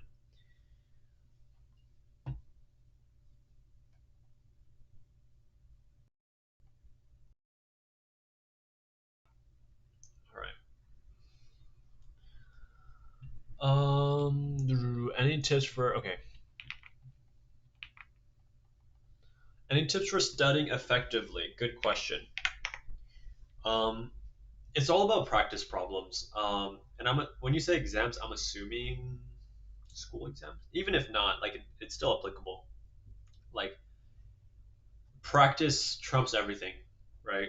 Like you can look at the formulas 100 times over, but it's until you apply it where you really learn the applications of it, where you really learn the intricacies and mechanisms of the actual equation. You know what I mean? So it's all about practice. All about practice. Just do that and you'll be good. And practice as much as you can. Jenny Smith asked, have you ever took physics because I find trouble trying to understand the concept and I want some advice to getting better at it? Yeah. Same thing for the thing I just said. Just do a crap ton of practice problems and understand the fundamentals of how these things work. Because physics is not magic, right? There are like, for example, like when you break down like how kinetic energy converts to like potential energy or something like that, like if it's like a balanced equation, one part of the equation can increase and the other stays the same. If this increases, the other side also has to increase. You know what I mean? So there's always a dance of balancing, if you will. And so you have to understand if one part of the equation changes, and what ripple effect does this have in terms of this current situation, right? Because for example, if a car is going 200 freaking miles an hour, all that energy when it stops and hits something, all that energy goes somewhere, right? It doesn't just hit something and it just stays intact and it just everything stops and it's peaceful and nothing crashes or crumples, right? That's not reality. So when you take physics, for example, or anything else, there's equal and opposite changes, right? When things, malleate and kind of like modify. So that's one thing. You got to understand the fundamentals of why these things happen. The other thing is also about practice. AP Physics. I took AP Physics C. That was pretty tough, to be honest with you. It was not easy, especially when the teacher was really bad. I'm just gonna be honest with you guys. She was pretty bad. She was a geography major, so I'm not sure what she was doing teaching physics, but it wasn't the most. It was not easy, and so for me, I did a crap ton of practice problems to kind of reconcile that, if you will.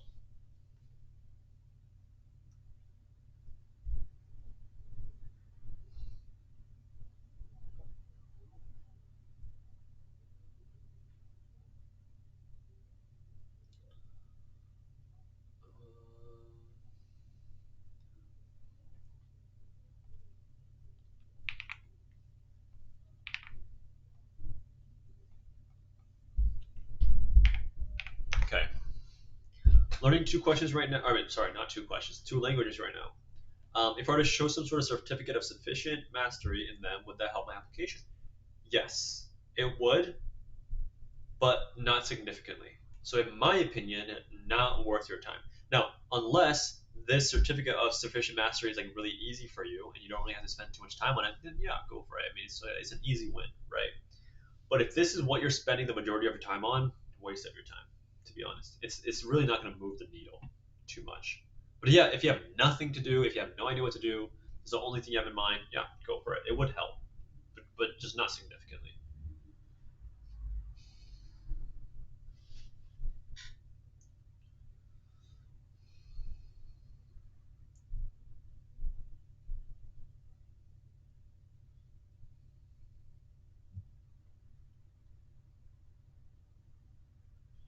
If no one at my school does science fair and I went to ISEP, does that make me a lot more highly competitive, stand out more? Yes. Yes, yes, yes. HOSA is not related to I mean, yeah, HOSA is not related to ISEF, so it doesn't really matter.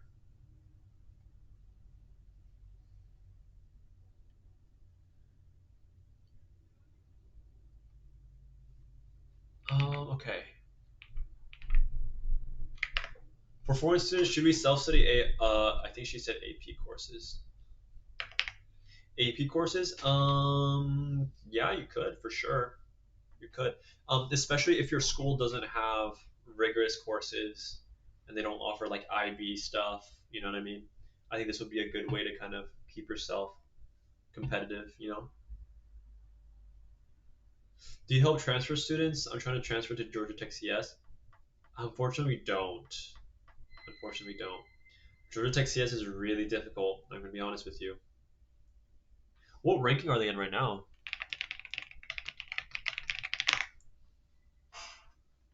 Wow, number six. Number six. They're very high up there. They were number four a few years ago. Oh, they were number three last year.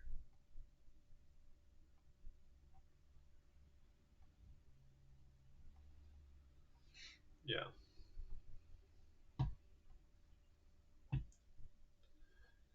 Um,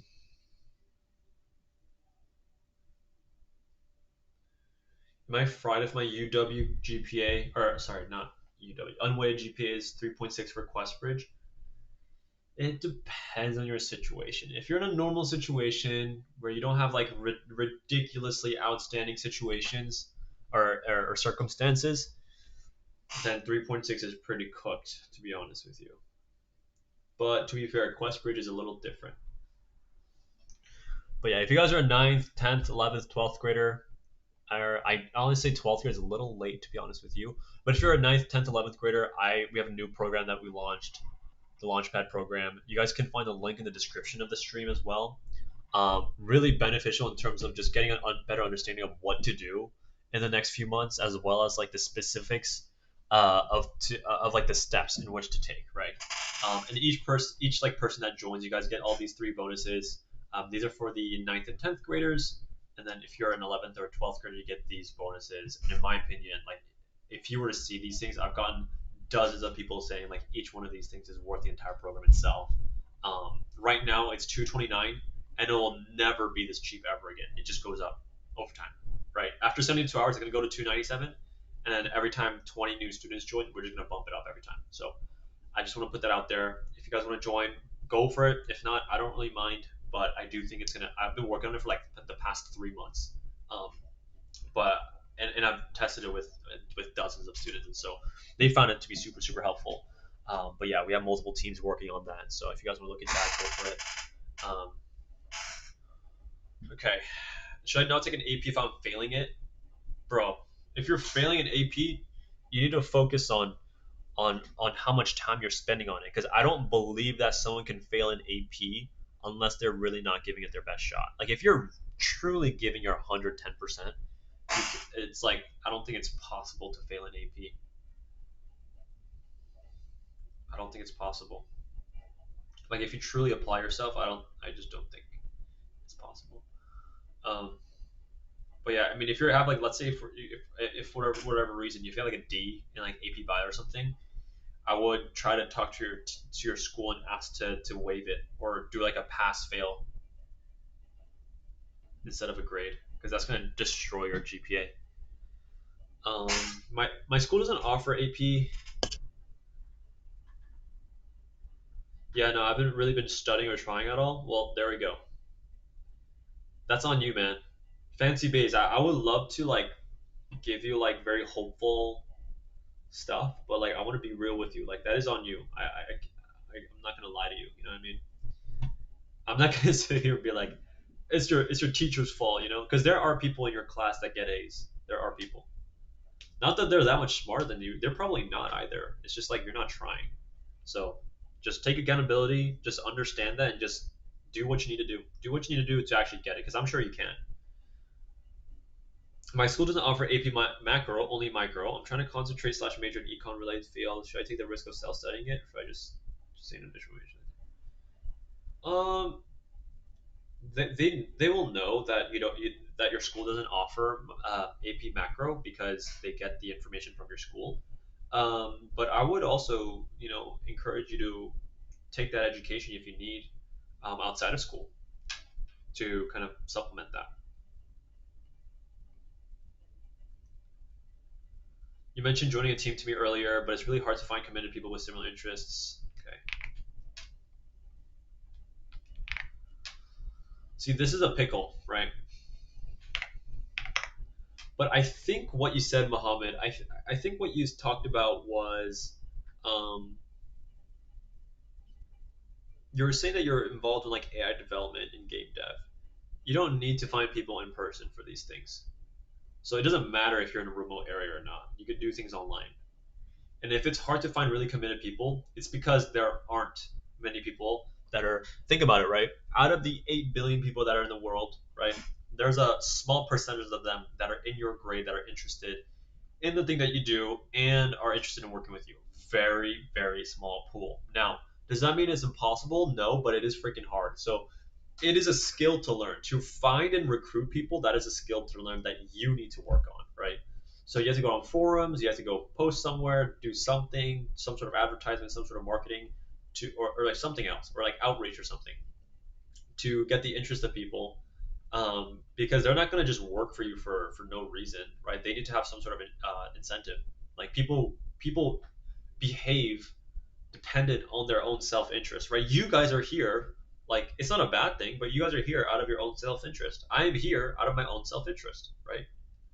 So you have to frame it for people to join you to say, hey, if you join me, not only do you have a place where you can build something that is meaningful and impactful, but also I'll give you some sort of leadership position, or you could also put this on your application or something, right? So you got to kind of offer that kind of incentive structure. My school offers 31 AP classes. I only take two, including the sophomore year. Oh my goodness, that's a lot of AP classes. But two is really little, like really, really little. And this is on you, to be honest with you. Like you should be taking much more. Like okay, if for example, some schools do this. Some schools don't allow you to take APs in freshman year, which is what my school did. Um, but even two APs in sophomore year is really, really little. You know what I mean? I'm gonna be honest. So how much should I take for rigor? As much as you freaking can, as much as you can, and do well in. I don't want you to take six and then just get all Fs. You know what I mean? But at the same time, you got to challenge yourself. It's easy to just coast like this, but I don't want you to. It's not ideal, to be honest. Okay. Hopefully that helped you guys. Uh, anyways, anything else? What are you guys up to this weekend? I'm just doing this stuff. I've been preparing for this for a while.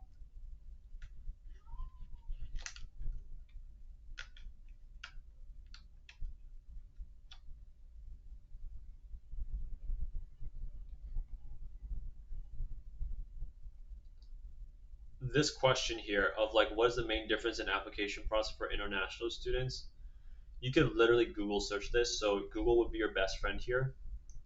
But in terms of what they're looking for, it does not change. Like just because you're from a different place doesn't mean they're looking for a different thing.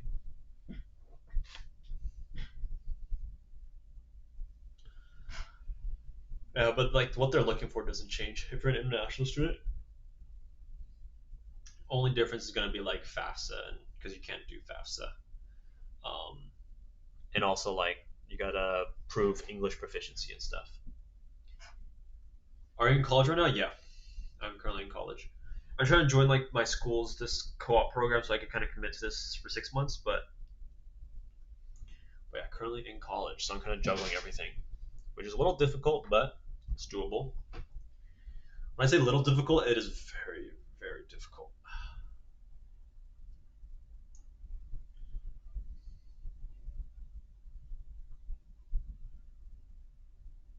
They limit the amount of APs for freshmen in sophomore. Okay, then if you are if you're taking the maximum amount of APs you possibly can at your school, depending on like how what their limitation looks like, then you're fine. It's not your fault that you can't take more. What types of projects have the most impact for someone combining game dev and 3D modeling beyond just making a game? It depends on what you're looking for. You know, it depends on what you want to do in the first place with game dev. Like you could try a lot of different things, but I'm sure you don't want to just make a game as well. Like think about it. Like in what way could you develop a game that could have impact further than just getting a lot of downloads? It's up to you. It's really dependent on what you care about. What college? Northeastern, as a Torch scholar. So you guys can search out what that is, but it's like a full ride scholarship, and so that was like a good reason why for me to commit. But yeah, I'm at Northeastern right now. It's already 7:15. Damn.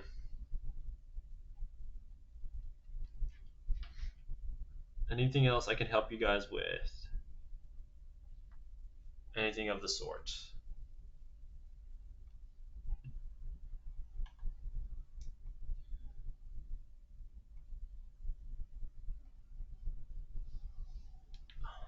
Let's see.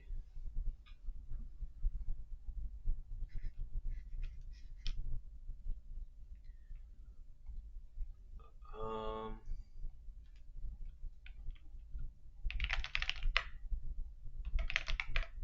Give me 1 second. Also need to adjust this so you guys can see me properly. Hopefully that's good. Give me 1 second. Someone's asking me something.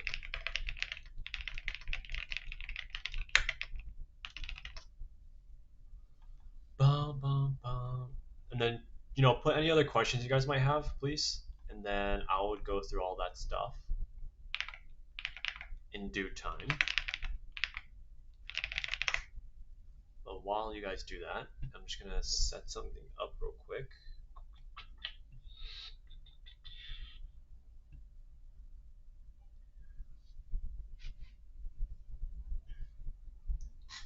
I want to start a club, however, none of the teachers are willing to be advised at my school because of other commitments after school. What should I do? Are you saying every single teacher at your school does not want to do it? I don't think that's true. But if that is the case, then I would ask the school management, like, hey, I want to start a club, but none of your teachers want to do it with me, so there's got to be some sort of workaround, no? And then they'll kind of give you another option there in terms of getting through that.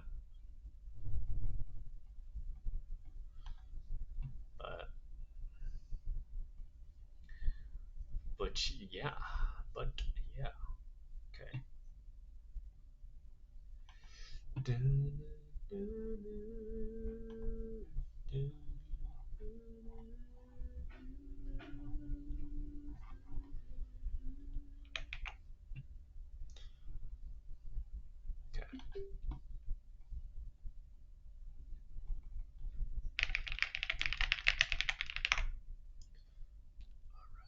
Anyways, let me open your guys' questions finally. All right. On a scale of 1 to 10, how far does shadowing and interning get you? Not too far, to be honest. Um, like shadowing and intern is like a step. It's a step into a new world. It's the very beginning. It shows overall interest for sure.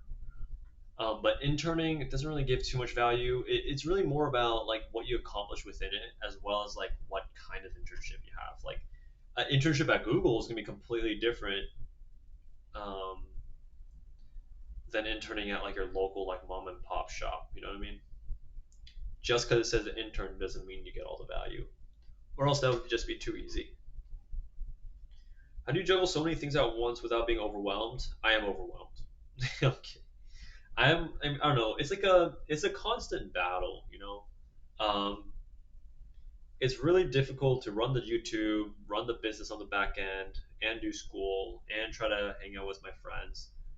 Um, it's a constant like battle of time, and for me, like I kind of think about it in like terms of seasons. Like right now, it's gonna be really, really hectic. But if, for example, I can kind of get this program, on its feet, and it can do well on its own, then I can move on to the next thing to continue building that consistently. But yeah, it is a little difficult to be honest.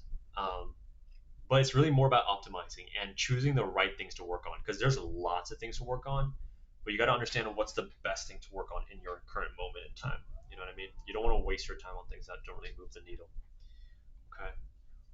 Give me 1 second, guys. I'm gonna get some water, and I'm gonna go run and get some water, and then I'll be right back. Okay. Give me like 30 seconds. 30 seconds.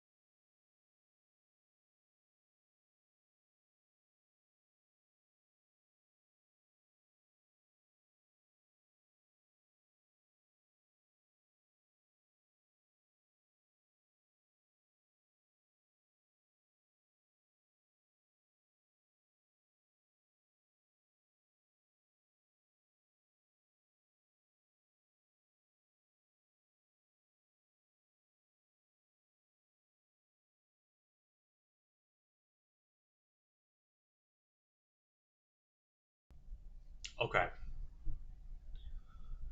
Can you guys hear me? Uh, I hope. I mean, I wished more people were able to join because I was, let's see, was wanting to help more people out, but it's just like same people over and over again. Not that it's bad, but not what I was thinking about, if that makes sense. Um, Give me 1 second. Let me just do this.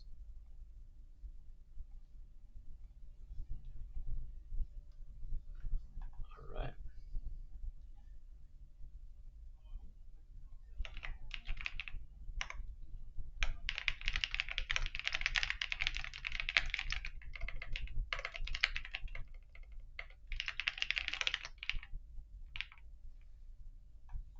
Mm, okay.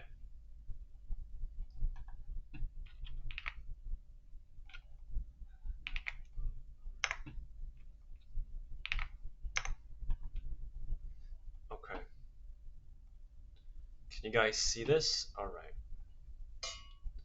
I got back with some water and also Gold Peak. No, I'm stupid. Gold Peak sweet tea. This stuff is bussin'. This stuff is really good. I got some of that to kind of replenish, I guess. Um, I have a 3.6 GPA and I'm a freshman. How would you recommend I get it up? Study more, spend more time on it.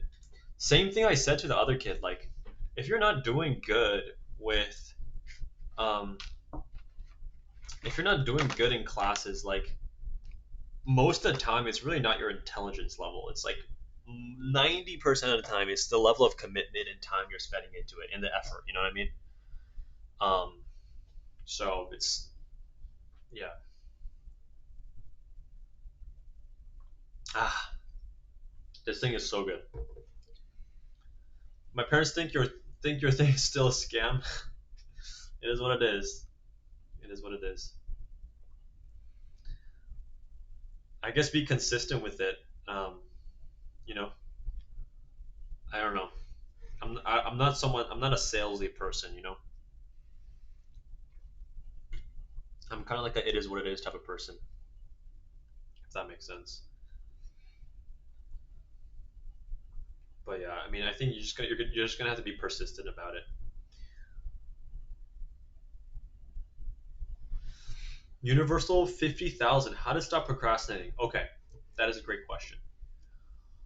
Um, a great why beats any how quote.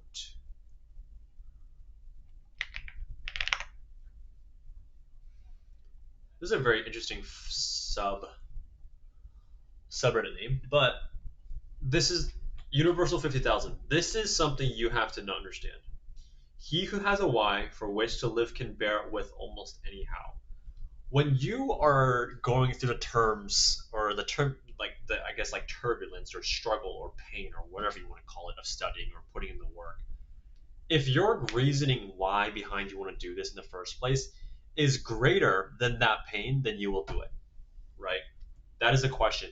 And this is why people say if you don't really put in the extra work, they just say you don't want it bad enough. You don't want it bad enough. And to a certain extent, they are right. And I mostly agree with that.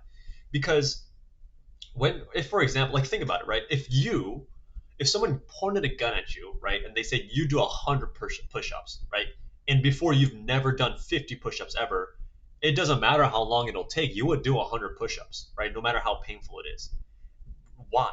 Because the the reasoning in which you're doing this, the reason why you're doing this, is much greater than that pain. Does that make sense? I know that's an extreme example, but I like giving these extreme examples to prove a point. So if your reasoning why you want to do well or go to a good college is greater than that pain you feel from or the pain you feel from studying and stuff, then you would do it. But if it's not that great, you probably wouldn't. You know what I mean? Another thing is just like what is distracting you. You have this ball of energy.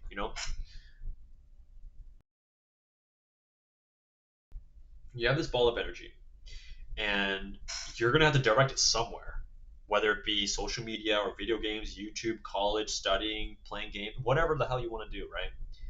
It's up to you where you direct that energy. And this is something I talked about early in the stream, but for me, I'm not stupid enough to say, hey, I have stronger willpower than these billion-dollar corporations that are trying their hardest to take my attention away, right? They make all the colors correct, they make the UI correct so that you continue to spend time on their application.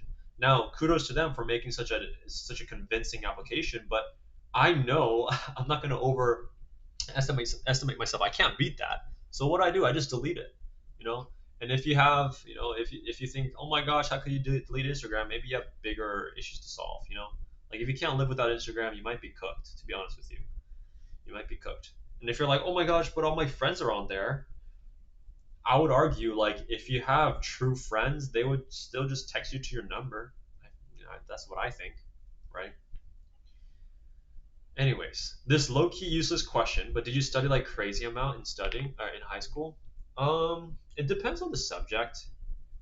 Let's see. Let me paste that in here. Oh my goodness, it just moved.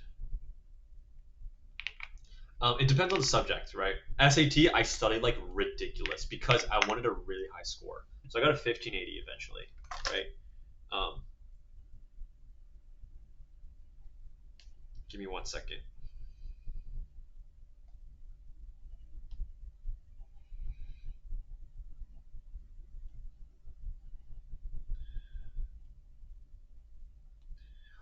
Um, but SAT, for example, I studied like crazy because I was so obsessed of getting a super specific score. But like things like AP Environmental Science, I didn't study at all, and I got an A. Like you gotta choose your battles. Like if it's something that you don't really require much studying, like don't. You know that doesn't mean to get an F. Let me make that clear. That does not mean get an F. But by all means, don't spend so much time on something that's already easy.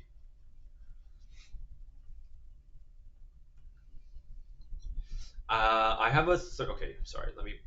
I keep forgetting to do this. I'm a 3.9, 3.8 weighted GPA with 1200 SD. Do you think there's any chance for me to get into at least tier two schools?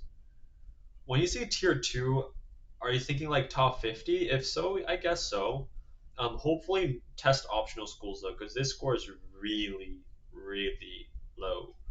Um, yeah, and if your weighted is almost a 4.0, your unweighted is probably a pretty low. I don't mean to be rude, right? What's your name? King Joe. King Joe. I don't mean to be rude or mean or anything like that. Like if this is the facts, this is the facts, and I'm gonna lay it out for you straight. Like this is not ideal, of course. Tier two schools, when you say that, I'm assuming you mean like top 50 maybe. Yeah, I think you have a shot. I mean, 3.9, 3.8 weighted. It's not like obviously it's not good for like top schools, but like tier two, I think it could be it could work. It could work.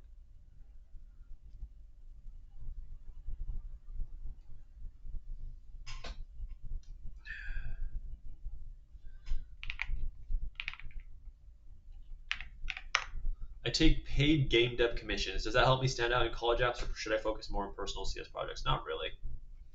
Not really.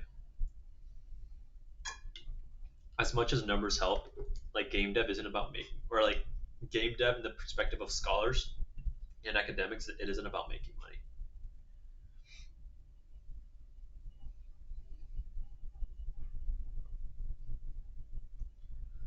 Okay, or Ornsey, I'm so sorry if I'm botching people's names. I'm so sorry. Kill me now. I'm sorry. Okay, I'm top of my class, oh my goodness, wait, sorry guys. Before we move on to this one, I want to talk about something. I went to a restaurant the other day, um, with my girlfriend, and I am someone that needs a visualization of the food before I can make a decision. And on the menu is just words, right? It's like a nicer restaurant. Um, it's just words, and each one I have to search up what it is because I have no idea what it is. I'm not a food person. I love food, don't get me wrong, but I'm not a food person. So if you guys are a CS and if you guys want an idea, please make an AI app where I can take a picture, right, of the menu, and it searches up all the images of each item, right, and it shows me a list of the pictures, like the name of the food and the picture, the name of the food and the picture. That would help a crap ton. I am sure there are hundreds of thousands of users that would like that. I'm not kidding. Because I'm looking around and people are doing the same thing. They're on their phones, not to look at Instagram or something. They're searching up the food name so they can see what it looks like, right? Especially food bots like me, it would help. It would help a ton. I'm not. I'm gonna be honest with you guys. So if you guys are CS, please make that app because that would be killer. That would be killer. Super applicable. I would assume pretty straightforward to implement, but I'm serious. I'm serious. There's probably some sort of app like that out there, but I think it'll be a really good project idea. Okay, this is where you got to be conscious of your surroundings, right? What are some day to day issues you run into that you can solve, right, with your skills? That's a skill as well, like being able to identify these things. But hopefully that sparks someone's thing. Imagine 10 years from now, there's that app that I talked about just now. Is in Silicon Valley, and then if that's the case, yeah, give me 1% stake, please. I gave you the idea. Come on. Not that ideas are really valuable. It's really about the execution. But hopefully that helps someone. Anyways, let me get into this question. I'm top of my class and I want a career in software engineering. Good job so far, great. But I don't want to go long distance with my boyfriend to go to a very good college. Um, am I right for wanting to put my relationship first? I get where you're coming from. I get where you're coming from. But I'm gonna be honest. You shouldn't choose your college based on your relationship ever, ever. Like you got to put yourself first, not your relationship, right?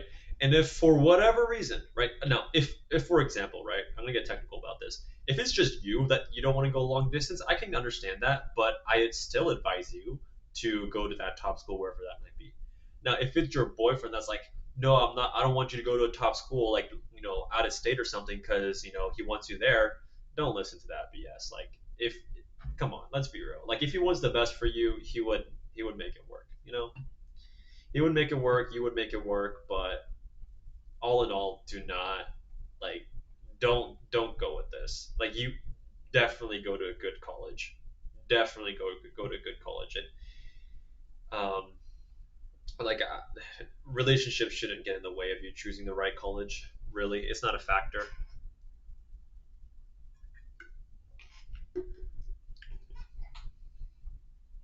Is this like Silicon Valley stuff? 8 ways to make a octopus. Wait, what? I'm not sure what you mean by that. I'm not sure what you mean.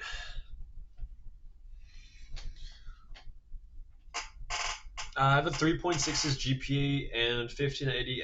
Okay, sorry. I need to put this question in the chat. I mean, in here. I have a 3.6 GPA and a 1580 SAT with research at MIT and solo project with over $150,000 earned.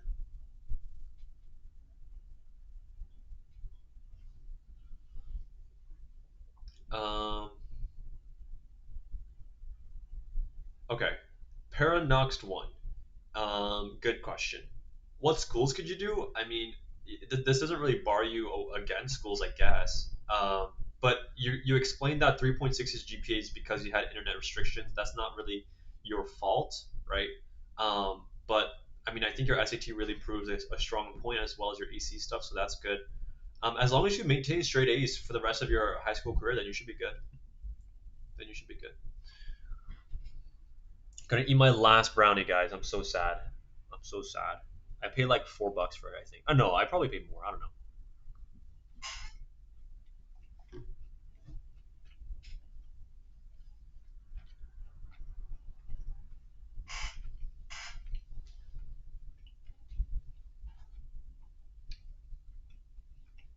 Doctor Doom, give me 1 second. I'll get to your question real quick.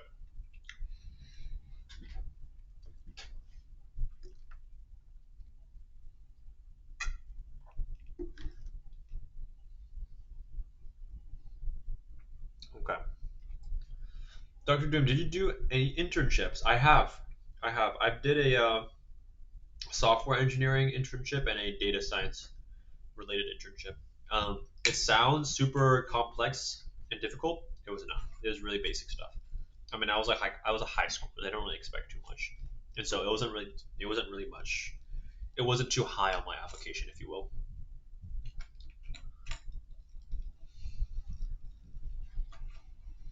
Also, is it possible for a freshman to get one? Yeah, I guess so, but it's all dependent on your skills.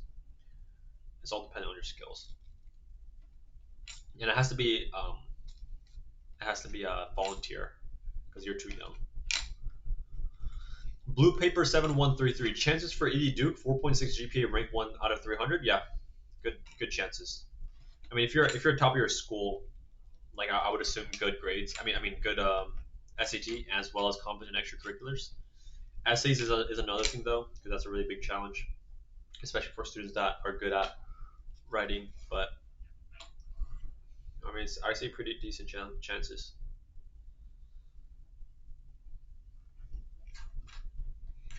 I hate doing chances though. I think it's just such a waste of time. Instead of doing chances, just go out and do the work, or just rest up. If you can't do work, just rest up. I think doing chances is such a waste of time. Do I need to do internships to get an Ivy League? No, but it can help. Doesn't but it's not like a you know it's not a must have. You know what I mean? Nothing is a must have. It's kind of like saying, oh, to be a good person, you have to donate $1 billion. Like that's not a must have. I know that was like a stupid example, but King Joe, thanks, love the honesty, and yeah, I was talking about top 50 schools and also Rutgers. Yeah, yeah, of course. Yeah, honesty is the best policy in my opinion. Like that's just the way to go. I think that's the easiest way to go as well. Where's the best place to look for local opportunities in my area? I would go to the town hall if you guys have a town hall. I would also go to local libraries. I would also just look up on Google relative to your zip code and your address.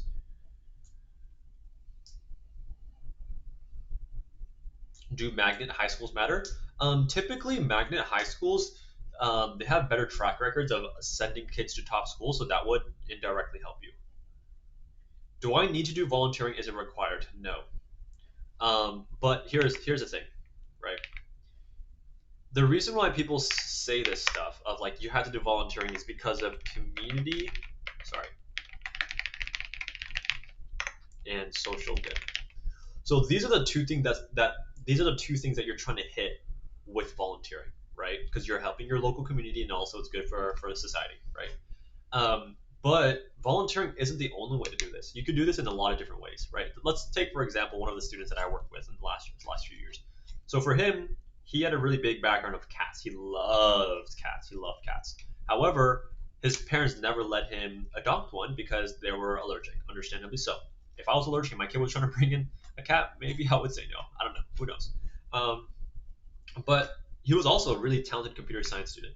And so what he ended up doing was because his city was so like they had a really big like stray cat problem. I guess it's not a problem because cats are amazing, but that's like what was happening, right? And these three things kind of culminated into an opportunity for him where he created like a web-based application where people can sign up that are interested in adopting. Obviously, they would go through a vetting process, but there's a group of people that are interested in adopting, and there's a group of people that have these cats that are in their neighborhood and need to kind of like connect them, right? And so he made an application that connected these two groups together. And so in that way, he gets involved with his community by helping solve the problem and also his social good, right?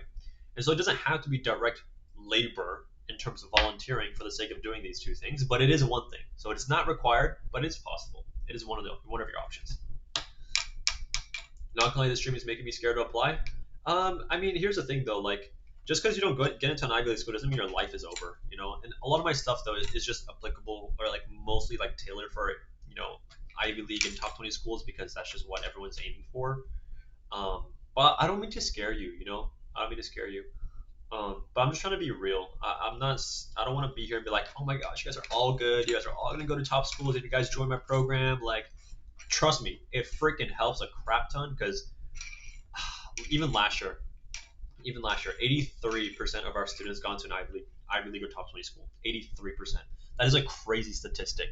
But I don't use it because yes, we're a part of it, but really the success is dependent on the student mostly. But yeah, I mean the way we kind of work with students, it works very, very well, and I'm really proud of it. But you know, I'm gonna be honest with people. Like just because you join our program doesn't mean you get into a top school. Um, Difference between AP and IB courses and which is more impressive, it depends on the person. But colleges don't like they're not gonna say, oh, this AP class is more difficult than this IB class. Really, um, it's all relative, right? Like for example, if you're like they're not going to compare you if you're taking AP, right? They're not going to compare you against like if you're in Texas, right, in the middle of Texas, and you're taking AP classes, and then they're not going to compare you against like an international student from India that's taking IB courses. That's a completely different playing field. It's just different, and so I wouldn't stress over that. There's no point.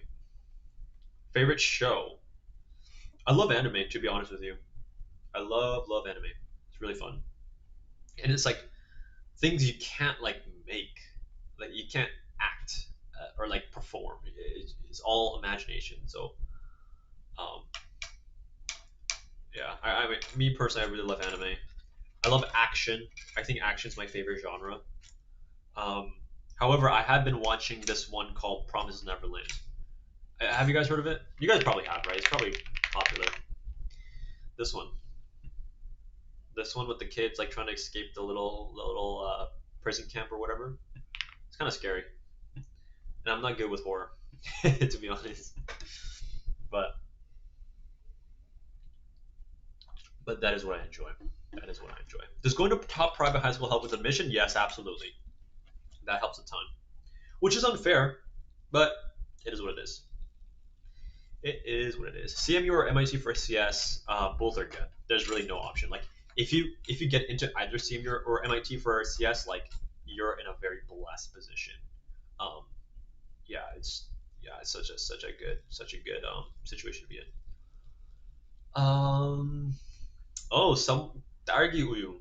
V5J. Are you, okay, Dagger, are you calling? Are you joining from Korea or are you in the U.S.? W Anime. Thank you, man. It is it is such a good such a good show. And there's like season two, which I didn't know of, so I'm gonna have to watch that. But it's so hard to find so hard to find time to watch it. I spent like this new program that I'm talking about. Like I'm really confident in it because I spent the last 3 months making it and practicing it with dozens of students, like probably like 38 students, and each one of them rated it like above a nine. There was one case where it was an eight because one of the links wasn't working. Um, but I'm really proud of it. Do I have any shot of getting into an Ivy League as an international from Canada? Uh, yeah. I don't know. I don't know your situation. Anyone has a shot. It's just a matter of like how big of a shot that is. I don't know if I'd have a shot to take this SAT or ACT. Would that cook me even though I'm top of my class? It depends on how you do on the SAT or ACT. You know what I mean? It depends. Wait, hold up. Is going test optional look bad? No, not necessarily.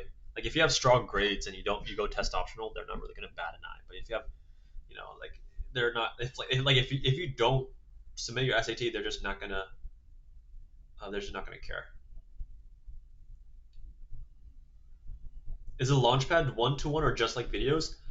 So it's gonna be 1-to-1 in our intake and recap meeting. So you'll meet with me in the beginning for like 60 to 90 minutes, and the next 7 days we'll be creating these things for you and sending it over to you. And then on the seventh day we'll have a recap call going over these things, and then answering any personal questions you might have. You know what I mean?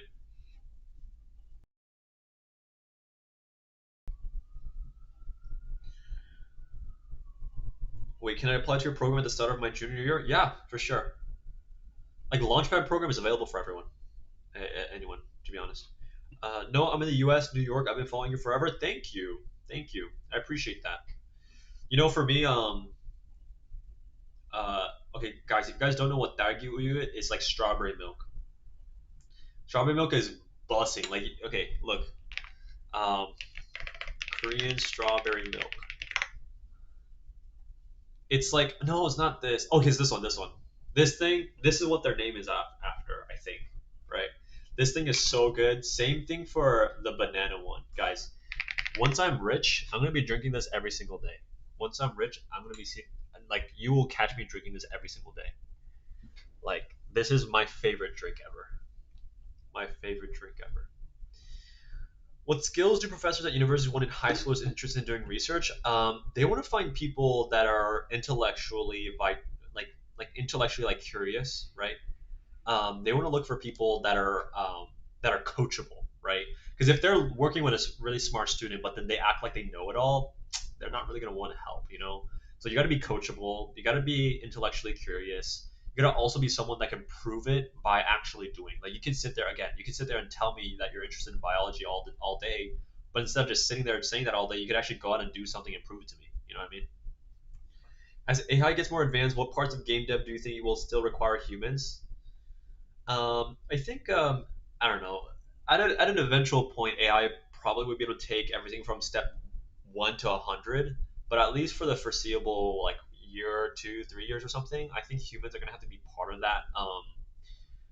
that like process in some way because AI statistically cannot avoid hallucination. It's just a mathematical. Um, it's a mathematical like what do you call it? Conclusion like that it has to hallucinate unless we discover a new math concept like a math formula that will stop it from hallucinating, right? So that's why I think like whatever it might be, it can't take care of it fully. Mostly it can't, probably like 95%. So like in my opinion, humans would be like the last mile delivery type of thing. You know what I mean? I had no idea you spoke Korean. Yeah, I mean, for me, there's not much point in me speaking Korean in like the videos because people were like, "What the hell? What the hell's going on?"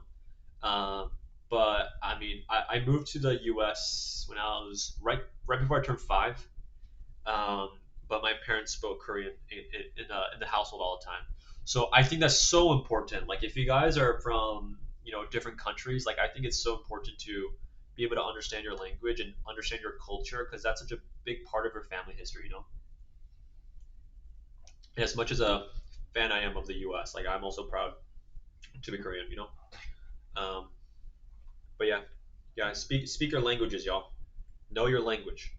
I think it's really important. Because like imagine you go back to your home country, you can't talk to your grandparents. That's so sad. That would be so sad. Doing debate case while watching Lamau. I guess that's helpful. It's better than what do you call it? It's better than just watching some BS in the background. I guess. Hopefully it helps. Shimon with landing. Okay. I keep forgetting, guys. I'm sorry. I'm so sorry. I need to get better at this. Will letting an internship with most of the colleagues having undergrad degrees help my application? Yeah, for sure. Like if you're competing against like undergraduate students, then it kind of proves your competence there to a degree. Um, but obviously, I don't want this to be the only EC. Obviously, sorry, I said obviously twice, um, but yeah, hopefully that kind of makes sense. Okay. Um, how solid is Regeneron STS and an EC? Regeneron is good. I've heard good things about it. I'm doing it right now, but I won't have results until after my apps are due because that's how my school's research program works. Okay. Nate 08.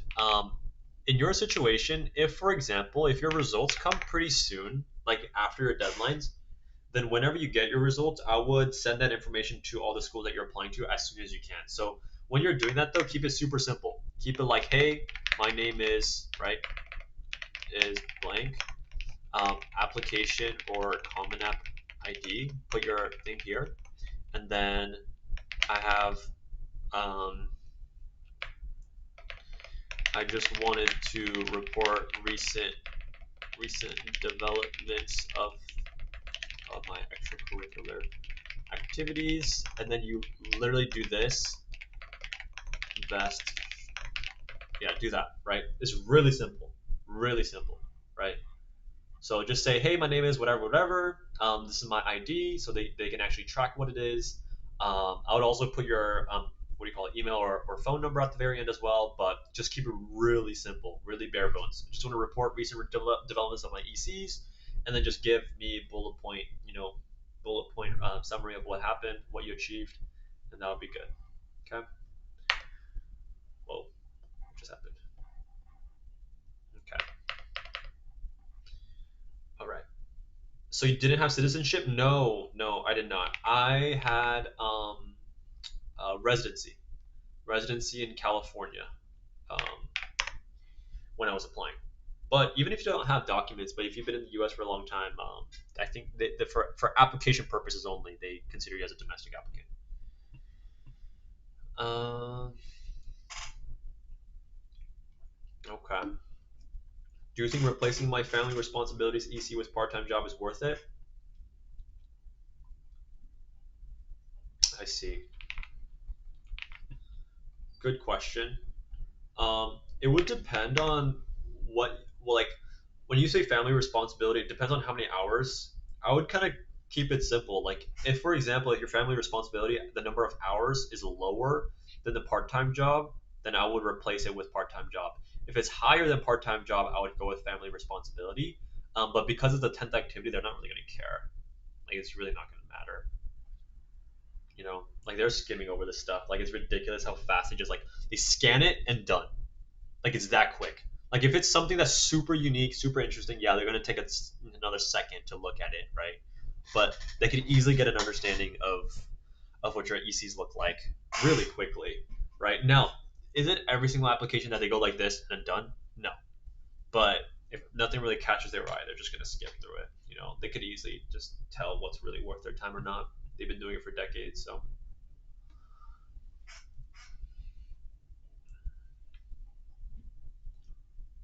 Mm, are college prep or magnet schools better?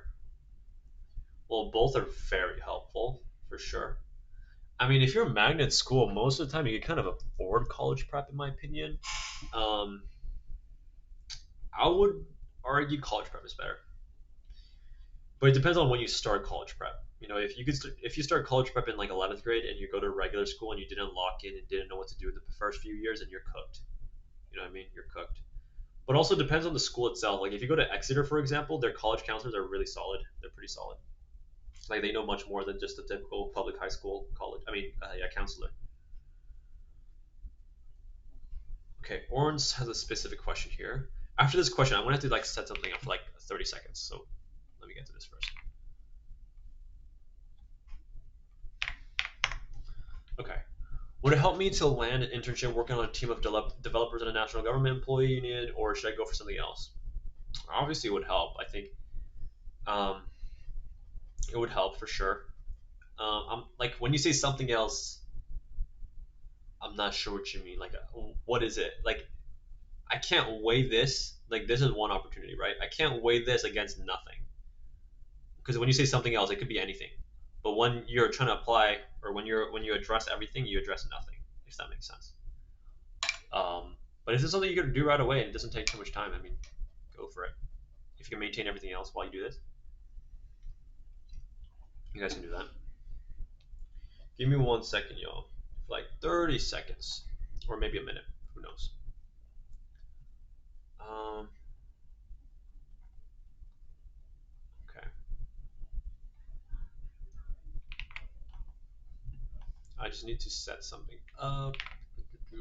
But yeah, while you guys are here, tell me about like your guys' like typical day. Like when you guys do, um, when you guys go to school, go like get out of school, and then before you sleep and stuff like that. What do you guys even do? Like how busy are you guys? Like be honest, like genuinely honest with yourself. Like do you spend like that proper time like doing ECs and stuff, or is it just kind of like willy nilly? You know, just wondering about that. Let me know. Let me know. I'm interested.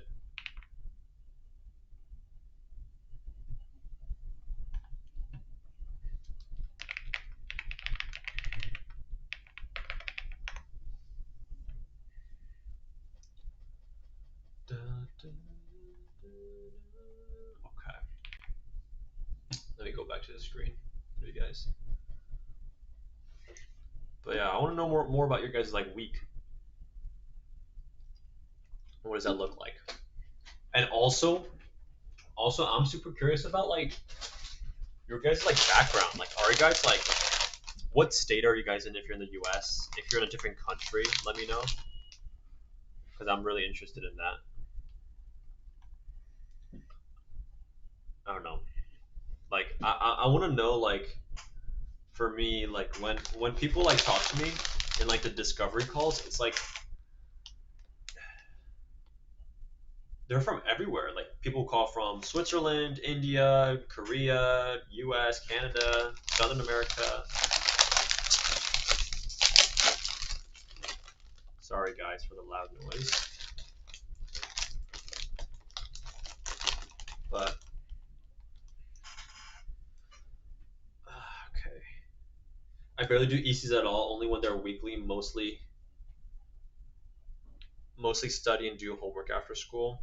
Okay, yeah, that's pretty typical. I feel like I'm basically in.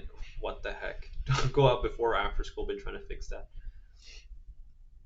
Yeah, try to like explore more of life. You know, about anything.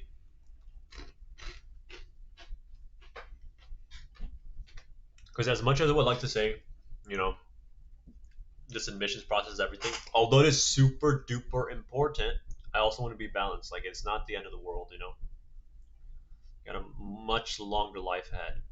And like for the people in here, I just want to say because this is something that I find very important. If for whatever reason you guys are dealing with mental health issues of like whatever depression stuff, like please just take the time to go outside. Take the time to go outside, enjoy life, enjoy nature. Okay, it could definitely change your outlook on things. Just in case anyone is out there that is struggling with that, because you never know. You never know who's struggling with it. You never know. Not that I am. I'm all good. Okay, I'm good. But there could be people around you, that might need that word of encouragement. So in the case that anyone is here that is dealing with that, I just want to say, if that's the case, talk to someone that you can trust, and go outside, enjoy nature. That's it. But yeah, I don't know. I start at 9 and at 4. I'm in New York City. Fancy base. How is it at New York City? All my friends in Northeastern are from New York City, and they say New York City is the best.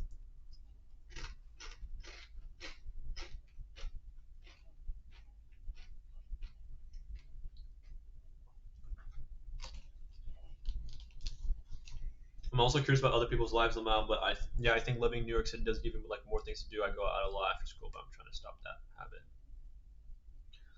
New York City sounds so fun to live at. I visited there last year. It was great. It was really cool. Very different though. Very different.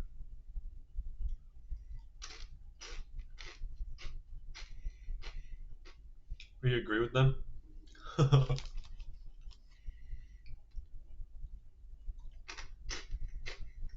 Yeah, yeah.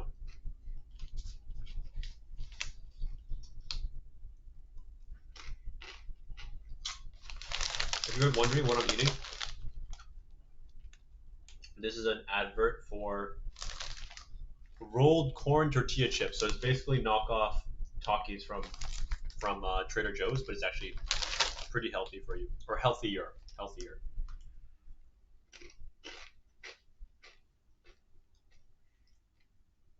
Okay.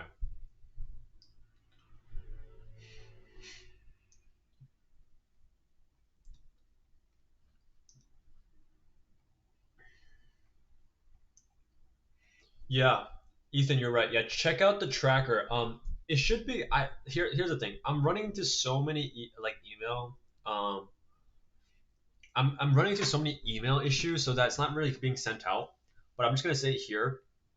Go to tracker.inspirateconsulting.com. That's where you could. It's a free tool. That's where you could. What do you call it? Track all your application deadlines. Ethan actually helped me. He did it for me. So shout out to Ethan for that. But that would really help out a ton.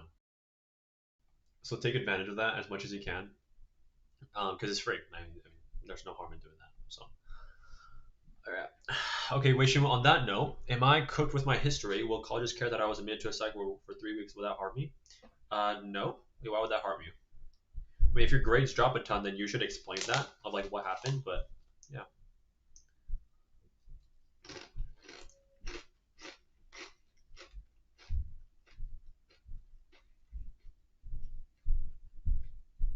I was at Harvard Westlake, now at a different private school in New York.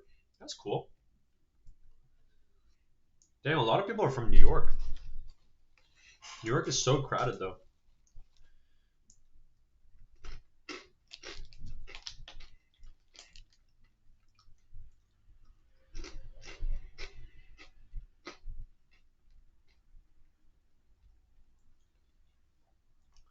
All right. Okay. Oh, sorry. Let me go to this scene here.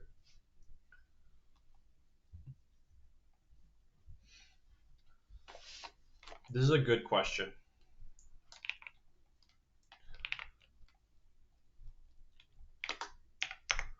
So this one, if you have everything ready for early action, please submit it. Okay. If it's all polished, if you're not rushing, right?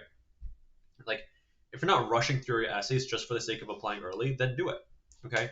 But if you feel like you're throwing in really half baked essays that you could do better on, don't do EA just because you can.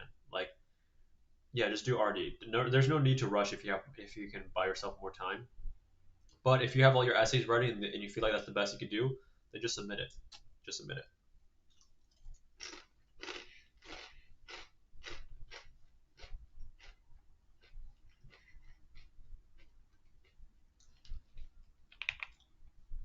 Questify Foundation has a question here.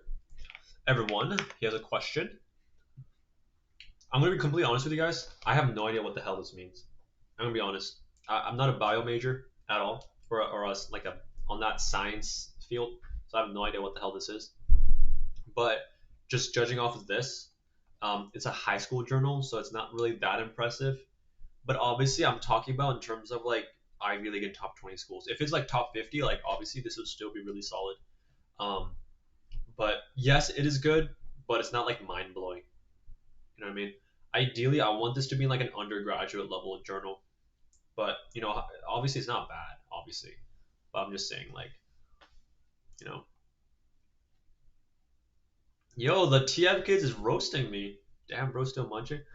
Hey man, my head hurts. I'm just yapping for hours. I've been yapping for how long, guys? Let me see. I've been yapping for. Let's see here. How do I see? No, what the hell? 4 hours, 15 minutes. Come on, cut me some slack. Cut me some slack. Also, like generally though, I'm a big, I'm a big like snack demon. I'm a snack demon. Like that's just me.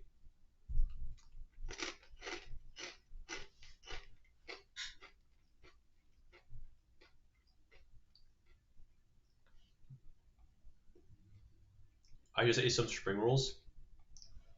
Dude, spring rolls are so good. So good. How to get into top colleges for CS? Pretty straightforward. Pretty straightforward. Get top grades, have exceptional extracurriculars, have unique essays. Do you guys see the pattern now? Do you guys see it? Like these very broad questions of like how do I get into a top school? It's gonna get answered by a broad question. I mean, an answer. So that's the issue with like you know very short questions like these. Okay, there's a follow up. This is a student that was trying to rush the EA. Oh, sorry, that's the wrong thing. I just copied the wrong part. I did not. He said this. I did not even start the essay yet. Oh my goodness. Okay. If you're okay, your regional admissions officer is trolling you. Like, what are they doing? Okay. Wait, let me find your original message. Um, where is it? I can't find it. Maybe I'm blind, dude. It's over. It's over. It's over, guys. It's over. It's over. It's over. I can't find it. Oh, just kidding. Just kidding. Okay. Here's the thing. I have a big rant about this, guys. I'm gonna be honest.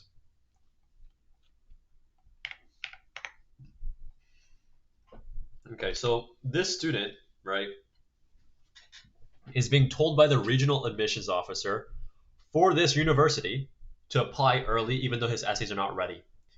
You have to understand that his goals and incentives are not aligned with yours. What is your incentive? To get into the best university possible. What is this regional admissions officer's incentive?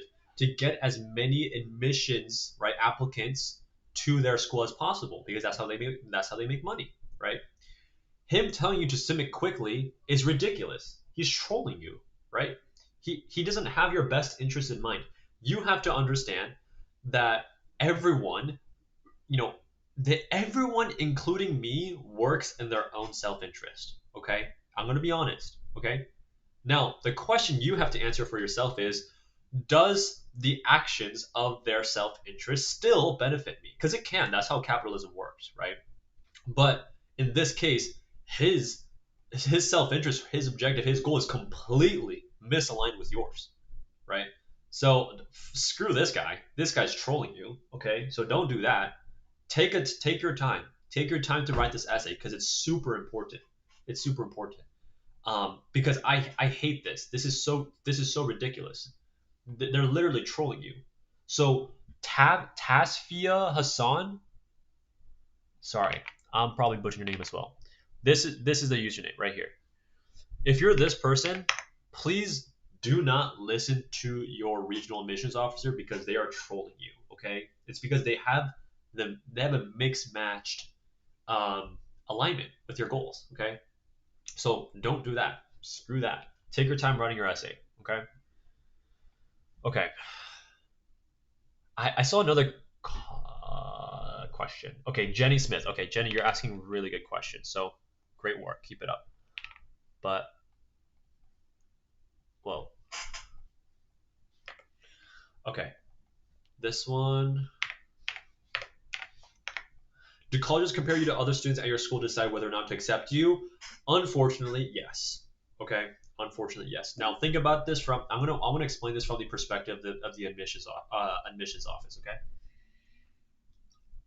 Okay. When you are Harvard, okay, you have regional admissions officers all over the U.S. Okay. Now each regional admissions officer, they have a set each year. They have a set number of students that they would typically would want to admit based on last year's data. And so typically it doesn't fluctuate too much, maybe a little bit up or down, whether it be up or down. Okay. But most typically, the number of students that they admit from specific districts, from specific schools, remain the same. And so, if for example, right, if Harvard has one spot typically open for that specific school, you're going to have to fight for that spot. And so, indirectly, you are competing against your peers. Okay. So to kind of remedy that, it's to apply to a bunch of schools so that you can compete for multiple seats, if that makes sense. But yes, this is true. Unfortunately, as toxic as it is, that's the truth. And and high schools noticed that impacting students' mental health. And what did they do? They removed ranking. So they don't. A majority of schools don't do ranking anymore, which makes sense. Would journals like JEI, IJHSR be mid then? It's not. When people say mid, it's more like a roast. It's not bad, but it's not like MIT worthy.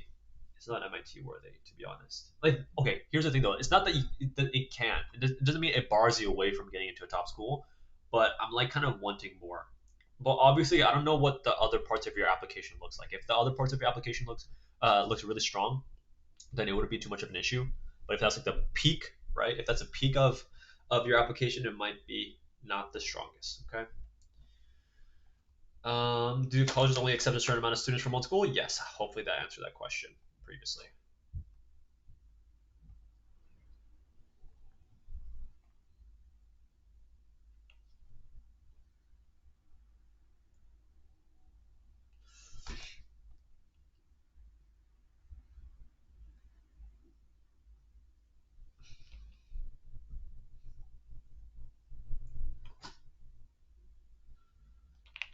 Okay, new user. Good question.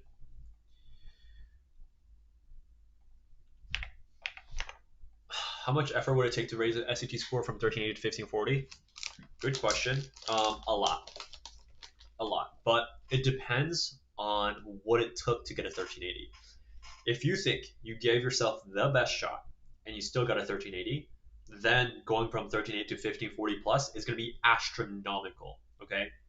However, if you took the SAT with no prep, no time studying at all, you just gave it a, I guess, like, blind shot at it, and you got a 1380, getting to a 1540 is very reasonable. I think it's very, very doable.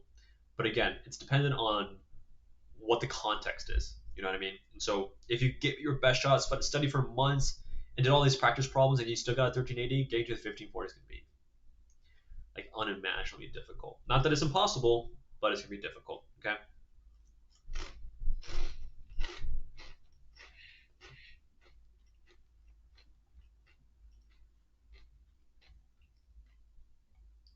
I bought a red airplane. Sick. Is it like a RC plane?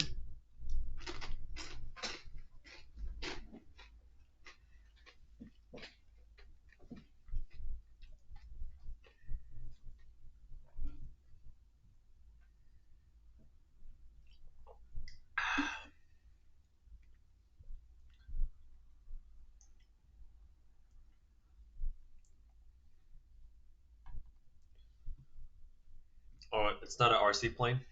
It's a transformer. What the heck? What the heck? Do you think someone with a 1300 SAT score can get into Brown and Stanford? No. Like that's ridiculous. Unless you're like the best football player ever, and you have a 1300 SAT score, they might make an exception. Other than that, though, man, I don't know. I think you're cooked. How's Boston? Good, good. It is cold though, to be fair. Like I'm from California, and so Boston is like really cold for me.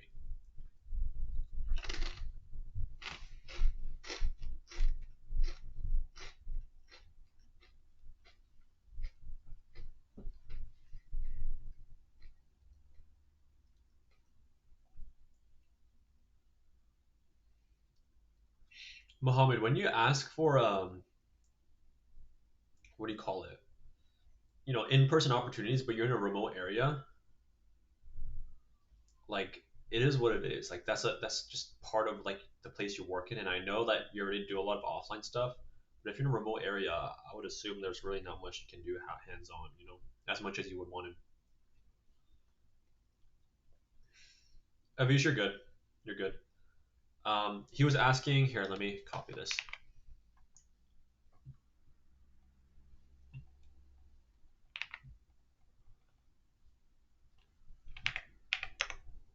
How would family responsibilities of working in a family restaurant look in terms of Princeton REA? This has nothing to do with it.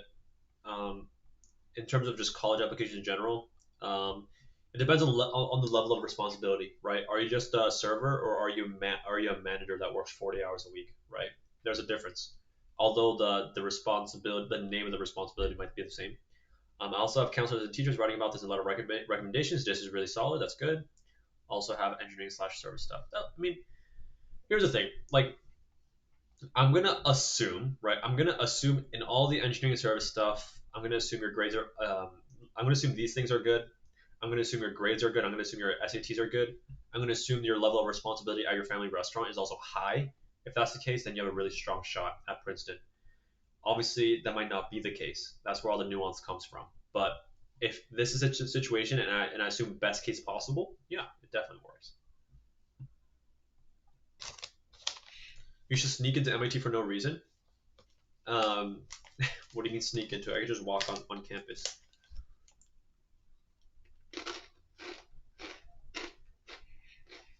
It's a pretty open campus, MIT. I think like any university you can just walk in, basically.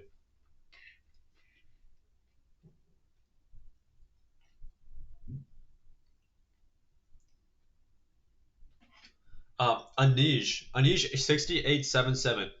Great question. Um, Here's the thing. In my opinion, I would actually go 1560 SAT. The reason why is because moving forward, they're making science optional. The way the what happens is if there's one entire section less and you have the same amount of time to answer them, the ACT becomes easier, so it becomes less competitive, and that becomes less impressive.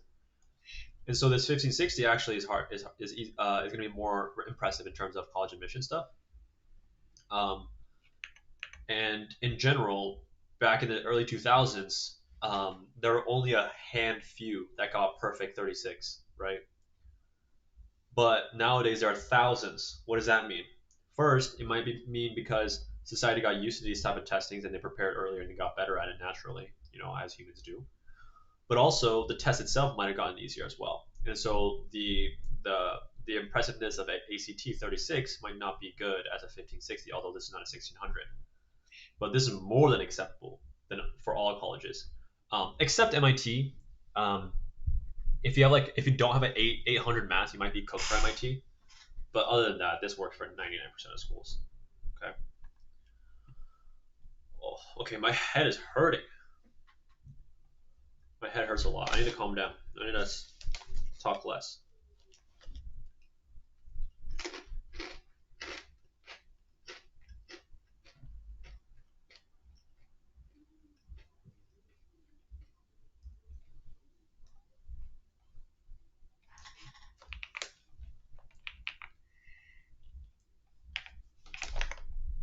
Okay.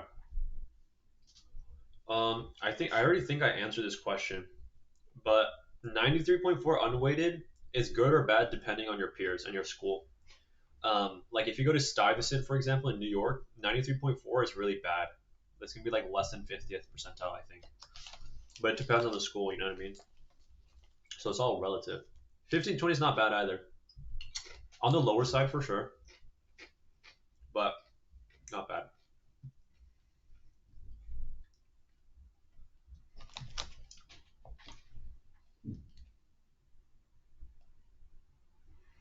Okay.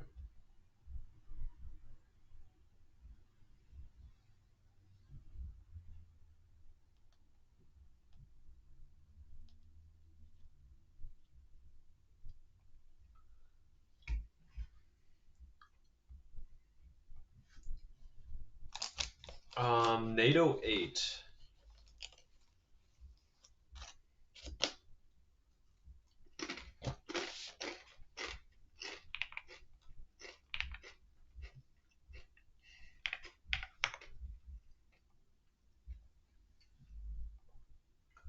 Your friend, I don't know why you guys are doing this. Such a bad idea. But you guys both eat to Cornell. You might be cooked. I don't know. It depends on how much of a gap your rigor and grades are, and also legacy might play a hand here as well, right? But it depends on how big your gap of grades are. Um, and generally, like if it was a different major, it might be a little better in terms of like getting both of you guys in. But if it's same major, it's even tougher. It is also dependent on how many like students get into Cornell typically from your high school, though. Like from my high school, for example, only two out of 475 kids got into an Ivy League and top 20 or Ivy League school. So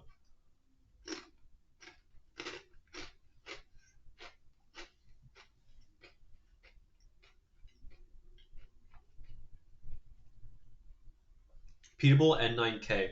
Median is 91 for my school, dude. If median is 91, you're really not much higher, unfortunately. So it's not the strongest, to be honest.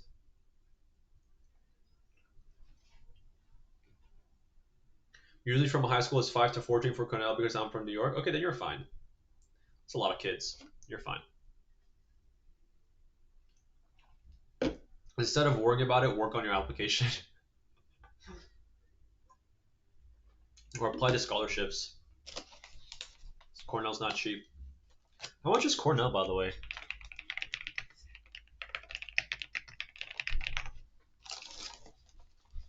Yeesh, 71,000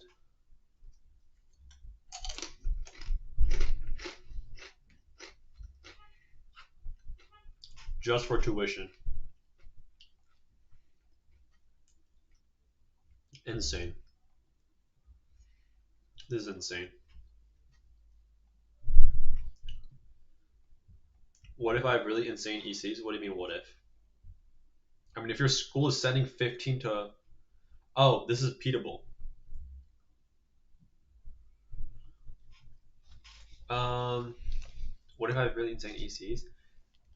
I mean, here's the thing though. Like, you can't just compensate. Like a. Think about it. Think about the top students in your school, right? If they have good GPA, most of the time they're gonna have pretty damn good extracurriculars. You know what I mean? Not that your ECs are bad, but it's like they have good ECs and good grades. You have good ECs and mid grades. You know what I mean? I don't mean to be mean, but like that is just the way they're gonna look at it. Let's be objective here. You know what I mean? Because there are some people. I don't know if I should say the name, but there are some people out there that say, "Hey, I work with a kid and they had a 2.7 GPA and we got them into Stanford." I don't believe it. I don't believe it unless it's like super super crazy circumstance, but you got to be honest with yourselves, right? Let's think about it objectively.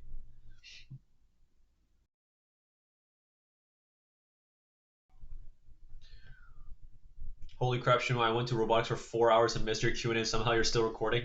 Yeah, I'm here for a minute. I'm here for a minute. That's what I was saying in the beginning. Um, that's what I'm saying. Like, if you have if you have anything to do this moment in time, especially early decision stuff or early action stuff, do that. Focus on that. Screw this. Go do that. Prioritize yourself. Here. Oops. Make it more emphasized for you guys.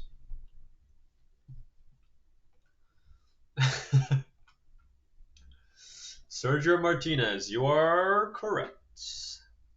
You are correct. I don't know, like I'm sure that has happened. It's just like it's just not realistic to set that as a standard. It's never realistic, you know. Like that would happen if you joined the program. Like it's like selling like it's selling a desperation, making profit off of desperation. Um, I don't know. I don't even have to say anything. You guys know like what's bad about that. But I studied 1 week beforehand for my 1380 SAT, but I can't say I really gave it my best effort. Oh, okay, then new user, go for it then. Screw it.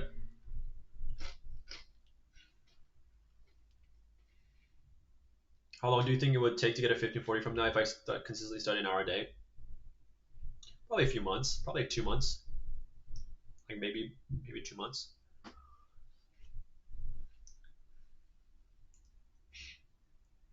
Yeah. Rithika, what I do to get into Ivy League if I only had 6 months. These type of videos, it's not like a literal like, oh, this is how you get into an Ivy League in 6 months. That's not the point. In my opinion, I do want to give everybody a fair shot, right? Like videos like this, it's more about pointing out the frameworks to kind of achieve that, right? Not that you can make it in 6 months, but in terms of if I were to condense all the things that you need to kind of accomplish or kind of work on into 6 months, that is kind of like the I guess like the first steps you would take. You know what I mean? Um, well, of course, if they're like kind of framing it as like, oh, you can get it in 6 months, okay, that's kind of ridiculous.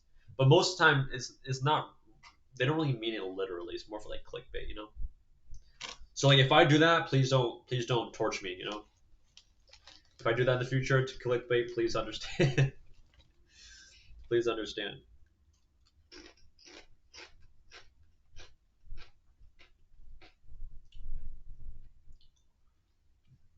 Um, what college did you attend? Oh, I'm attending Northeastern right now as a torch scholar.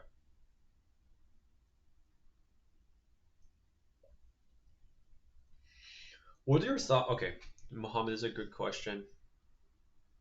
He said, "What are your thoughts on?" All right, all right. Okay, what are your thoughts on top CS programs outside the U.S.? I'm considering applying globally. Is there any disadvantage long term versus US degree? Here's the thing. Typically, I'm bullish on the US. In terms of CS, I don't know about everything else, but in terms of CS, I'm bullish on the US because the job market for software engineers and anything else related to computer science is much like it is not even a competition. Like if you look at startup culture and just the market of startups, comparing the US and the UK, both first world countries, it is not even a competition. There is no like yes, you would find startups in the UK, but compared to like a place like Silicon Valley, it is not a competition. Nowhere at all. At all. Like you see like complete BS like AI projects getting multi-million dollar funding because there's so much circulation in terms of people that want to kind of find the next thing, right? So in my opinion, US, but like that doesn't mean that you can't do well. Like if you apply somewhere else. But that's just me. That's just me.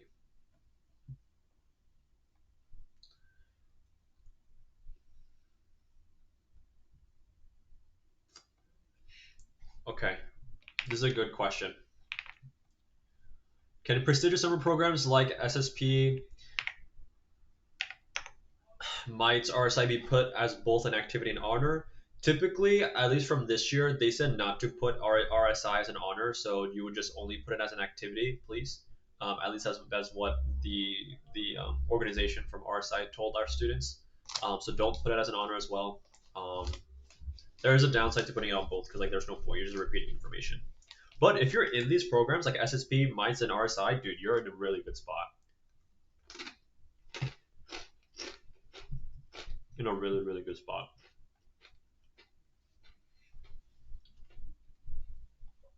What did you go as Halloween? I dressed up as the Matrix. I forget his name. Um, Neo. Oh my god, I can't believe I forgot that. But I dressed up as Neo, and then my girlfriend dressed up as Trinity. So we're just dueling. So that was fun. That was really fun. I really liked it.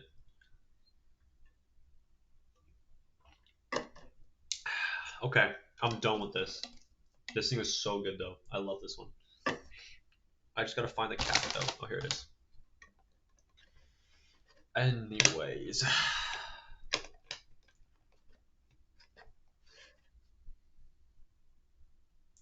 what are your thoughts on the CEO of Cal AI and him getting rejected from all schools he applied to?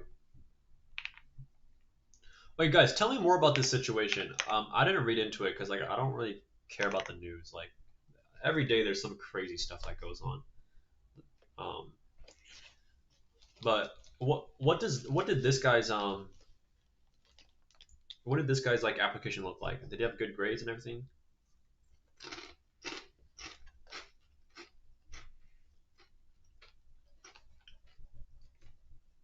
Gold Peak is brewed tea, sweet tea. I love sweet stuff. I have a really big sweet tooth. Um, okay, so he had good grades and everything. Let me see.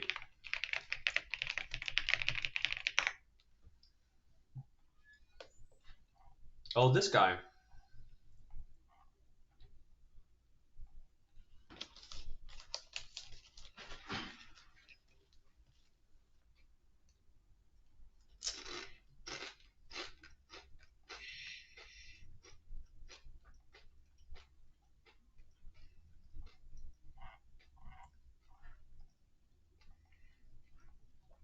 Oh, people are saying it's hot garbage essays.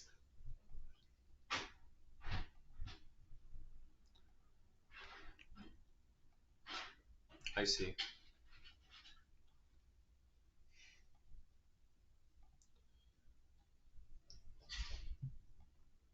I see. So most of it looks like, at least, to be fair, it is a silly Reddit thread, right? So who knows if they're speaking truth or not? I've never looked at his essay, but I could see why that could be the case. If he's just like if he doesn't frame it as if like he needs to go to college, like they're just not going to accept him. Why waste a spot on someone that doesn't need it?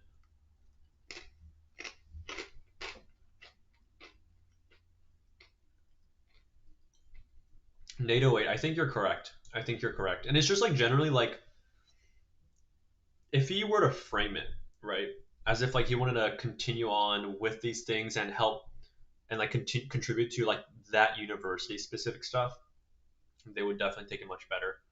But at least from what I saw in the comments, obviously it's not the truth, right? Who knows what the hell they're talking about? But just based off of that, although I could be definitely wrong, um, it just seems like he kind of wrote it as if like they don't really need the colleges in the first place. Kind of like a brazen, like that thing. I don't think it comes off well. Arizona iced tea though, that's the heat, dude. I love the CEO of Arizona. That guy is the goat. That guy's the goat. Um, 99 cent tea, and he's still profitable. Like, guys, think about it. Think about it. When you guys are spending $5 for a Monster Energy, right? I'm sure Monster Energy costs fraction above an Arizona iced tea. But think about it, right? If Arizona iced tea can sell their drink for $1, right, and they're still profitable, right? It is a private company, so there are no stupid, you know, investors, angel investors, or private equity or venture capitalists trying to squeeze out as much profit as possible. It's still profitable, and we get a great product, right? Think about how cheap the thing is. The most expensive part of the drink is the can, not the drink itself, right? And so imagine how much of a upcharge you're paying for just because of the branding, you know. Now hell, like I love Monster Energy, but like it's crazy how cheap things can really be.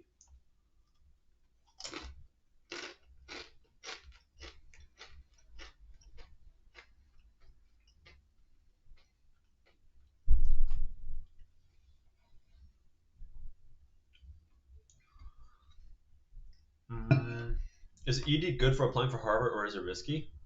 I mean, um, it's an objective, what do you call it? Advantage, right? If you do ED, but if your application is, okay, if you get rejected in ED, you would have never gotten in an RD, never. So that's why when people ask me like, hey, I got rejected last year, should I try again applying this year? Like, should I take a gap year? You know, they say I got rejected this cycle. Should I take a gap year and apply next year? Hell no. Hell, do not do that. That is the dumbest thing you could do. You're gonna waste an entire year. Don't do it. If you got rejected, I'm sure within that 1 year there's not enough improvement you can make to get in. If you were close, you would get waitlisted. If not, they would just say no. Monster isn't even good, bro. I think it's pretty solid. Come on, chill out, chill out. I think it's pretty solid. But Arizona kind of proves how cheap things could be. You know,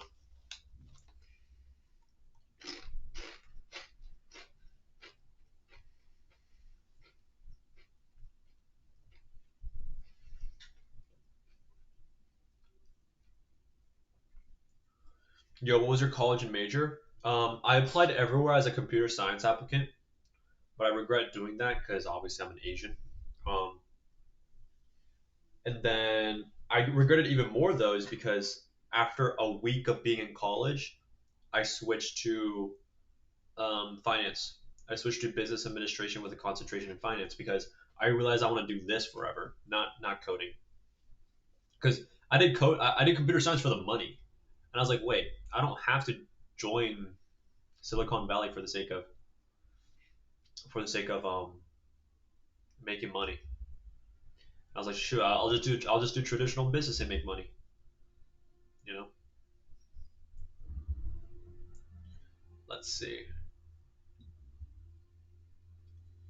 If you had to restart high school again, what would you do? Good question.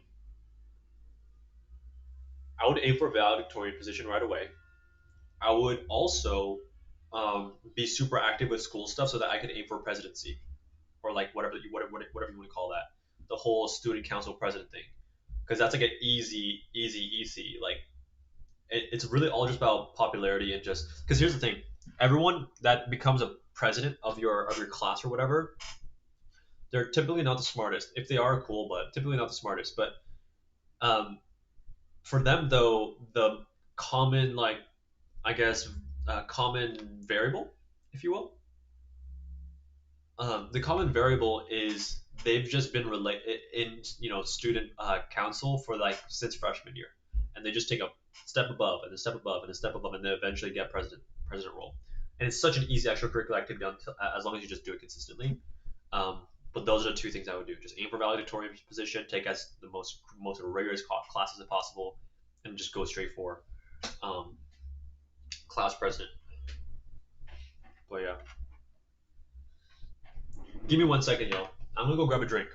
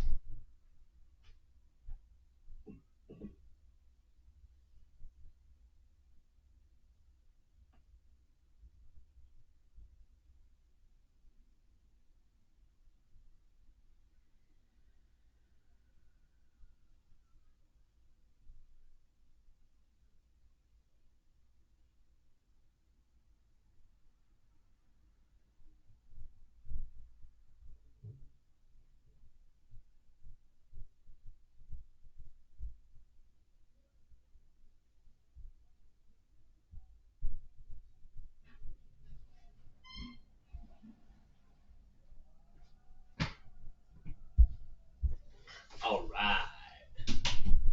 All right. Are you guys enjoying the Q&A, guys? I have no idea. Not sure if it's helping too much. Well, the goal is to help, but 1 through 10, how helpful it is. I can't even speak English. 1 through 10, how helpful is it?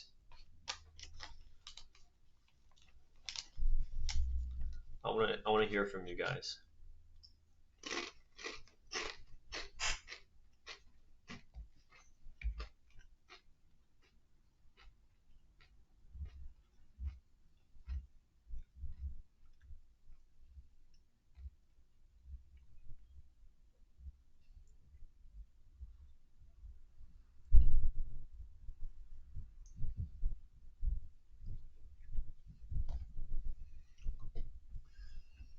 Yeah, really helpful. Phew. Also, look what I got. Yerba mate.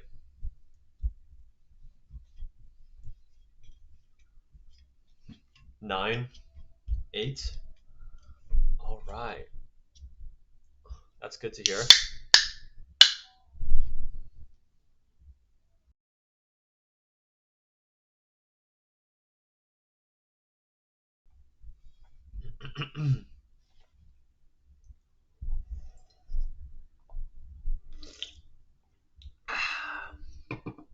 Sorry, I'm such a chron- chronic snack demon. Bro, I didn't join Student Gov thinking it was pointless, but President Loki only wins by popularity. That is very true. That is very true. When students work with us in the consulting program, they ask like, "Hey, how can I become president?" Like, we have like a strategy, and it works really well. It works really. It works every time. Like, they stick to the plan and they do it, execute it, do it well. Like, it works every single time. And as long as they start working with us early on, because if they're joining 11th grade, um, they're not going to get presidency in 1 year. It's not possible. And not that it's possible or not possible. It's just not probable.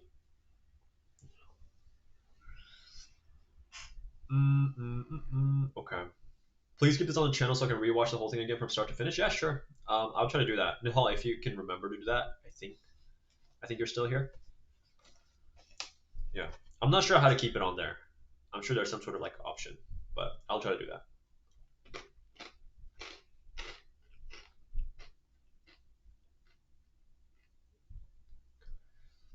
Can you answer one question I asked? Really curious about it. What was the question about?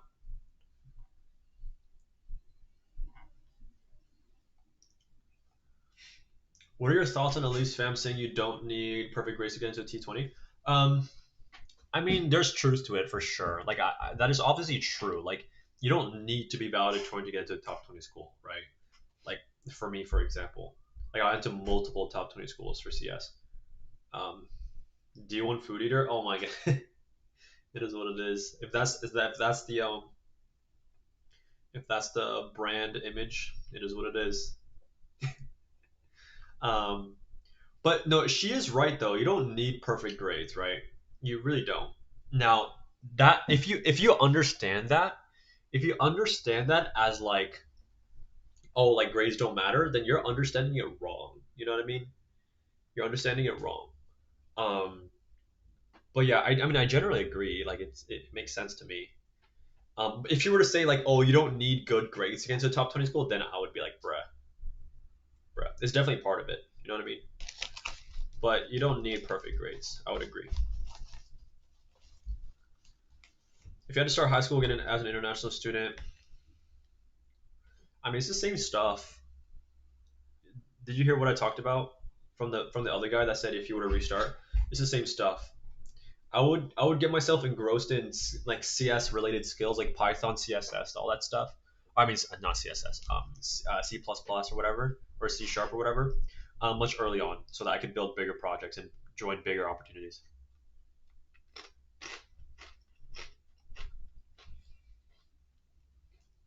But getting involved in school much early on, as well as like keeping up those grades really at a high level from the get go, that's something I was obviously focus on. Okay, is it crunching that loud? I'm sorry if it is.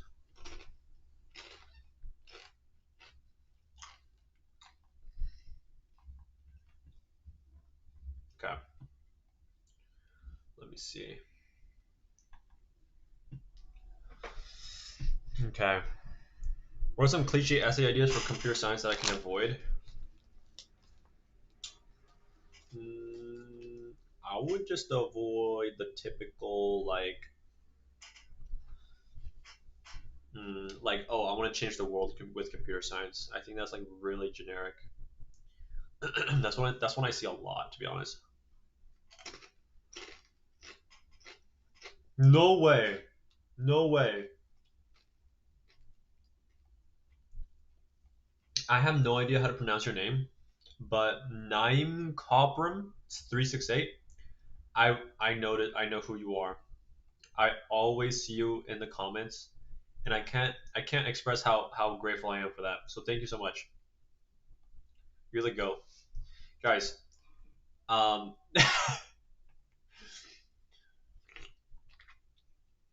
this nine person, NIMEKOPRM person, says thank you Shin Lee in literally every single video.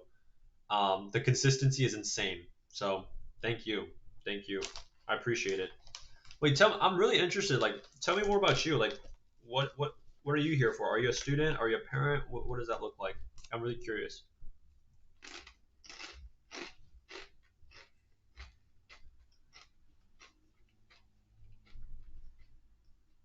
Is it a lightsaber? Yes, it is. Look at this. It's pretty long too, but yeah, it's a nice little light. I think it like kind of livens up the mood, if you will. But it wasn't too expensive. It's like $30. You're a student. Awesome, man. Where are you from? Naim Copram. Where are you from? And while you type that, let me answer this other guy's question. Jermima, thanks for asking these questions. Sorry, thanks for answering these questions. Could you please answer one I asked? Let's see. Let me see what you said. I took the SAT for the first time. I got a 1450. I'm not sure if I took it again. Oh, if I took it again, I'd get higher, but I can't because of financial constraints. Do you think I should explain additional information section? No, no, no. Because if you're running into financial constraints and you can't take the SAT, you should reach out to your counselor and get a fee waiver. You should be getting a fee waiver. There's no explanation for that. Now, if it's like I couldn't physically go there because it's too far, right? Then just go test optional. You know what I mean?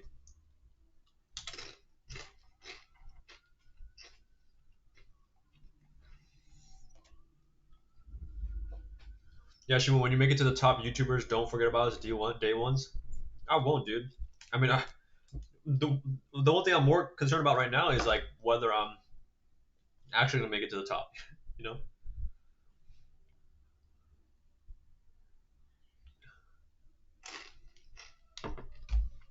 Naim Copram, you're from LA. That's really cool. I'm actually around from the LA area as well. I was from around the LA area. That's really cool, man. I seriously, like, I genuinely mean this. Um, Thank you so much for the dedication of like putting the thing. Like, it it's kind of like today, for example. It's pretty discouraging to see where like I had 1,000 people signed up for the email series, right? And I was really hopeful about that, but then seeing only 30 viewers, I'm kind of like, I wish I was a little bit doing a little better. But when I see those comments, I really appreciate it. I really appreciate it. Mr. Lee, will doing a community robotics team instead of, let me see, give me 1 second. Let me put this in here so you guys can see. Okay, sorry. Good question.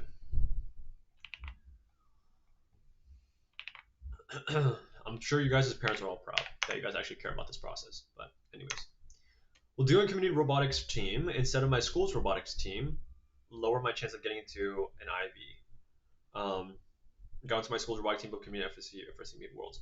I would join whichever team does better objectively, because FRC, unfortunately, it is a team game, and so you just want to ideally just surround yourself with better players. So you kind of want to ride that wave of success, if that makes sense. So I would just keep doing with the one that's with your community. Now, if you can also bring your school's robotic team to the same heights, awesome.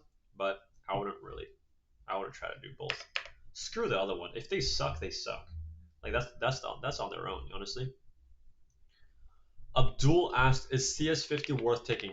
CS50, dude. So many people are taking this thing, and like it means nothing. It means nothing. If you're taking it because you would have like already taken it anyways, right? Because you're genuinely like that interested, just take it if you're interested. If you're doing it just for the sake of college admissions, it does not matter. It's not going to make any difference because so many people do it.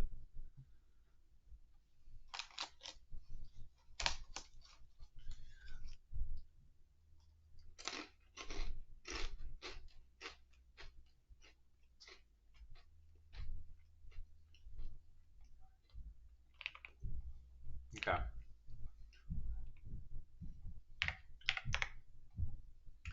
If I write about how I hated CS at first and then liked it after seeing users on my first web app, is that too cliche? This is a really good question. This is a really good question. Um, for me, like when you look at some of my videos, I give you guys like a bad way to write it and a good way to write it. And when I do that, you guys can see. I'm not sure if I make it really clear, but you guys should see that the core idea of the essay is the same, right? And that's why I personally don't like killing ideas from the get go. I want to understand, right, what is the process of them executing it? Then I can make a better judgment. So, for example, for this one, when you're just, if you were to go about this and you're just straight up saying, oh my goodness, at first I hated coding, but then suddenly one day after I launched my first project and then saw like 50 users on it, my love for computer science was renewed, right? If it's like that, it's just so boring to read. It's like too predictable. You know what I mean? And so it's really all down to the execution, which is like something is which is something really hard to teach. You know what I mean? Especially in the videos, unless I'm like walking you through it step by step. Which is why we have these programs where where we work with you one on one, right? Um, but really, it's down to the level of the level of detail that you can get into these things, as well as like the specific things you can mention, right? Because if you're going to keep things broad, like for example, when you say and then liked it, if this is your transition, like if this is your transformation moment for you, and you describe it as and then I liked it, I'm gonna throw that paper out the window. Okay. Obviously, this is a joke, but I need you guys to really dive into the descriptions or like add more descriptors and be more specific, right?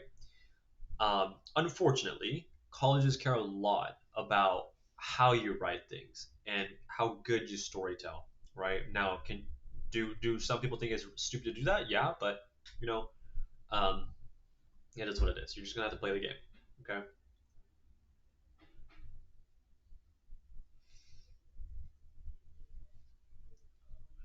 Um, Rithika, I think I don't know what you said. For some reason, the message was retracted, but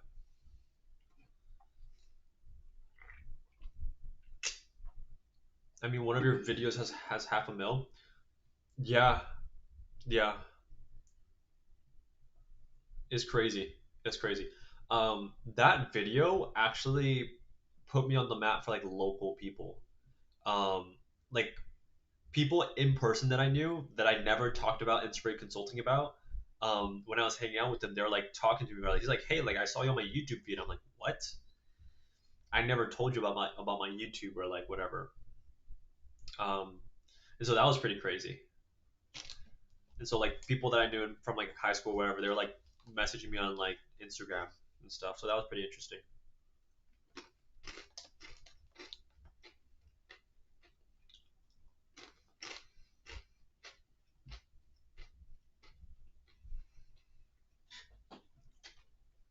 30 consistent users speak, by the way. Thank you, man. I appreciate it. Naim Kopram. Thank you. Thank you. Like genuinely. Like genuine. Um, for me, like I I base for me like when I try to gauge someone in terms of um how much they care about me, if you will, or care about our interaction or something, right? This goes for everything. I care about the amount of the what do you call it? I care about the response time, right? If you're best friends with someone and you text them or call them or something, you expect them to pick up. So that's one thing, response time. But second thing is consistency. And for me, I see hella consistency in this person saying thank you. So I appreciate you. I appreciate you. I really, really do. And I mention that to a lot of my friends. Like I tell them, like, dude, there's this one person that, like, that like says thank you Shimuli in like um every single post, and I really think it's crazy in a good way. But yeah, thank you. 2070 272 RC. It's just been like 2 hours, so can I repeat a question? Yeah, go for it. Go for it. My school's like number one in diversity. My state, is that good or no? I don't. That doesn't really make much of a difference, to be honest. That doesn't really matter.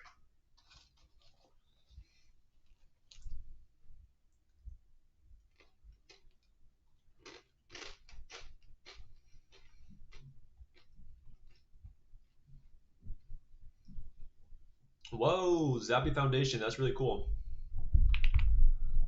Okay, I'm a junior and wanting to apply to RSI. How to position myself to get best chance? I'm focused on. Okay, this stuff it looks good. Okay, this stuff all looks good. In terms of ECs, it all looks good. You have to focus on three other things: letters of recommendations. So make sure you get that as soon as you can. I believe RSI applications are due on December, right? MIT RSI program deadline. Okay, yeah, mid January or so. Yeah, December, mid January, something. So it's soon. It's pretty soon. But there are three things: the letters of recommendation. So I would reach out to your teachers right now, like tonight, or it should have been yesterday, but as soon as you can, so right now. The second thing is essays, right? And that's a really, really big part of this process, as well as your transcript, your GPA stuff. So just continue killing it in school as long as you're doing that and reaching out to your teachers right now, and also spending a lot of time on writing those essays. You should be good. Now, in terms of getting help with those essays, if I were you, I would 100% do that because this opportunity is so freaking good. If you can get into RSI, it's like the closest thing to a golden ticket to an Ivy League top 20 school. Like 96% of US students from the RSI program get into a Hipson school: Harvard, Yale, Princeton, Stanford, MIT. Okay. So please get the help you need to do well in those essays because it's so freaking important. But yeah, all the easy stuff looked great. So good stuff. Good stuff. But yeah, 272 RC. Yeah, you can repeat your question. No worries. Thank you for doing that. Yeah, letter of recommendation. I have your clinic mentor, Emory mentor, and local uni mentor. Deadline is December 10th. I reached out to a local unit. Okay, awesome. Okay, SAT might be an issue. Zappy Fountain. What's your math for your SAT breakdown? What's your math?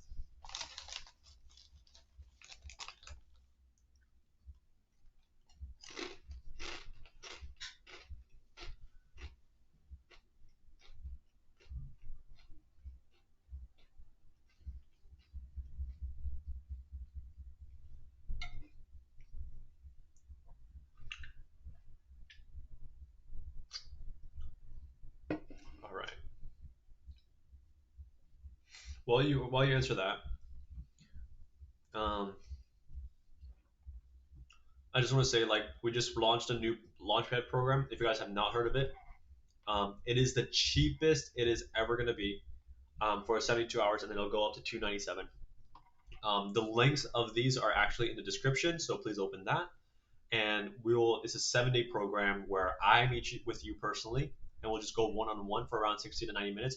Your parents do have to be there, to be fair, but from there, my team and I are going to work on your specific admissions case and walk you through all these steps. It is super extensive, especially number three here. And if you're a ninth and 10th grader, the Spike Blueprint to help you give you a roadmap of how to build a super impactful extracurricular. Okay, and on top of that, if you're a ninth and 10th grader, you get these three bonuses for free. And honestly, this GPA boosting can help out a ton of you guys if you guys aren't doing too well in school, and if you guys need more time on extracurricular stuff.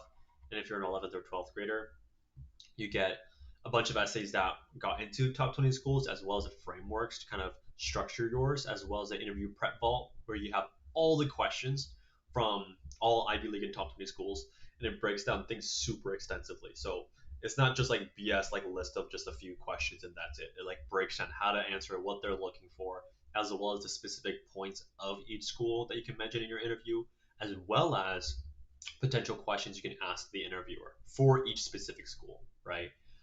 This financial aid negotiation guide as well, it's literally the same scripts and email templates that our past students have done to gain over $10,000 in aid.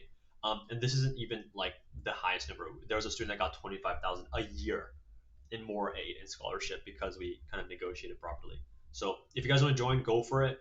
It's only 229 for the next 72 hours. Probably a little less than that because the stream has been going on for quite a bit. But yeah, it's never going to be 229 ever again. So join if you will. If you don't, no worries. But this is like I spent 3 months building this, tested it with um, like 28 different students, and they all rated it an 8 plus, or everyone was a 9 except 9 plus, except one student that gave it an 8 because one of the links wasn't working. But yeah, go check that out. Okay, I'm gonna go back to the questions here. My math is 760 and reading is 730. Okay, math is a little low to be honest. It doesn't have to be perfect, but 760 is on the lower side. It shouldn't hurt you too bad, but it is a little concerning to be honest with you.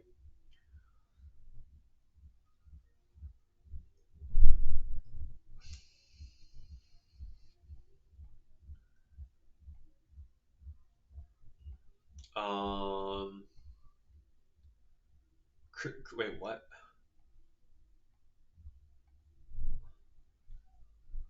This question is a little confusing for me.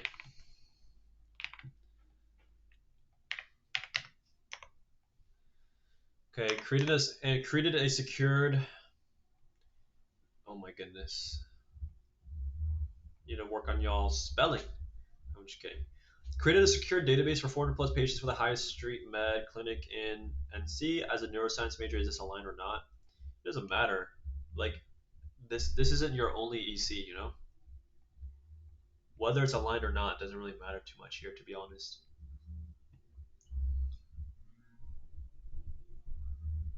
Oh my days. People are like partying it up this Saturday, and I hate it. I mean, do what you want, but it's just so loud. Okay.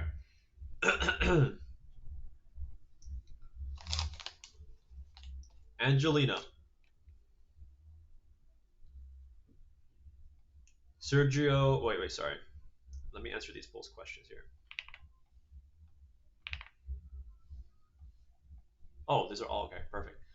Is this a surprise you were talking about in the email? This program, yes, as well as you guys can access the a free tracker that me and Ethan made, and you could find that at tracker.inspirateconsulting.com, and anyone can use this. You put your email here, put all your universities here if you like, and then it syncs with your Google Sheets and Google Calendar. It's completely free, um, so I don't see why you wouldn't use it. You know what I mean? But yeah, this is for everybody, and then this is the program that I've been working on for the past 3 months. I'm super proud of it. It's helped a bunch of people. It's much shorter. It's much more affordable for people, and that's what I'm focused on. Right. Okay. Angelina, good question.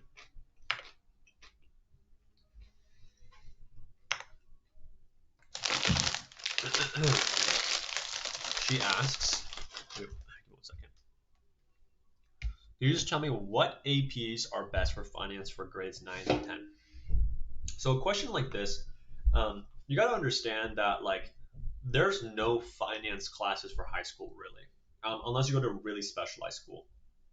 So generally, it's really not about like what specific classes to take, but the level of rigor for each one and how you do in them. So no matter what major you want to do, just take as many rigorous classes as possible and do well in them. Now, there are some strategies of finding the right ones and balancing it properly to have high rigor but also make it easier, which is what this GPA Boost blueprint is about. So it kind of walks you like through like the frameworks of like how to select these courses and kind of like what filters to run it through. But there's no like specific finance course. Just take the most rigorous stuff and give it your best shot. Yeah.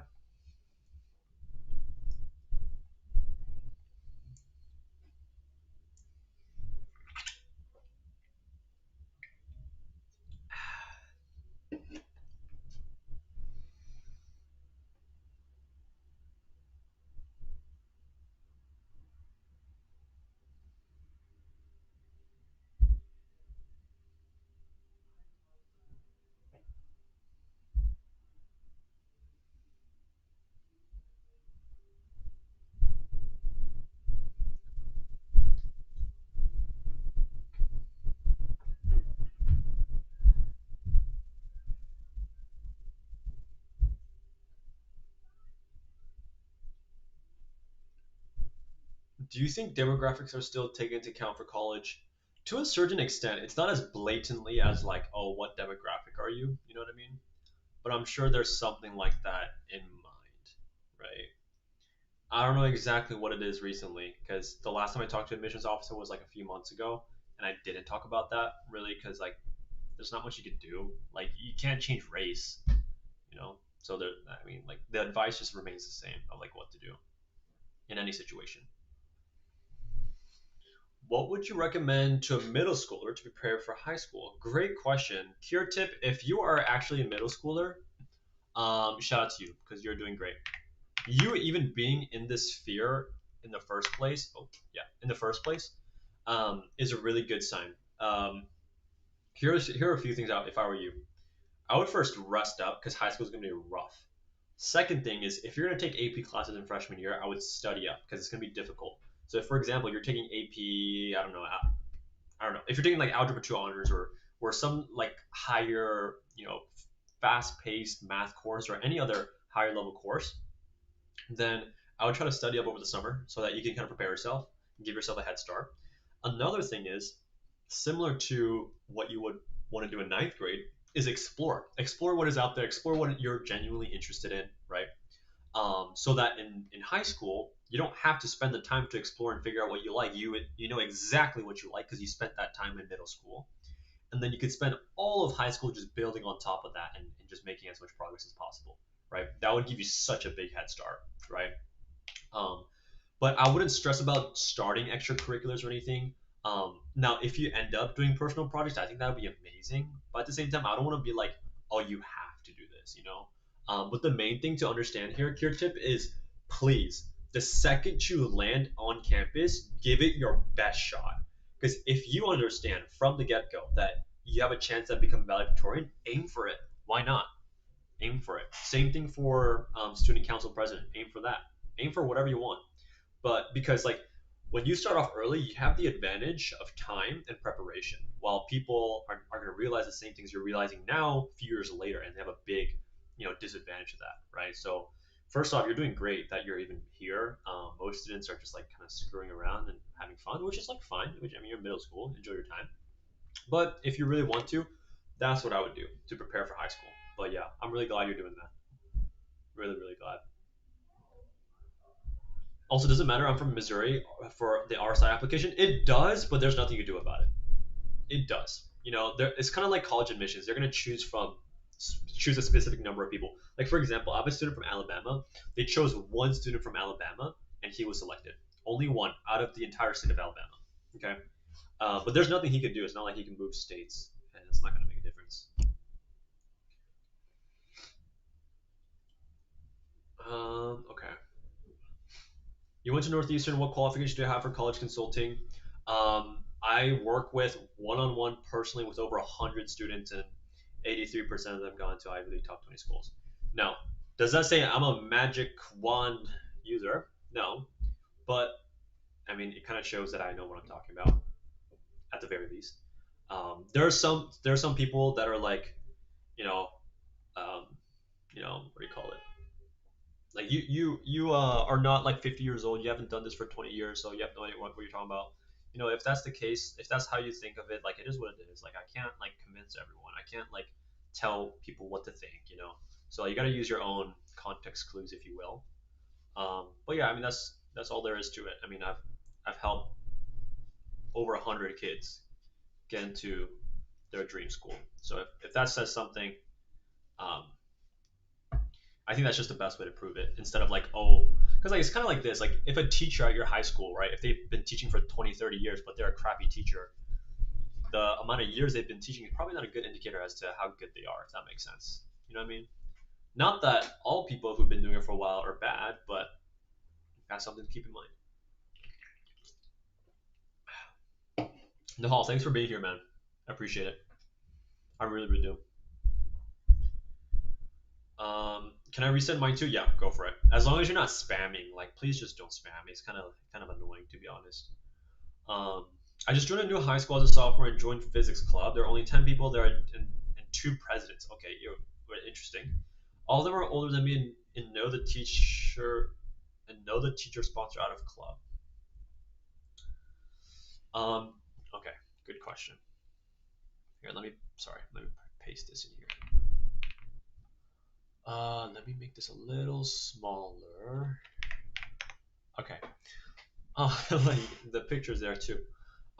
So for this one, the club is very small. Interestingly enough, this could. I mean, depends on how big your school is, but this can 100% be bigger. So whoever's doing social media marketing or whoever's part of the outreach and stuff, they need to lock in. Um, for if you're a member, right? If you just joined, I would connect with people right away from the get go. Talk about like how you can contribute further. Because if you don't say anything, they're not going to give you any opportunities, right? You got to be clear with your intentions, and then from there on, try to connect with who the current presidents are. Be like, hey, I'm gonna be honest. I want to one day lead this club. Can you help me understand the things that I need to do so that I can prove my competency for you, so that I can one day become the president of this club or potentially become the president of this club, and they'll help you. Because when they're graduated, they're older than you. So when they're graduated, they don't care who the heck is president. You know. So they will help you understand what the next steps are, because you're not going to go from member to president right away, but there are steps to it, whether it be secretary, treasurer, whatever, right? So do that. Talk with them. Be upfront. Be intentional, right? Don't just be there passively. Okay. But yeah. Mohammed, I'm heading out soon. Just want to get your thoughts on one last question. I can resend it if you want. Yes, please do. Please do. I appreciate you guys being respectful about that. I really, really do. Thank you. I really appreciate it. I really was worried about people just spamming things, which is why I had that rule in the first place. But you guys are being very respectful about it, so absolutely go for it. I appreciate it. No, you guys are being respectful to me. I'm gonna be respectful back. I think that's the best way to go about it.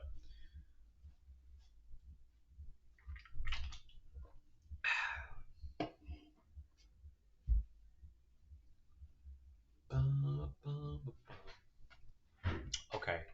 Zappy Foundation. Whoa. Before I get to that, 272 RC. Yeah, it's a big public Texas school. I don't know whether there's only 10 people. Dang, there's only 10 people in a big public school. That's really small. I mean, if you become president, make it huge. That would look really good for you. Okay. Okay. Mohammed, I see your question. Let me get this to you real quick. Okay. Would an essay about a project I started early failed due to inexperience and improved my skills and eventually brought back to life, turning the idea into reality, be a stronger? Yes, true. It could work for sure. But this is again, I'm sorry I'm being such a like broken record, right? It's really down to the execution and how you go about this. Because if you kind of do it very um okay, yeah. If you can't break down exactly um you know what you mean to the granular level, and if you're just stating things like you know like my love for computer science has been renewed through this experience, and I want to continue doing this, like, and if you keep it like bare bones and surface level like that, it's just going to fall flat on the floor, right? So it's about giving your perspective on the things that is happening to you. So let me explain this, right? Take person one and person two, for example, right? And they're both on the street, and then a Lamborghini rolls by. Person one that is not interested in cars, they're going to be like, okay, cool, that's a cool sports car, right? But then person two has their jaw drop to the floor, and they start yapping about the history of Lamborghini, the impressive technological feats that they have, conquered, as well as the engineering and, yeah, I guess, like, aerodynamical, whatever physics problem they've solved to get to this point, right? And they go on and on and on about that. Now, person one and person two, they have different perspectives. Person one sees it as a hunk of metal that gets them from point A to point B. Person two thinks it's an engineering marvel, and that it's an artwork. However, reality is the same for the both of them. What just happened on that street? A Lamborghini just drove past them. That's it. That is reality. If you were just telling me something, that is what happened. But the two people, they're gonna have a different way of explaining what has happened. Person one's gonna be like, oh, I just saw a cool like orange car today. But then person two is gonna spend the rest of their time just talking about how cool this car looked in person and how much of a road presence it has, and how it can't be comparable to all the videos and pictures he's seen online, right? And and that's the difference. The idea is the same because what? The reality is the same for both of them. The car just rolled by, right? Let me give you another example. Imagine, let's take a random religion. Let's take Christianity, for example. Person one, just reads the Bible. He doesn't go to church. He reads the Bible. He has some sort of idea of what Christianity is like, and he says he believes it. Okay. But then person two, he's like a pastor. Let's say he spent the past 40 years going on mission trips and spreading the gospel. Okay. And he's dedicated his entire life for it. Both of them are going to say the same thing. Hey, I believe in Christianity. Okay. That's the core idea, right? And reflect that as like an essay idea. That is a core idea. Is that essay idea bad? No, right?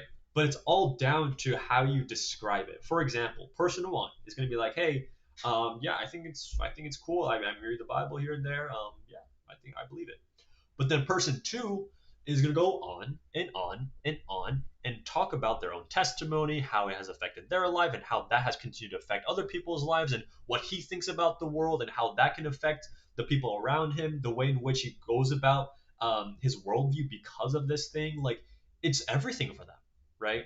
And like, it's that passion, right? It's the way in which they describe their ideas and perspectives that really prove to me the value, right?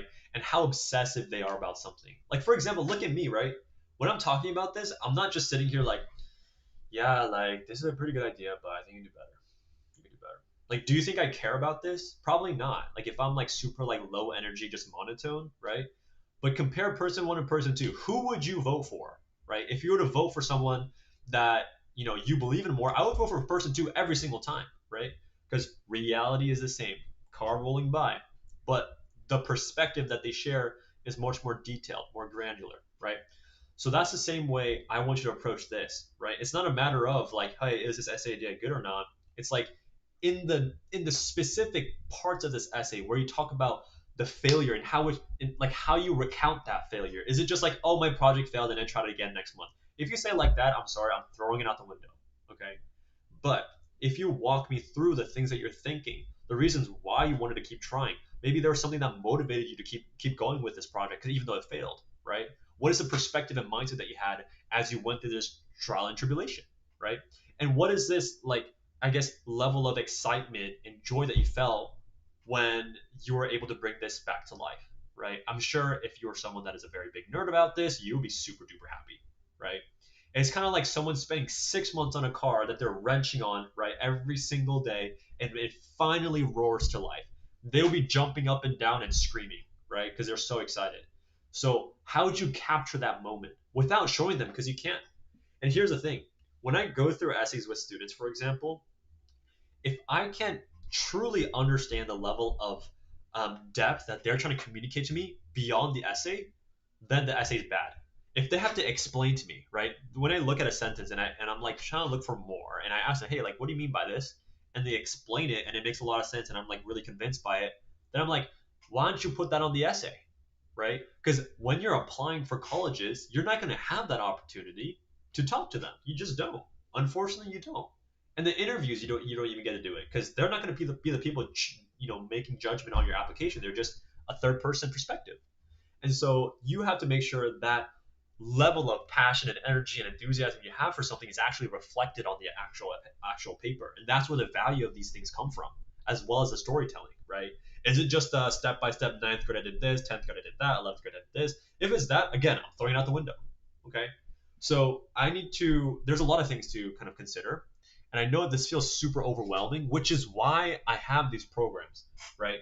I'm not trying to show this out, but like I can't do this for everybody in my free time. It just takes too much time. It's ridiculous on how much time this takes. I work with students for 7 to 8 months straight to work on these things, even more, especially if it's a RD, if it's for RD applications. That's how long we work on these things, right? Now, so do some students, finish it sooner than others? Yeah, absolutely. But some students are even rushing at the very last minute because it takes them so long, right? But that's the level of detail that I'm looking for, right? So hopefully that kind of paints a better picture of like what a good, essay will look like, right? But yeah, that's pretty much it. That's pretty much it. Hopefully that answers your question. Um, but yeah, okay. Okay. Okay. Key or tip. 80-29. Okay. Quick question. I was wondering how to reach out to more students to join a club I started due to my interest. Basically, how can I better advertise? By the way, thank you so much for the session. Absolutely. You're welcome, and thank you for joining. Thank you for this question as well. For this one, think about from the student's perspective.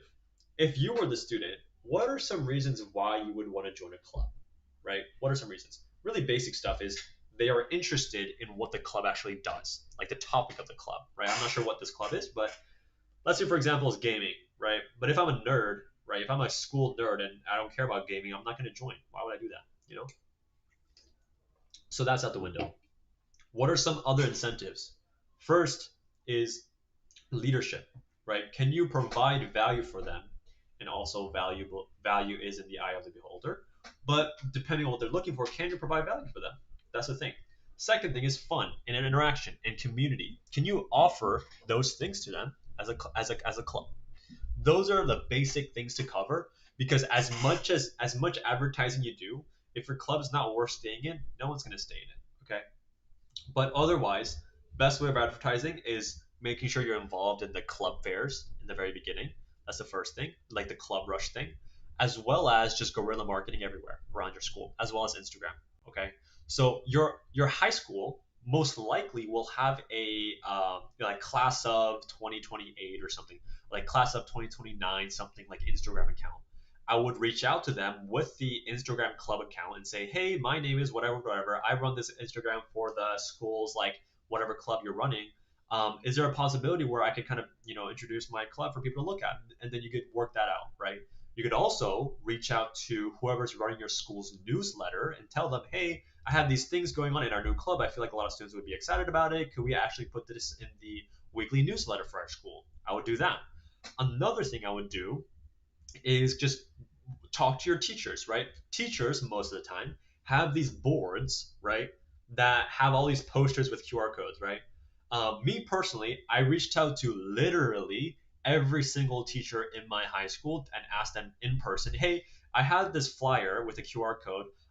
We have our first informational session in about 2 weeks. Is it all right if I have this on your board for the next few weeks and even have it continue to be there if we do well? And then most of the time they say yes. Now, do all of them say yes? No, but most of them do.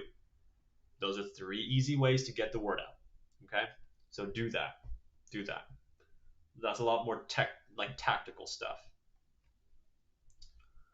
All right, all right, all right, all right, all right. Go 9402. I don't know what your second question was. Could you paste that in already? Again, sorry.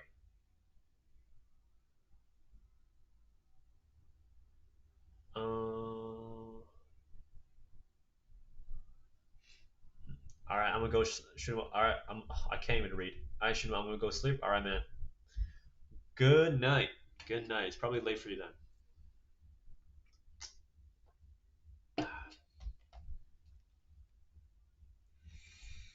Okay.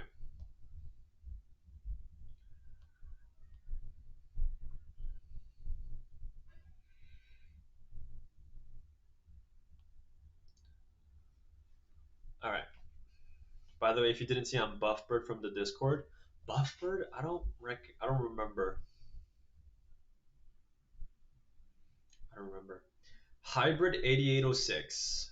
Um, if I was accepted as a Coca-Cola scholarship semifinalist, does that mean I have a good shot at HIPSUM? Yeah, I mean, um, Coca-Cola scholarship semifinalist. That's not bad at all. That's really good.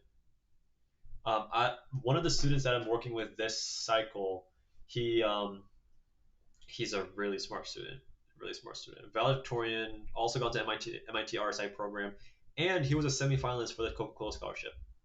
So just because you don't make it as a finalist doesn't mean you're like a bad student or anything. Yeah, he was asking like a really similar question. He was like, "Oh, am I screwed?" No, no, no. Mohammed, yeah, thank you, man, and you're welcome. Hopefully, it helped, man. I respect the hustle, Shinwoo. What do I even say to that? Sorry, I'm like not functioning because it's been so long. Thank you, man. Just doing my best out here, to be honest. Doing my best. Finishing my USC supplementals right now. Want to help me? What are you stuck on? What are you stuck on? I can't really do essay reviews just because like if I do it for one person, then I have to do it for everybody. It becomes really hectic really fast. But if you have like a specific question, I can help you out. Also, out of a spike or a well-rounded application, which one is better? A spike. A spike.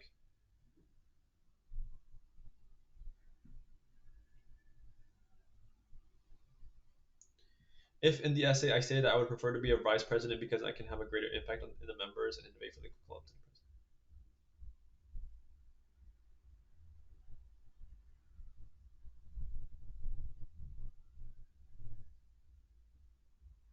That makes no sense. Arsyadam. Arsyadam. Okay. Um.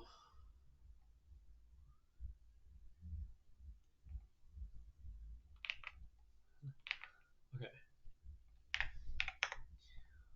Okay. This question here, it is not. Don't talk about this, please. They don't give a crap. Like, don't say that you wanted to be vice president more because it sounds like an excuse. Like, hey, I wasn't president because I want to do more of this type of work more. Don't mention it. Don't even mention the like why you were vice president or why you weren't president. Who cares? Just focus more on what you did. Um, yeah, please don't do this. This can come off as an excuse, and it just diminishes your current work so far that you've already accomplished.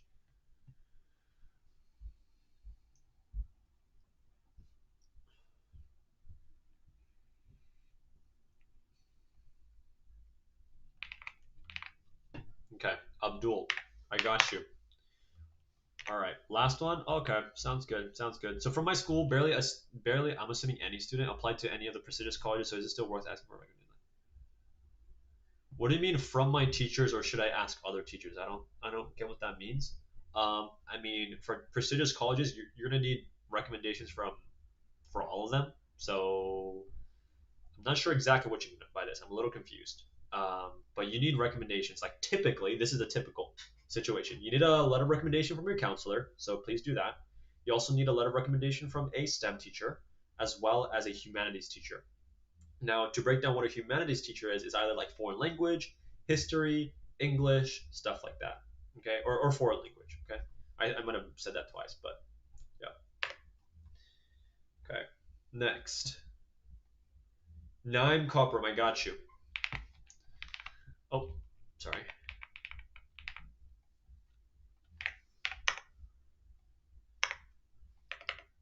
Actually, UCLA's been my dream school since I was a baby. That's kind of funny. Imagine a baby that comes out of a womb and it just says it wants to go to the UCLA. That'd be crazy. I see a lot of people get into UCLA with crazy stats and GPAs, but I also see others with average GPAs because there are only a few ECs. Is that all of the question? Okay, I guess it is. Oh, wait, no.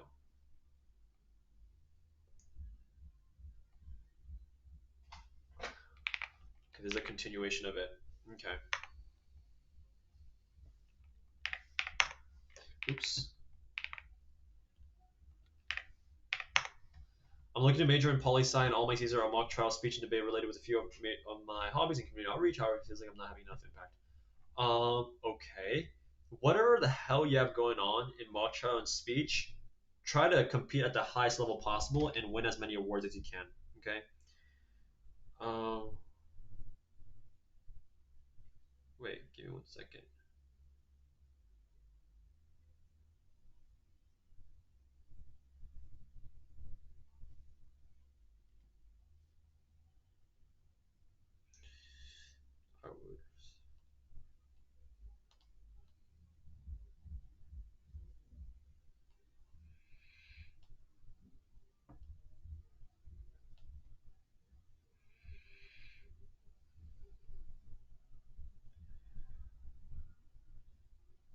Give me 1 second.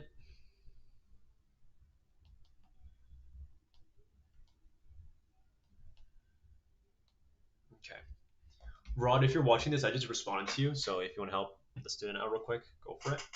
Um, but in terms of the few hobbies and community outreach stuff, like especially these two, like think about I don't know exactly what you're doing here, but think about in which ways you can really elevate these things in terms of the number of people you're impacting or the actual ECs within this activity, if that makes sense. I wish I could give you more tactical stuff, but I just don't know enough. Yo, the TF guys, I thought you were getting offline, man. What the heck?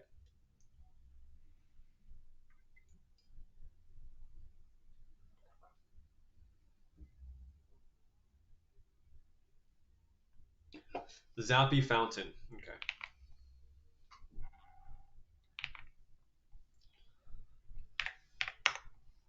Can my math classes make up for a low math SAT? Here's the thing. This is really strong. The fact that you're taking Calc AP in freshman year, so this would definitely work for you in your favor. Um, it's just like overall, like a 760 math is just not ideal.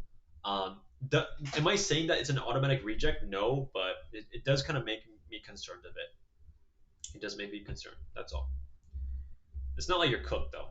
I feel like you have a solid chance with your ECs and GPA. So good stuff. Let's see. Oh my goodness. Um, let me look at this. Salmon, how you doing? Let me help you out here. I got it. I got. Whoa. Wait, what? Oh, can I? Okay. I think you said here it is. The question is, can I get? I'm assuming can I get into UPenn? Um, even if my GPA is 3.2, but I feel confident because my SE is strong. Oh, oh my goodness, the neighbor is so loud. Anyways, can I get into UPenn Wharton even with a GPA of 3.2? Come on, guys, let's be realistic. Let us be realistic. 3.2, like that's gotta be like easily below 50th percentile of your school, no? And UPenn is what? Like, come on, let's look at this. Number one.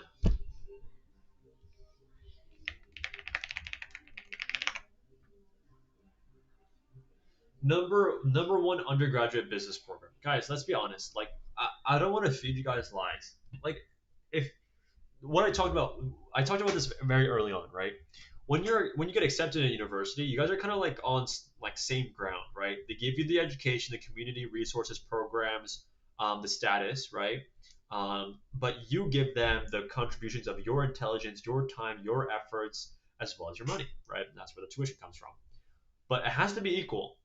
A number one school, most of the time, is not going to invest in someone that is not number one of their class most of the time. Like, let us be honest.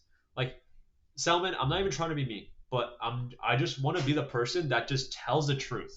To be honest with you.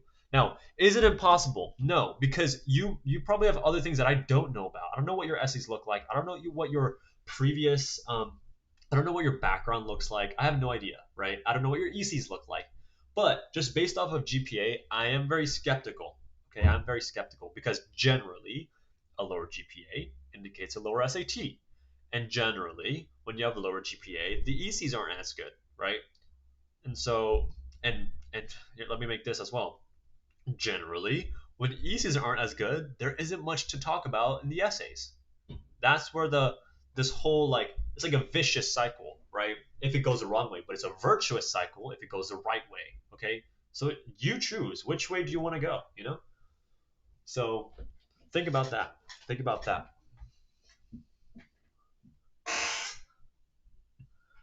Okay. Anyways, thank you so much, man. Yeah, of course, man. But yeah, Salman, I don't mean to be a douchebag. I really don't. I just want to because I'm sure if you might ask this in other people's like whatever like Discord or just live stream or whatever, they might just feed you just BS. Like I'm just gonna be honest with you, right? Now I don't know what grade you're in, but you know yourself what you need to do. You know what you need to focus on. You know, so go do that. Spend your time doing that. I want to be that person that's just upfront with you. I'm not gonna lie to you, and I mean it in the best way possible. I'm not trying to be rude. Um, Sunny side up. Good question. This is a really interesting question. Is it a bad move to mix in a political or religious belief I believe in, or sorry, yeah, belief I believe in strongly and has impacted me even if it's controversial, like in personal essays? Um, so for this one, it depends on the school, right? If you're saying this in like for a school like Rice University, it's in Texas, they're gonna be a little more okay with like more diverse ideas.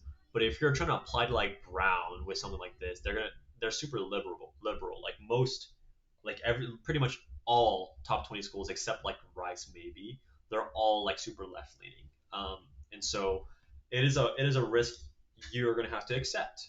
I don't know what actual political or religious belief you're talking about, but that's something you have to keep in mind. Okay.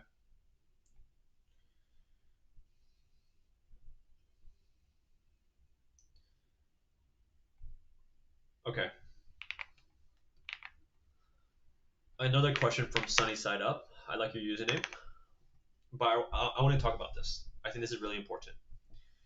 A lot of my ECs are typical at my high school, and I did less in general than other people around me, but each one I did it with a purpose. Is there hope?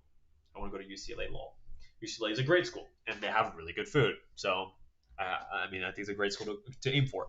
Um, Here's the thing, right? Think about it from their perspective. If you're an employer, right, and you see a few applicants, let's say there's five, right? Four of them have the four of them are on the same level, and they have a lot of like 2 years of work experience, right? And then one of them has 1 year of work experience.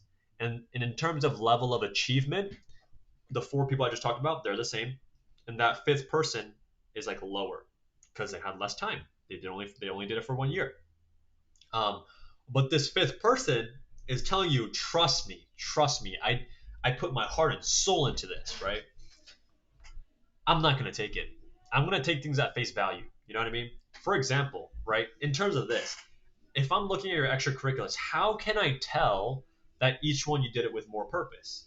Now, through the essay, you could do that, I guess. That's one part. But another part is if you did things with purpose, when people have purpose, they go beyond. They go beyond the expected. For example, take a person like going back to the point of self-interest. People do things out of self-interest. Like anyone that says otherwise, like they're all lying. Okay. Um, unless you meet like a very enlightened like religious person, they're like, I want to get to that point. Honestly, I think that's a really beautiful like point of life that they're at. Anyways, um, think about a billionaire like Elon Musk. Okay, do you think he runs 4 to 5 different multi like centimillion-dollar companies every single day because of money? No, he has plenty of it. He doesn't need more of it. Okay, but he does it with what? He does it with purpose, right? Purpose drives people beyond expectations. So for you, if you're saying you did each one with purpose, but it's actually less in general than the other people around you, I don't believe this. I don't believe this whole thing of I did it with more purpose or with a purpose. That doesn't make sense to me. You can't prove that. You're not proving it to me right now, at least. If you're saying that it's less in general than other people, you know what I mean? I can't if I was a school and I'm betting a seat on you. This is not enough, evidence for me to confidently bet on you. You know.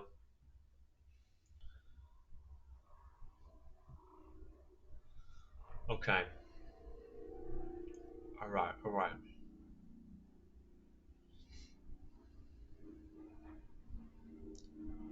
Yo, does Duke's supplemental essay prompts change each admission cycle? Not that I know of, but they do change here and there over the years.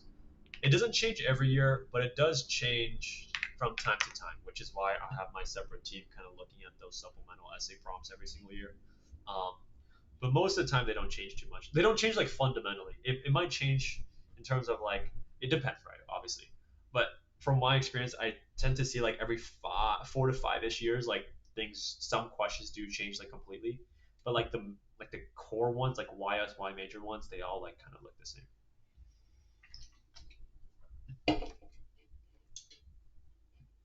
Of course, bro, to mention food. Did I mention food? Am I that fat? Did I mention food? No way. Was I mentioning food? No way. No, no, you're gaslighting me. I don't think I mentioned food.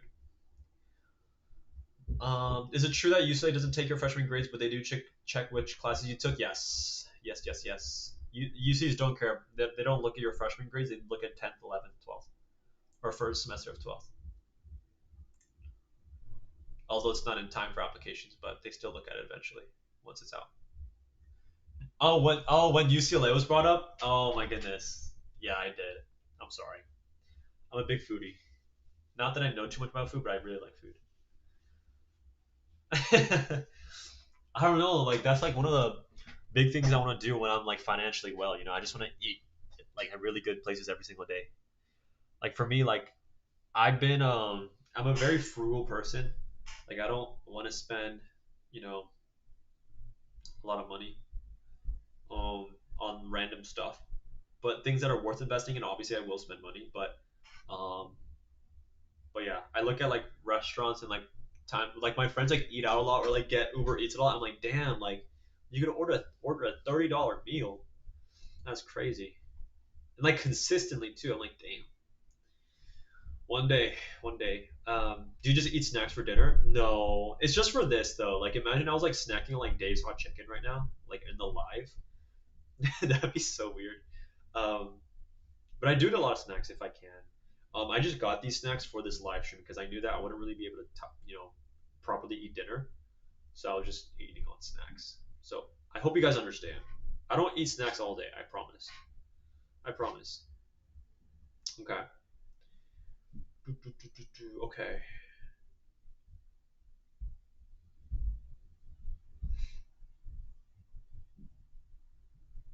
Uh, are you going to roast applications this fall?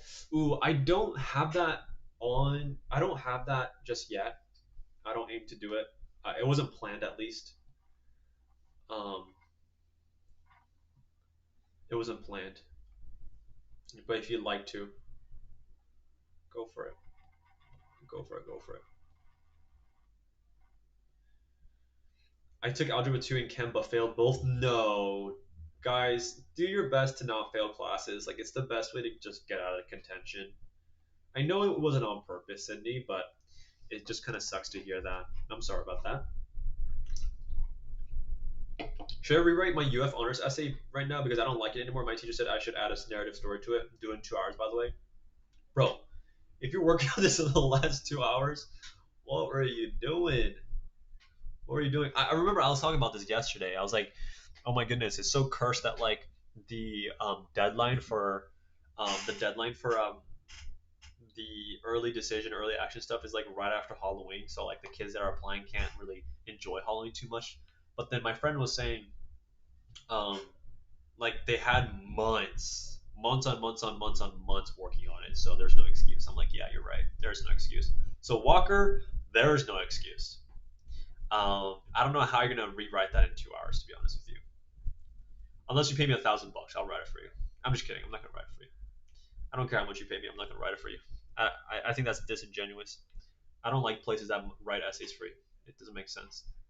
I think showing frameworks and a potential essay idea for something makes sense, but writing exactly for you, like directly for you, not a big fan. Not a big fan. If I submit my stars to a college, wait, what?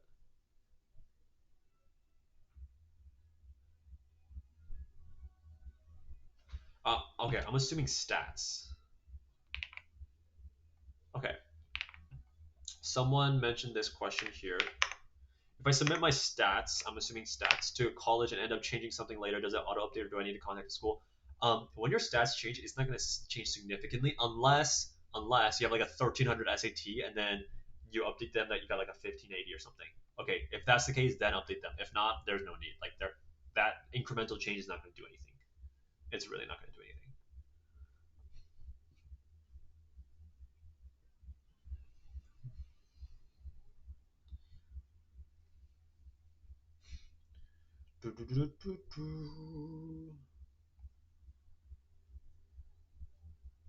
Okay, sunny side up. Good. This is a really good question here.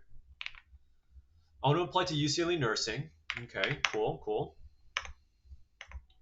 0.8 acceptance rate. Yeah, it's really difficult. But I didn't compete in clubs or anything. I focused more on service, etc. Does that really matter? Okay, here's the thing. If it is true that you need to compete in clubs or anything to get into a good school, then their entire class is going to be full of competition based extracurricular students. Okay.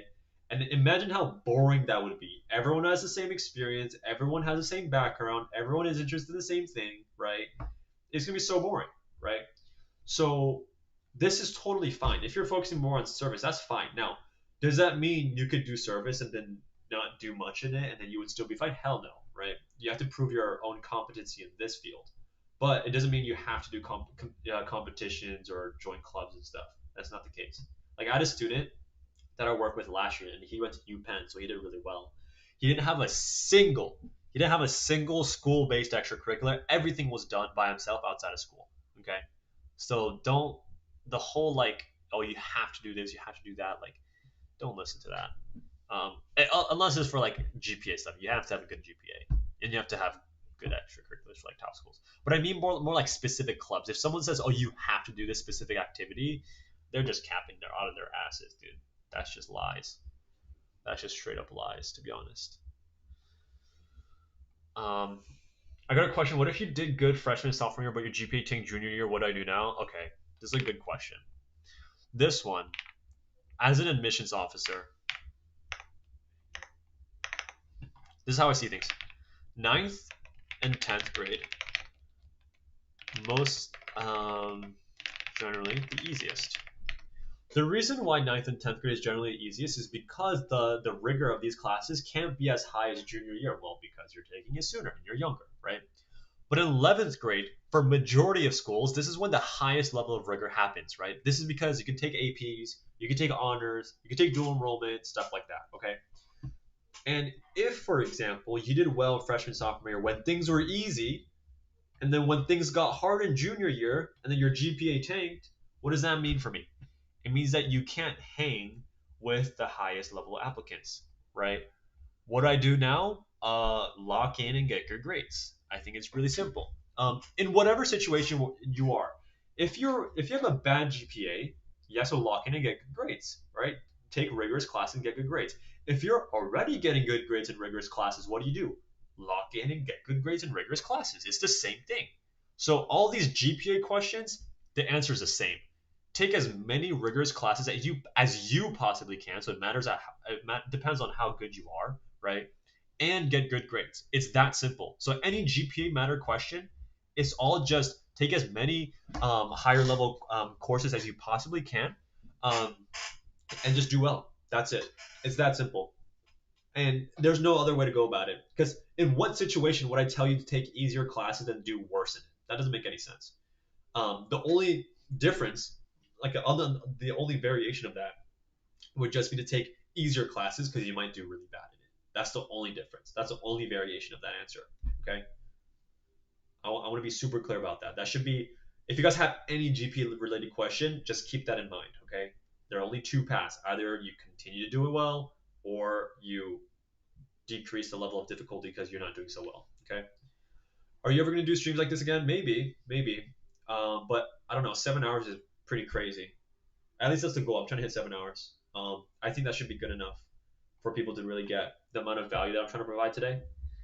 Um, but yeah,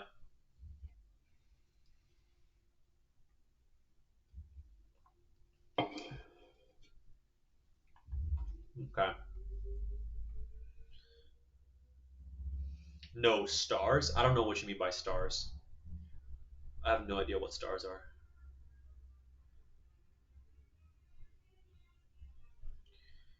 I have never heard of that. Self-reported academic record. Sorry for not clarifying. Okay, maybe I'm dumb, but I've never heard of stars. Zappy Fountain, of course. Thank you for your time. Good luck, man. You're in a really good spot. Hope you do well in the RSI applications, and if you do, let me know. I really like to hear from you. Yeah, good luck. You're doing well. Um, but yeah, for stars, yeah, okay. So self-report academic record. Okay, for that, if like your grades are not going to change fundamentally. Like not significantly at least. Especially if you're like, think about it, right? If you for the past 3.5 years have consistently gotten a certain level of grades, and then suddenly at the very end you increase, right? Even though you've increased significantly, because the amount of time it has been at this higher level is so small, it's not going to make any difference. It's going to be so minimal, so it doesn't matter, and it's not going to make a difference. Um, okay, it is going to make a difference marginally, right? And but if you win a grand award, if you win something really huge, then update them. But if it's just like a small little thing and that's kind of like, don't I don't think you should even reach out. I don't It's not worth it. It's not worth it. Not that it's not worth the effort, but it just won't count. They just won't care. I strategically ED to the NU because I thought I had a better chance than my top choices. I thought I had no chance. I have a 1550, 4.65 GPA max rigor, only two national awards. Was that a mistake? Not a mistake. But I do think you could have like at least tried for HIPSIM schools. Because those are pretty good stats. Those are really good stats. Um, but NU is always a good school. I'm not sure if you mean by northeastern or or northwestern, but yeah, I mean, I don't think it's a mistake necessarily, but some people are going to be like, "Oh, you could have tried for those top schools," which they make a point. Um, okay, are you making bank, Shinwa? I wish, I wish, guys. My goal is to get out the wazoo. I'm just kidding. But no, in terms of business stuff, it's going way better than I thought it would. I think it's mainly because for us, like, I'm not focused on the numbers. I'm because numbers are the outputs. It's the outcome, and outcomes are based on the inputs and the quality of the input as well. Because I've been focusing so much on the service delivery, making sure everyone has an exceptional experience. Like people are loving it. Yeah, I mean, in terms of that side, it's going good. Um, but yeah, hopefully next year, especially with the launch of this new program, I'm hoping to help out more students because it is a shorter, more affordable program. Um, but yeah,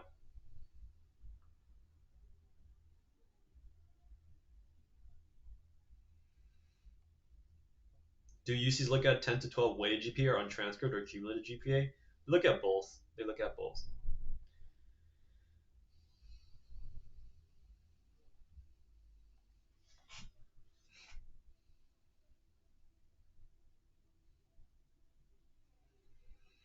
272 RC Duke does not give a crap if what state you're from, but it does indirectly affect your application. You know what I mean? Because if you start school at this new place late, right, then you have less time to integrate yourself into school clubs and stuff like that. But if you still do well in this Texas school, then you're fine. They don't care.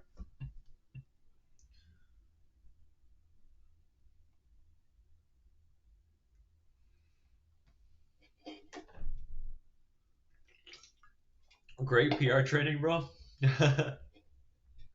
Wait, what question was the PR training for? I'm curious.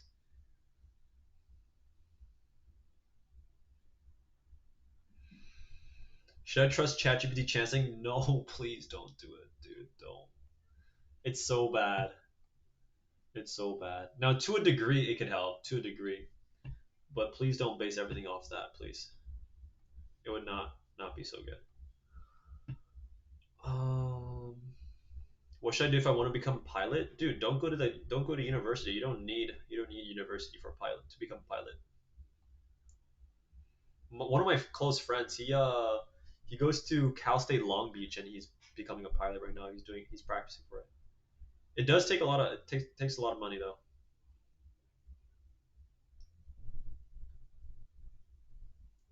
When you say you don't care about the numbers, but your quality of input. Ah, I see, I see. Well, of course, like I care about the numbers to a certain degree, but like I know that focusing on the outcome makes no difference, right? Because if I want to malleate the outcome, I want to know what I can directly influence that is related to this outcome, and then change this. You know what I mean?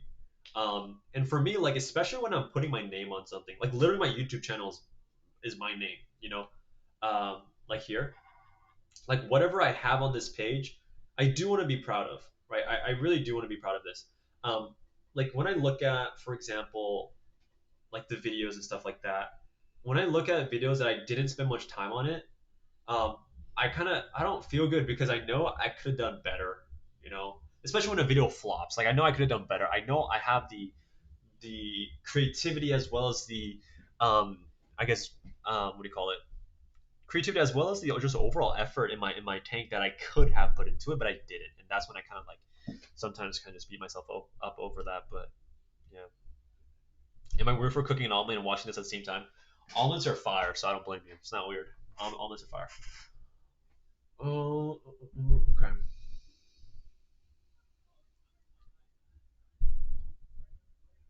Okay, I'll be graduating with my AA through dual enrollment. Is that equivalent to like 10-ish APs? That is no. No. Associates is not equivalent to 10-ish APs. There's no like equivalent like that. Um, there's no unfortunately no equivalent like that. But AA is very good, and also it would give you a lot of it give you a big head start in college. Like you would get done with majority of like basic like gen ed stuff, and you go straight into the really good stuff. So you don't waste time, and also you can potentially graduate early. So that's really good. So good stuff so far, Walker. Is there such a thing as triple majoring? I might do that. I think some people do, but generally, if people do that, they actually take longer, so they stay longer than 4 years. I personally, if I'm a university student, I want to get the hell out of there as soon as I can and start making money. You know, because at least for me, that's how I see college as, like, to get employed. No, your thumbnails are mad good though, like very click worthy. Thank you, thank you. I do have a team that helps me do that though. Trust me, like if it was just by myself, if I'm right now, we're working with like 40 students this year. If I was working with 40 students and making these videos, editing them, making these thumbnails, not possible. And I'm going to school, guys. You guys have to understand this. And I'm going to school full time. Um, and I'm trying to join this program that helps me work on this stuff full time for the next 6 months. But I'll see what happens. That gets announced next week, early next week. So hopefully, fingers crossed. Hopefully, we get some good results there. Um, but yeah, I mean, you guys have got to understand. Like, I have a team behind this. Like, thank God I have a team behind this. If I don't, like for example, Nahal, like the moderator here, he's my editor. He is his editor. I mean, his editing skills, like I can't replicate. I can't. Okay. Without him, I would be screwed. Without all my other team members in the background that help me with the stuff, without them, I would be screwed. Okay. So it's the culmination of all our efforts and time that is put into this that can make this happen. But yeah, thank you.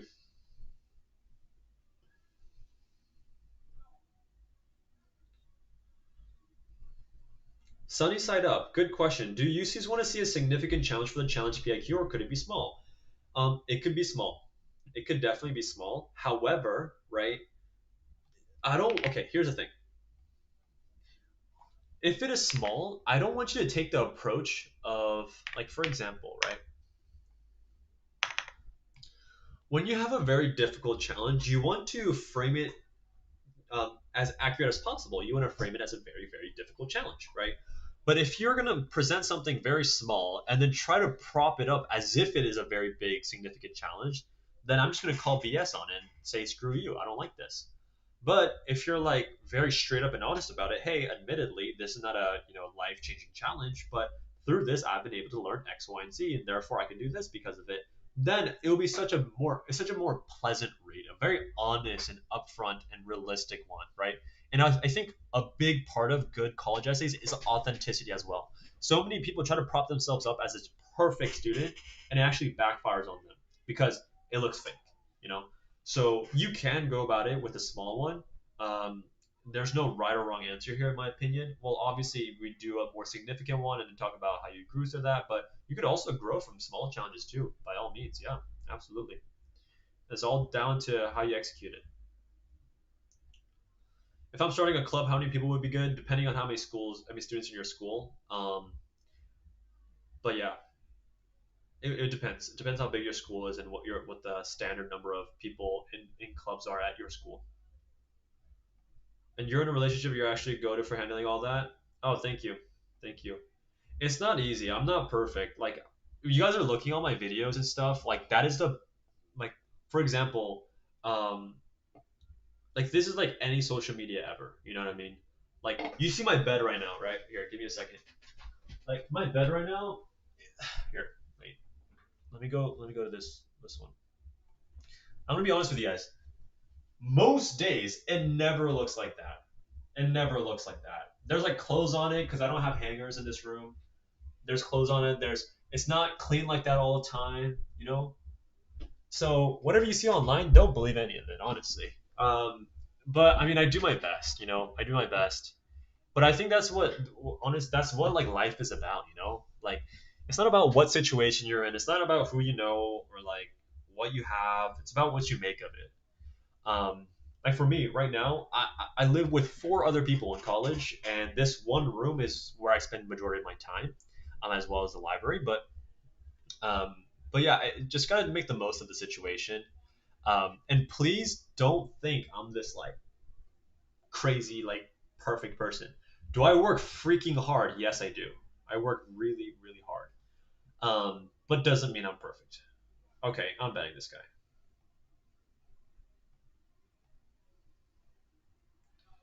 Bum, bum, bum, bum, bum, bum, bum, bum, bum, bum, bum, bum, bum, bum, bum. Simple Lion, you are gone.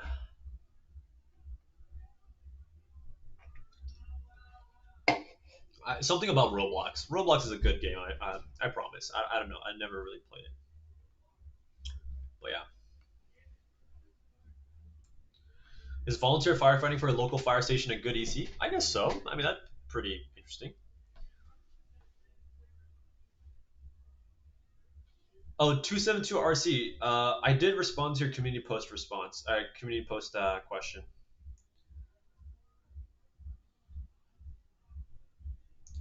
Let's say there's 1,000 people in my class. Stuff like okay. It depends on also depends on how many generally are in a typical club. But I would like to see like at least like 50 to 100. That'd be cool. That'd be a good number. If you can easily go above that, absolutely go for it. But what makes an essay slash EC undeniable top schools? Um, it depends. I hate these answers where it's like it depends, but it really does. But EC is generally like if you're the top of something at the very very peak of something, like if you are a international winner, like you can't deny the fact that you were the very best at that. You know what I mean? So that is one way to be undeniable. Essays, for example, also like if you're super generic, I mean not generic, authentic to yourself and bring up a good point, as well as like the perspective that you want to share with them, and keep it authentic and real, pretty undeniable, right? I think for essays, it's less about undeniability; is more about unforgettable. So essays should be unforgettable. ECs should be undeniable. Okay. Okay, Ritika, first somewhat thoughtful things I've said. Oh, sorry, I've been on my video here. Sorry. First, somewhat thoughtful thing I've said. You've seen hundreds of applicants, right? Lol. What's the one thing the best ones all understand that the average applicant doesn't? Um, they understand that there's levels to this, right? In a video, I can't. It's really hard to break down what an exceptional essay looks like. It is possible, but it is very difficult because beyond the essays, there's a lot of other factors to kind of tie into it, right? And so, unless I have the chance to really work with someone one on one, it's really difficult to understand the level of polish that an application needs. And for me, because I understand I can't do that for everyone, I just try to break it down in very simple terms, right? Have a really strong standing at your school in terms of GPA and SAT, have undeniable extracurriculars, have unforgettable essays. That is really the most I could do, right? It is true. It is not false. It is true, but however, it's not specific enough advice to help everyone, right? Especially considering all the different types of situations people can be in, right? But you got to understand, like in an essay, a good college application, essays especially, that's where all the super high level thinking comes in. And some people are gonna write this up as like, oh, he's just trying to like say that like it's super important, so he works with, so that we have to work with him. It's not. Well, of course, like shoot, like I mean, people that work with us have an incredible time, but it's not just about that though. But that is something that the top students that I work with understand. They understand that they have exceptional extracurriculars and GPA and SAT, but on top of that, essays is a completely different battle. All the things you've done in essays, I mean, extracurriculars and GPA, they don't directly translate on the essays. Just because you do well in AP Lit, Lang and AP Lit doesn't mean you can write a good essay, good college essay. Because here's the thing, like in terms of like what, okay, this guy just okay, he just got onto a different account talking about Roblox again. Anyways, um, but yeah, I mean, hopefully that kind of makes sense. I know it's kind of like vague in a way, but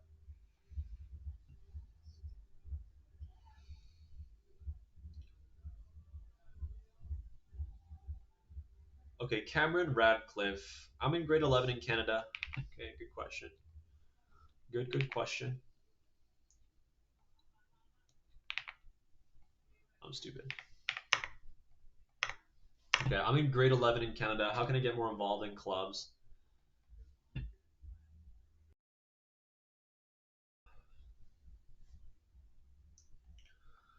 How can I get more involved in clubs? I'm mostly just been the person that just shows up to meetings and doesn't do too much. Also, how can I like be more consistent with studying? Okay, this is a completely different question entirely. But this one, if you want to be involved in clubs, do the exact opposite of whatever the hell you're doing right now. So, what would the opposite look like? You would show up, you would apply yourself, and reach out. Okay. When you show up and do nothing, you stand on the sidelines. Like, how are people around you going to understand what you want to accomplish at this club? How are they can't read your mind. I can't read your mind. So you have to make it clear. Hey, president, secretary, treasurer, whoever, I want to be more involved in this club. Can you help me understand what I should be doing or other responsibilities that I can take care of so that I can further evolve in my responsibilities and roles in this club? Then make it clear. And then what do you do after that?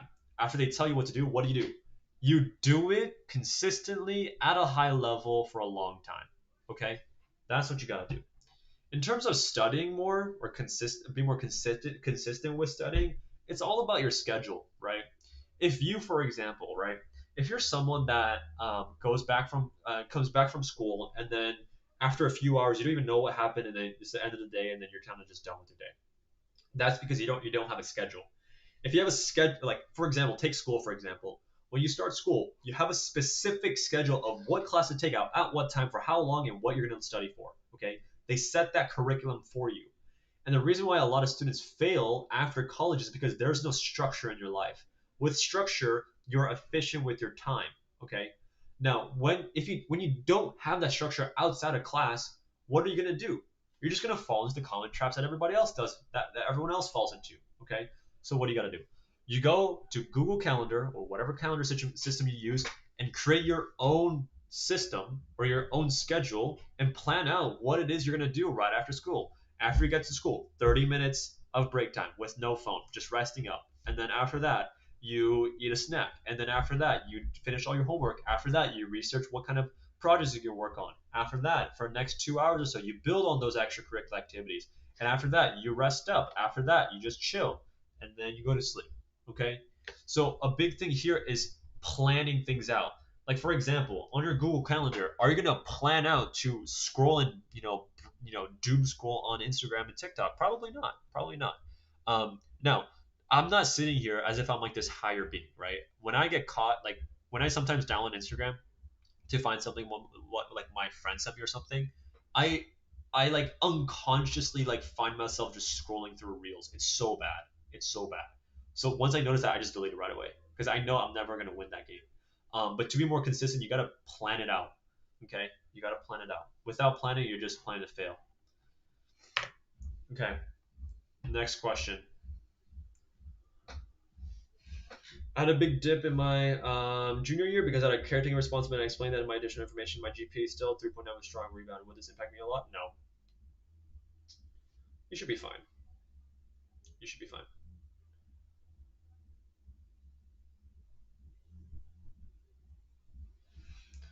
Sunny side up. Don't take the other AP class if you already got a five on one of them for the English stuff, because there's no need. If you didn't get a five, maybe, but you already got a five, so you're good. Good job, by the way. AP Lang is not the easiest. Subin Shim, I just responded to your thing, so.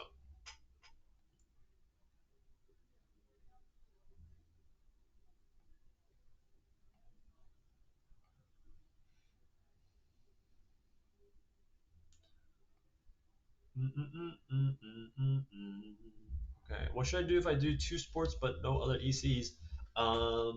Do more ECs. Do more ECs. Come on. I think you know. I think you know the answer.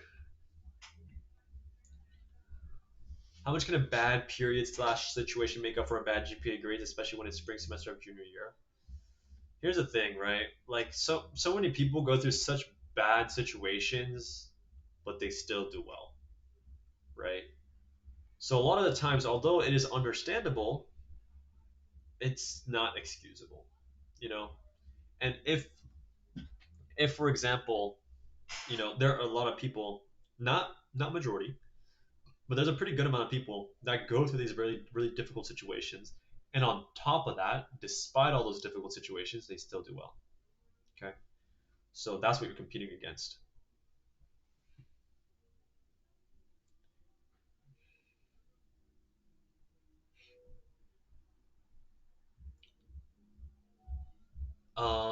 Knights escort, mental disorders. If you can verify it from doctors, yeah, sure, I guess you could put it. But I don't want you to use that as an excuse. Just give them the facts of what the situation is and let them interpret it. You could simply say, "Hey, I have these conditions, therefore it kind of got in the way of, like, it made it difficult for me to do X, Y, and Z." That's it. Don't go into it any further.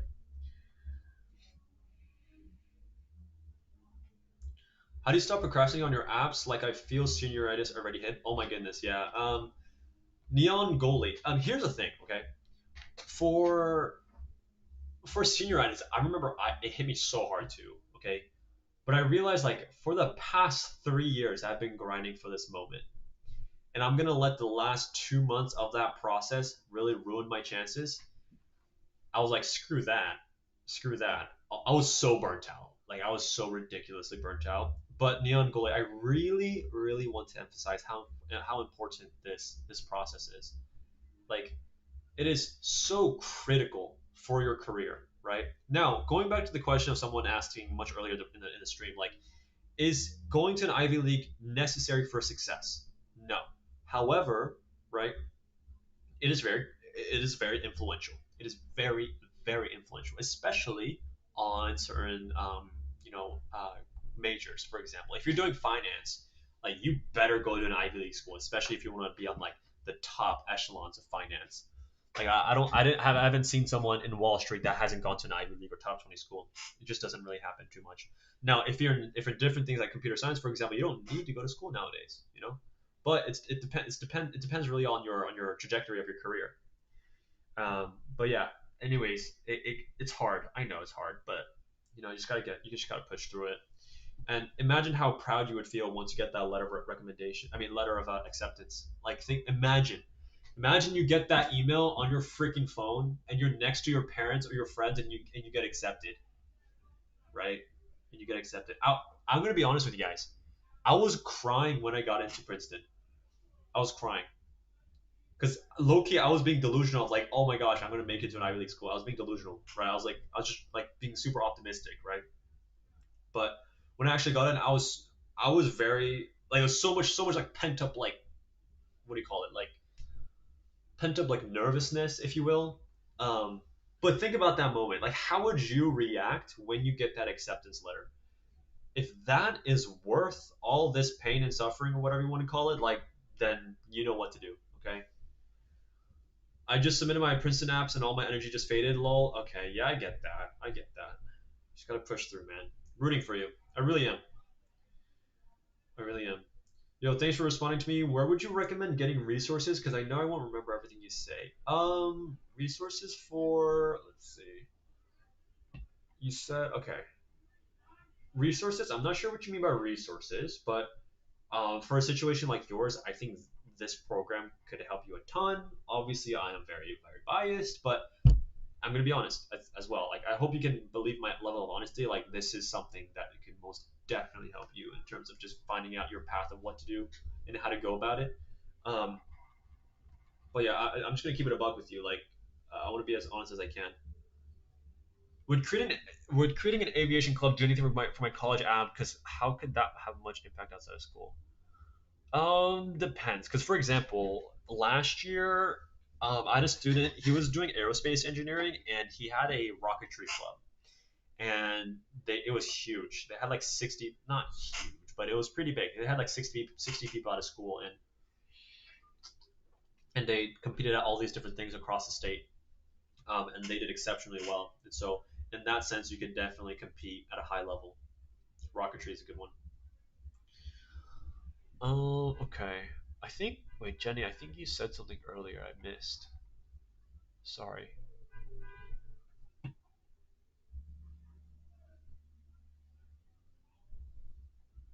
Where is it? Oh yeah. What's your typical day in your life as a student? I don't have classes every day, but the days I do, it's kind of like back to back to back. Um, but most days at 9 a.m., I go get on a meeting with my team, um, just to kind of go over what the day should look like, what we're aiming for. Um, and then on days I have school, I kind of just do that. And then right after school, I have meetings with my students and also any discovery calls that might happen. And sometimes it's like on Sunday last week, I had 11 calls back to back.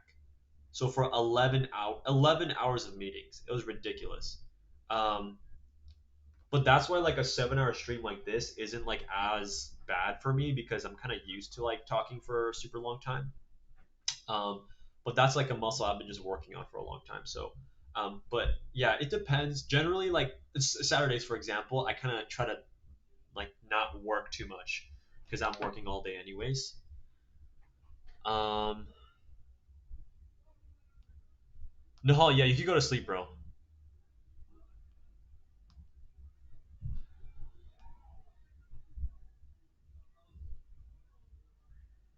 Thank you so much again, Nahal. Okay,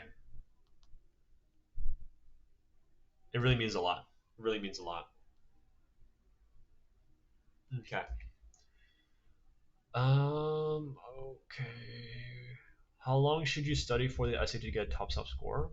It depends on the person. Depends on the person. Me personally, I overdid it. I did how many practice problems? Shoot, I forget the number.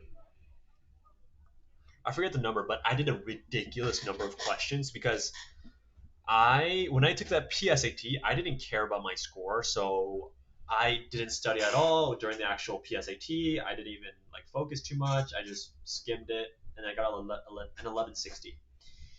And I saw that, and I was like, wow, like I'm like near the top of my grade, but I'm getting 1160. I should kind of take this more seriously. And I saw my friends do it. I had this friend named Ben, and he got like a 1420, 1420. And for him and I, we were like really competitive. Like we were best friends, but we are also very competitive. He's also very smart. And I saw him get a 1420. I'm like, oh shoot, he studied and I didn't. So I'm like, okay, I'm gonna get my money up. So I locked in for the next 3 months. I took the SAT twice. First time I got a 1450. Second time I got a 1580, and then I called it a day. But I did so many. Like I probably did like over 3,000 questions, something ridiculous like that. I studied literally every single day.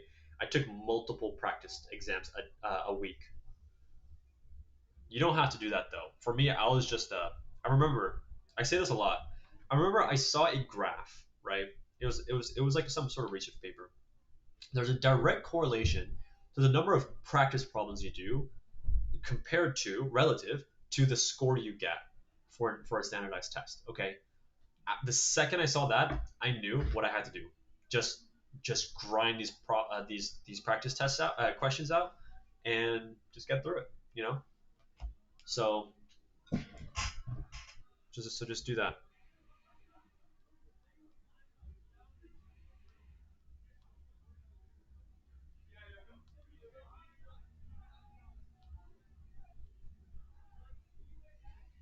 But yeah.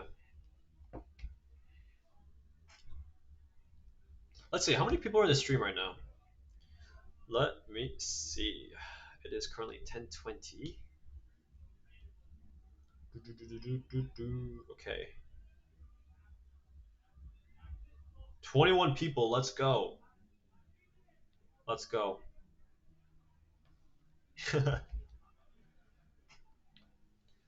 Thank you for answering all my questions. Although it's too late for me, I'll definitely recommend to my younger peers. I gotta go, but will this video be here after? Yeah, of course. I'm glad I had the opportunity. I think it should be here. I'm not sure exactly how to keep the live stream up after I'm done with it, but I'll figure it out. I'll keep it up there for sure, and I appreciate it. I appreciate it. I got a 700 in freshman year for my PSAT. Oh my goodness, Sydney, you gotta lock in.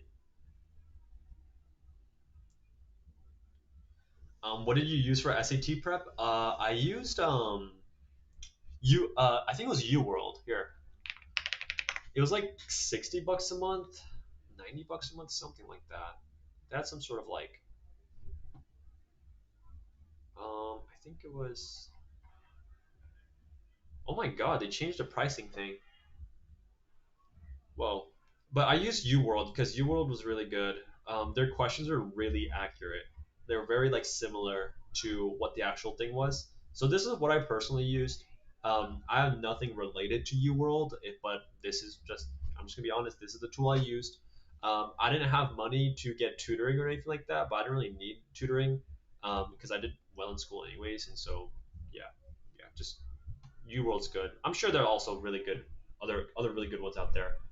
But yeah, if you guys want a free one though, Stellar Learning. This one is good. StellarLearning.app. This is all free. Okay, this is all free, and you can practice SAT stuff, I believe. So if you go to the left here, you go to Explore. Here, let me first log in. Give me 1 second. Let me first log in and then show you guys. Thankfully, I'm in a partnership with these guys. There is no what do you call it? What do you call it? There's no pay for this at all. But go to Explore and then go to SAT Prep on the top right. Click on this, and then you could do practice only course. So you can do mock exams, you can do study guides and SAT Infinite Practice. So this is completely free. They reached out to us. Actually, high school has made this, which is really really cool. But yeah, they're currently developing like the actual course itself, but you could take all the practice questions. And so if I was a student, if I was broke as hell, I would use this. And you could also find our services here and stuff like that because we're in a partnership with them. But we're not going to be doing discovery calls anymore. So we're going to be sticking to this new program that we've been working on for the past 3 months. But yeah, that's what I used. That's what I used. Hopefully that helps out. Hopefully that helps out. Do you think Khan Academy works? Absolutely. Yeah, Khan Academy is one of like the basic things. I would use that to build the foundation of your studying. Cameron, I responded to your thing. I'm not sure what you mean by recommend getting resources. To be honest with you, um, but I will be trying to keep this live stream up, like as a video after. Should I submit my 20K class trophies into my college apps? How are you at 20K class trophies? That's insane. Are you pay to win? Are you all like level 15, all Evo cards? Lucas Foster.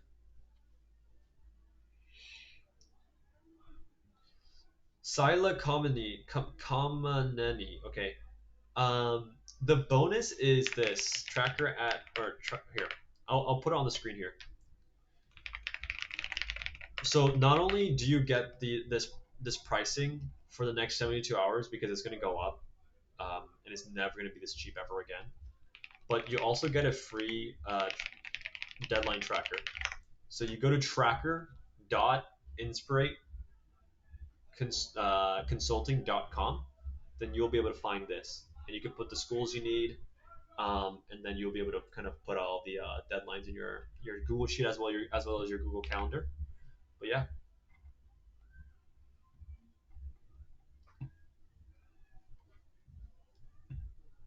I meant 10K. Okay, 10K is not as impressive. Never mind.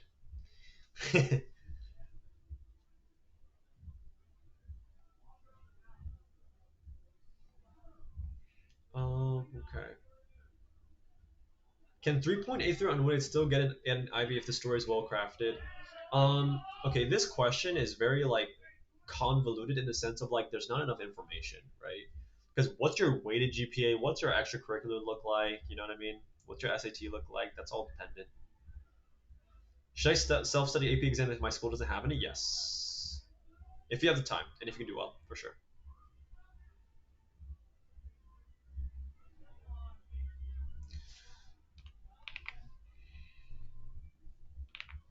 Okay, this is another question here.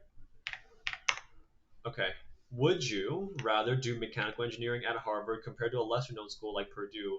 Purdue is very well known in mechanical engineering. Purdue is really well known in the STEM field, but with a much better program in engineering. Yeah. Okay. If you're in mechanical engineering, do not choose Harvard. That doesn't make any sense. Um, like obviously they have prestige, right? But for mechanical engineering, like STEM in general, Harvard's not really the best. Now, is it a bad school? Obviously not. Obviously, let's be honest. But at the same time, Purdue is really known for their STEM stuff. And so if you're trying to build a career off of mechanical engineering, I would go to Purdue. I'm straight up. I'm gonna be honest. That's just what I would do. Now, some people might disagree, which is totally fine. I think it's just all dependent on what you want. Yo, wait, should I submit 112% path of pain being no? What the heck is this? Oh, Hollow Knight. Uh, I don't know, man. They're gonna have no idea what the hell you mean by that. So I don't know. My God, how are you not tired by now? There are days where I do on like last Sunday I had 11 calls straight, like back to back to back to back to back to back to back. So I've really over the past 3 4 months I've really I guess trained myself, if you will. But yeah, I'm not. I mean, I could probably go an extra few hours, but it's gonna be late, and I kind of have stuff to do tomorrow in the morning. So like tomorrow, let's see, what do my meetings look like? Give me 1 second. Let's see. So tomorrow, yeah, I have a meeting in the morning, and then two more in the afternoon, and then two more in the evening, which isn't too bad. I thought six or so. You know what? Screw it. I'm gonna say it. I thought 6 or 7 meetings was bad back in the day, but after doing 10 and 11, like like I understand. Like it broke my belief. Like I used to think that was impossible, but it's possible now that I've done it multiple times. When you say the question is convoluted, it depends on so many things. So you are saying it is possible. Yes, yes, I am saying it is possible.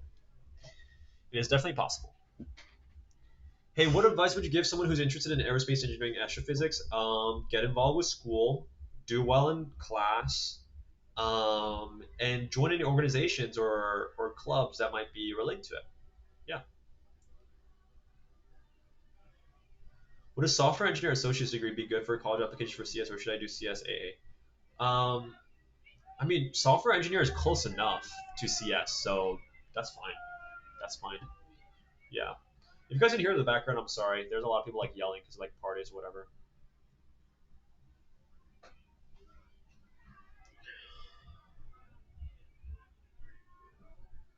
Is a 1240 PSAT 10 as a sophomore indicative of anything? 1240 is not bad at all. Now, is it the best? Obviously not, but like it's a good start. It's a solid start. I would just continue on with that trajectory, and just keep trying because you could then do really well with the actual SAT. Geez, you should sleep. I'll sleep eventually. But like there are days I just work until like 3 4 a.m. because like people need my help.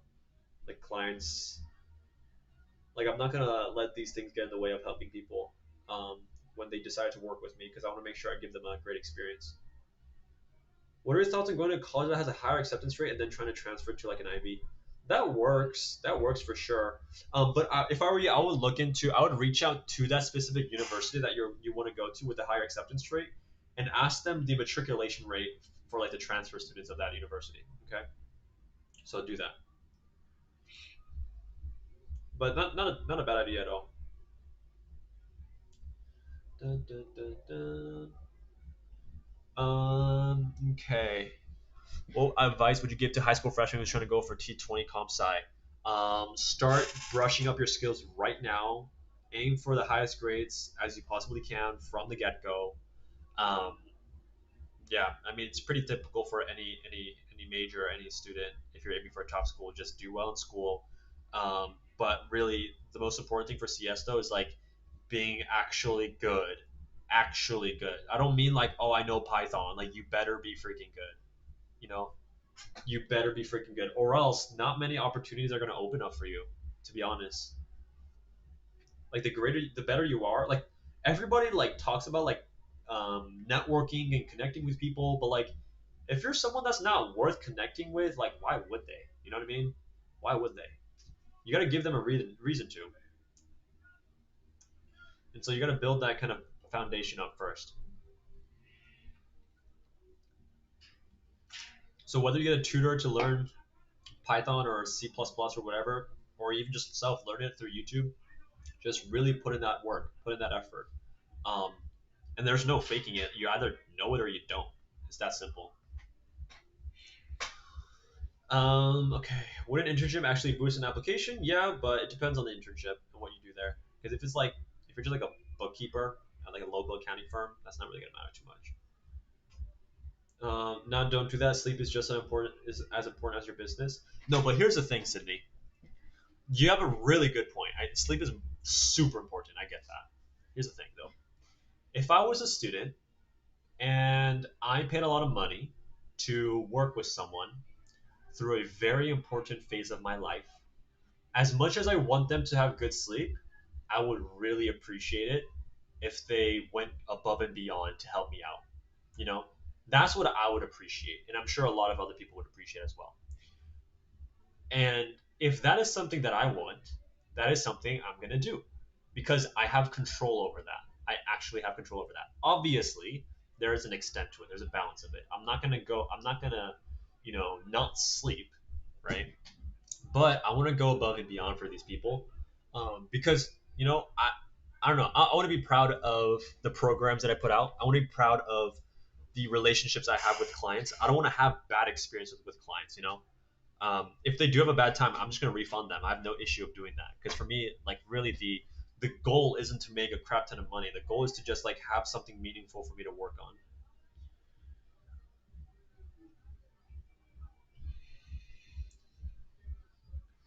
I'm sorry if you already answered the question, but does national merit semifinalists do much for college apps? Not too much to be honest with you, but definitely like obviously it's gonna be beneficial. I think it's a cool award to have on there, but it's not gonna be like a game changer. Doesn't mean it's bad though. I think it's good. That's a really good step. That's a really good step. Aren't there like really very good engineering programs at Northeastern? Yeah, it's pretty solid. I don't think it's like top of the nation or anything. Nothing crazy.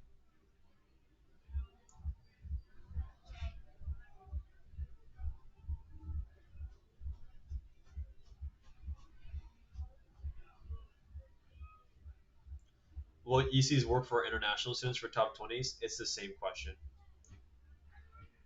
It's the same question, you know. So like when you're doing anything to aim for these top schools, like what you need to do does not change. You know what I mean? What you like the standards in which they're looking for does not alter. Right?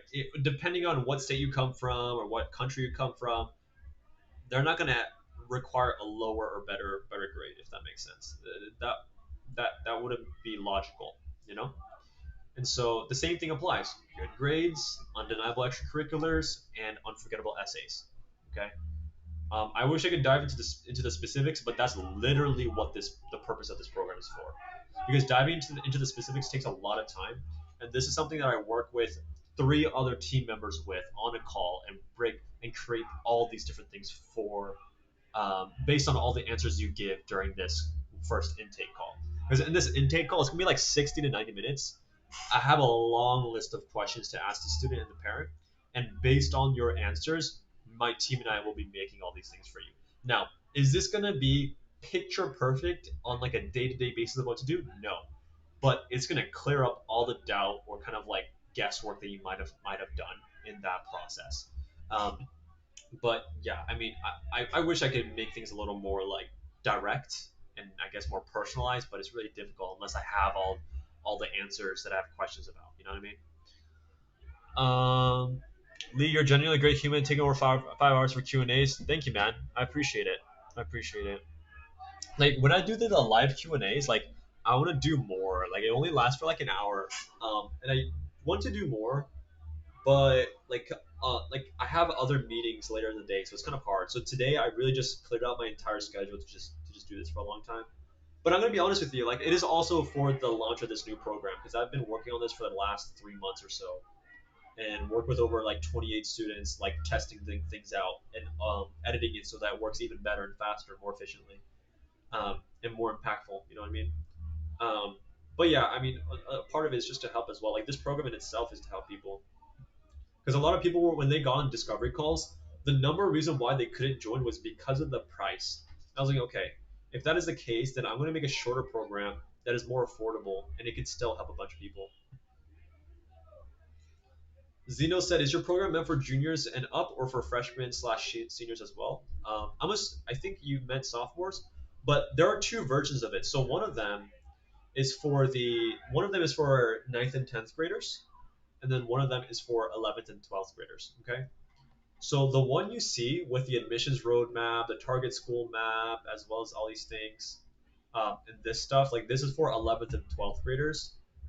This one with the GPA Boost Blueprint, Summer Edge Recommendations, Extracurricular Launch Guide, as well as the Spike Blueprint, this is for ninth and 10th grade. And this number 4 Spike Blueprint one, it is ridiculously extensive, like step by step, what to build, how to build it.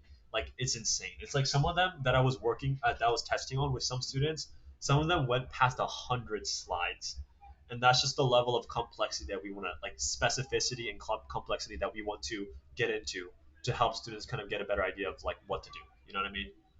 Like much deeper than what I can do right now. Let's see. There's a lot here. Is NGHS and NHS look around the same on a college app? Yeah, there's not much of a difference. NHS is really not that impressive, to be honest with you. Like kind of like everyone does it. It depends on what you do in it, you know. But yeah, okay. Let's see. How long have we been live for?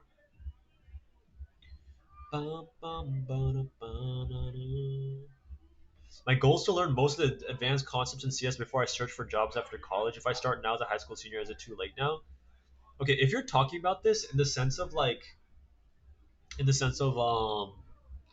for college admissions, yeah, like it's way too late. I'm sorry, but if it's for like just job prospects, it's fine. Like that's fine.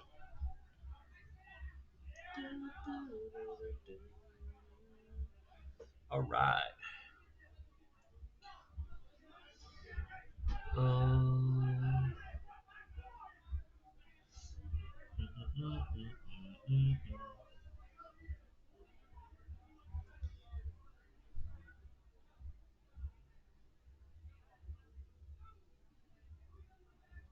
okay.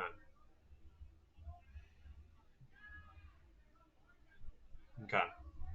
Any other questions, y'all? Any other questions I can help with?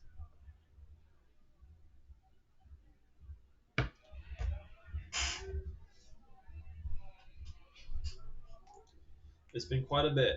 It's been quite a bit. Would that wait?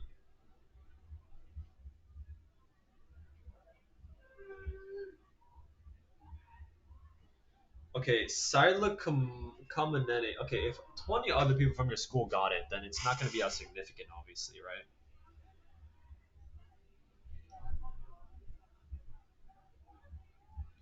Cuddly Pink 3121. What qualities or achievements stand out mostly in top applications? Good question. Generally, here, let me stand up real quick.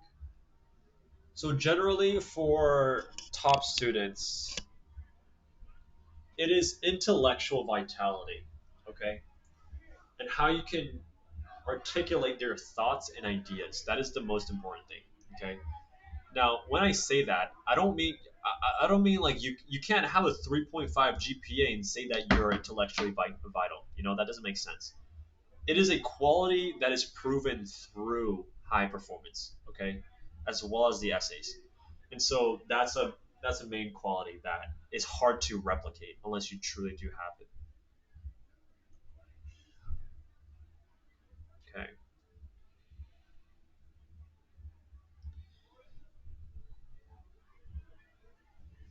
Is being a part of HOSA worth it? Depends on how well you do. You know, if you're in HOSA and you don't do jack shit, like, what's the point? Like, then I could just join it and just do nothing and then achieve the same amount as you've done, although you might have tried. What college area? I'm at Northeastern right now. Northeastern. So let's see. Okay. Are there certain minimum academic threshold, and if you pass that, is GPA and SUG not that important? ECS here. Okay. Category. Okay. Your question here, that is true to an extent. That is true to an extent. The reason why I say true to an extent is because there are some niche situations where like maybe you have very like circumstantial like background and whatnot. But other than that, yes, that is pretty much true. But it's not like a universal cap. You know, it's applicable to your high schools or your like district generally. Okay, so this is true to an extent and applies for a majority of people. And so if you're like top five of your class, you shouldn't spend all your extra time to get top four, top five, and top four, top three, or top two or whatever. You should just maintain your grades, right? And if you have the time, try to do better. But the rest of it should be to invest your time in your extracurriculars, essays, and stuff like that. You know.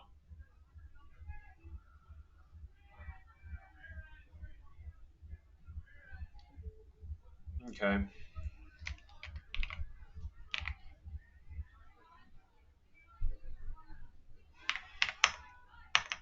My only insecurity is my GPA did because of my caretaking responsibility. I think I already answered your question or something similar to this. Um, Here's the thing, right? If like your GPA did because of this, it is understandable. Is it excusable? No, because they're going to hold everyone to the same standard. But if you went through the situation and right, despite this, you still got good grades, then I would be more than impressed. But that's not the situation, right? Unfortunately, um, it's not like Here's the thing: 95 versus 97 is this bad? This is all relative. Depends on your school. If the 50th percentile is 97, then of course 95 is bad. But if 97 is like 99th percentile and you got a 95, that's totally fine. You should be fine because it's not too bad, not too low relative to your classmates. Category, yeah, you're welcome. You're welcome. Is there a big difference between state and regional competition qualification? Yeah, of course. It makes a huge difference. Like you gotta understand, right? If there are 15 regions in a state, probably more, right? If there are 15 regions in a state, you are technically 15 times more competitive because you beat out everybody else. You know, Now, is that like direct and like super accurate? No, but hopefully that kind of makes sense for you guys. Could a higher GPA compensate for a lower SAT ACT score? No, because here's the thing. Okay, this is the whole thing about GPA inflation in your school being a little weird. Okay, if your school is legit, okay, if you have a high GPA and where you take super rigorous classes and you get straight A's, I would typically expect a high SAT score. Okay, because these are both academic based things, right? For me, I don't buy the whole I'm not good at testing. I screw that. Like then practice more. Do put yourself in simulated environments where you can replicate the testing environment. Okay, and screw the whole I'm bad at testing. Screw that. I hate that notion. It doesn't make sense. It's just an excuse. It's a lack of skill that you're just coping for. Honestly, I'm gonna be honest with you guys. Okay. Um, but for me, if you have a higher GPA but you can't get a high SAT or ACT score, for me, I'm kind of guessing the level of rigor for your actual high school. Because here's what happens for really GPA inflated high schools. Majority of students have straight A's, but then on the SATs there's a big variation of scores, right? Only a select few have straight, really good scores, and then the rest just completely flop because why? Their grades, their letter A grades, are flukes. They're not truly A letter grades. It was just inflated to the top. Okay, so it could be that, or maybe you aren't so good at testing, which okay, I guess I'll understand to a point, but like that's a skill deficiency. You need to practice on that. Okay. I'm from Texas, so there's a bunch more people slash regions, so that makes sense. Okay, awesome. Thank you. I'm glad that it makes sense. Sometimes my examples or metaphors or whatever don't really land too well. I'll work on that. That is a skill deficiency. Um, but yeah, I'm glad it made sense. Okay. Zeno 31279. Okay, good question. So in terms of what, okay, here's the thing. Here is the value of tutoring and service things in general, including our consulting program. The value of these services come in twofold. Okay, um, first is accountability, right? You pay for the service, so you're gonna show up. This is why I don't really like giving free service at all, because when it's free, people don't value it, so they don't show up. They don't do the things that they're told to do, and that's the reason why I have our programs priced higher. Like it's definitely way cheaper than other places out there. Anyways, like for the value, the amount of service and value we're providing, way cheaper. But it's not like astronomically cheap where like people don't care for it. Because if it gets to that point, they're not going to show up to the meetings. When we tell them to do something, they're not going to really care for it, right? So when you pay for something, there's a level of accountability. So if you yourself are not good at keeping yourself accountable, this would be good. The second thing is it shows previous mistakes that they have seen over their career so that they can teach you how to avoid those same pitfalls. So you save a bunch of time. And also go straight to the solution. If you work with someone that has already done this 10, 20, 30, 100 times like I have, you would probably assume that I know what I'm doing, right? And so because I've gone through it literally over 100 times, I know what works and what doesn't. Now, am I a genius? No, it's just I've done it multiple times. Okay, and so the value comes twofold: accountability and just getting straight to the solution, so you don't waste time. If you are someone, okay, that struggles with self accountability, then it would be worth it. If you are someone that has no idea how to go about this process, then you would need it. Okay. But if you have some sort of idea and you can figure it out yourself and you're self accountable and can do it yourself, absolutely go ahead, right? But these are the two things, and this applies for any service, in my opinion, at least in this space. Okay, so hopefully that makes sense there. Holy crap, are you still streaming? I don't know. It's gonna end soon. To be honest, it's gonna end soon. But yeah, I mean, if I were you guys, like I can't go like from this live Q&A, I can't go too much further in terms of providing more value. I don't know how else I would because I don't have all the time in the world. But if you guys want my team and I to ask you all the extensive questions that I would need the answers for, so that we can build custom solutions for you guys, whether you're in ninth grade, 10th grade, 11th grade, 12th grade, this Launchpad program is for you. Okay. There's a part here though. I do need you guys to read this. If if you guys are any of these three people, right? If you're looking for someone to wave a magic wand and fix your application while you sit back and do nothing, this is not for you. If you're hoping for another essay course full of generic tips and recycled examples and cookie cutter authenticity advice, you're not going to like this because this is not it. If you're planning to wait until deadlines that are a week away, then just pull an all nighter and then pray it works out. This is not going to help you because this stuff, this information, these plans that we build for you, it's not gonna build itself. This is just the structure and the game plan, right? And once you have this information, you just got to go out and get it. That is on you, okay? But in terms of figuring out that step-by-step process, this is what we break down. And in the consulting program, if you want to help to go about going about this, you can join that as well. But it's not needed. It is very, very helpful, right? That's why so many students have so much success with it. But it's not necessary, right? But that's like the way I can help out even further if you guys would want my team and I to help with that. But yeah. All right.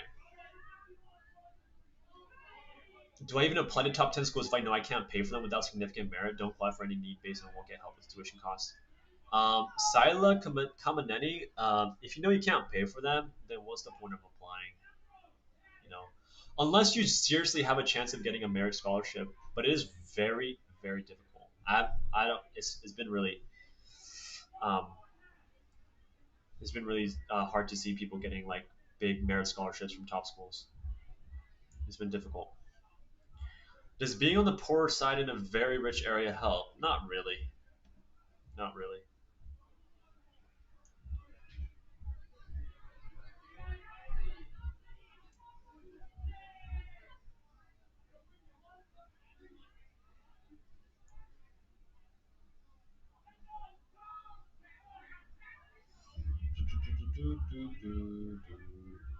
Okay.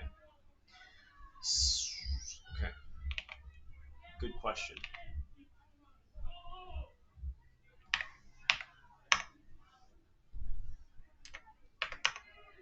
Okay. I need advice to improve my chance of getting to the top 20. I'm currently a sophomore in high school. I want to major in CS, AI, minor in chem.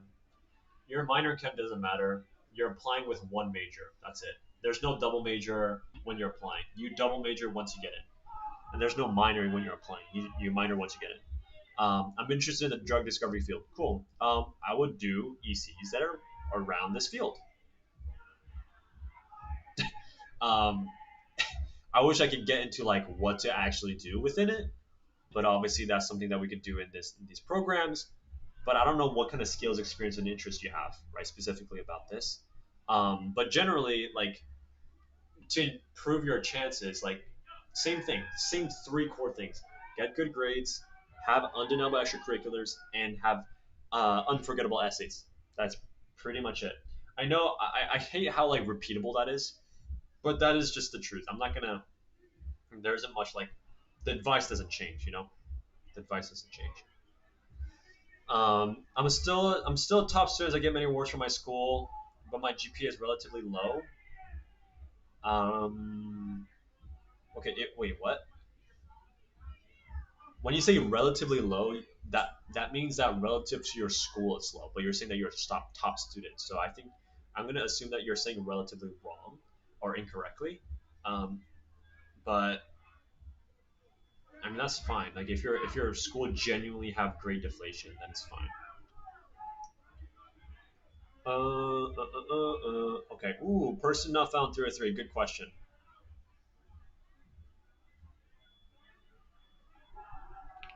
Here, let me put this question here.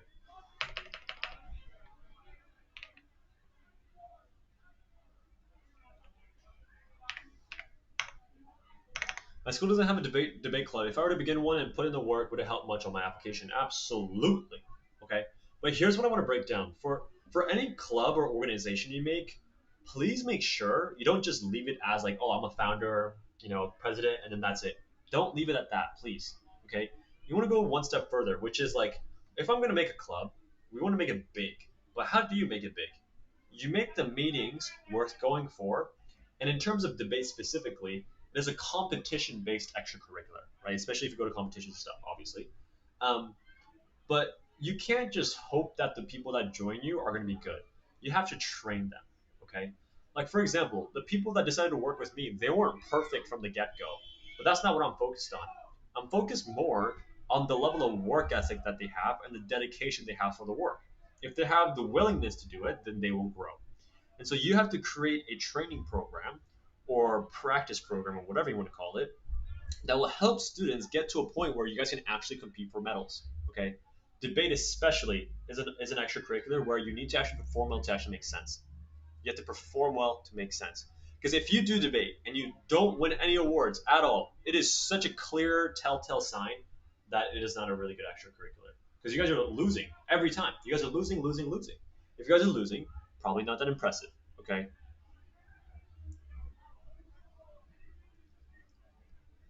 All right. All right. All right. All right. All right. Do I really need volunteer hours, or can I apply without any? No, you don't need volunteer hours. Um, I talked about this earlier in the stream, so you can find that. I wish I had like a timestamp for it, but I have no idea. But I answered something similar to that before. Mm,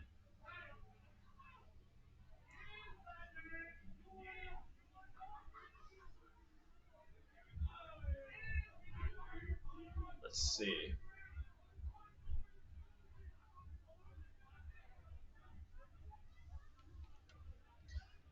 This question right here, I also answered this earlier today. So please go. So you could just watch the VOD of this, I guess, to kind of get an answer for that. But pretty much, it's just like brushing up on topics that you're going to take next year, as well as just exploring what you're genuinely interested in, so that you like get this ground running straight up. Like right out the gates of ninth grade, you know how to do well in class, and also you know what extracurriculars to work on from the get go. Um, but yeah, okay, okay. If I did bad in ninth grade, improved a bit in 10th grade, and then did very well in junior senior, do I still have hope? Yeah, that upward trajectory is the second best thing. The number one situation is you take as many rigorous courses as possible and you do really well. Or the second best thing is you don't really start too well, but you continue to do better, better, better. Okay, it's a good trajectory. What about starting clubs that aren't competition based, like affinity groups? How can you show impact? You can show impact with numbers, right? Number of members, number of dollars of fundraising, things like that. What was the original price of your program? This one is we just launched it. It's gonna be 229. This is gonna be the only time it's gonna be 229. In terms of the consulting program, when we first started out, when I was doing it, and the very first year I did it, it was 2,500. That's 2,500. But now that I have counselors that are very experienced and they've been doing this for a while, they're expensive. You know, they're expensive, and so yeah, pricing did go up. And also, kind of depends on what you need. And in terms of our programs, like the consulting programs, not the Launchpad program, not this one, but the consulting program that you might want to join after this, like it is extensive AF. Like all of these are extensive. Like this spike blueprint, like I talked about, could be almost 100 slides. It's probably going to range around 70 to 100 slides, depending on the actual extracurricular activity. Um, but I like working with students from the start to the very end, like ideally, because then we actually have a good chance of really shaping that application to a point that would actually make sense for these top schools.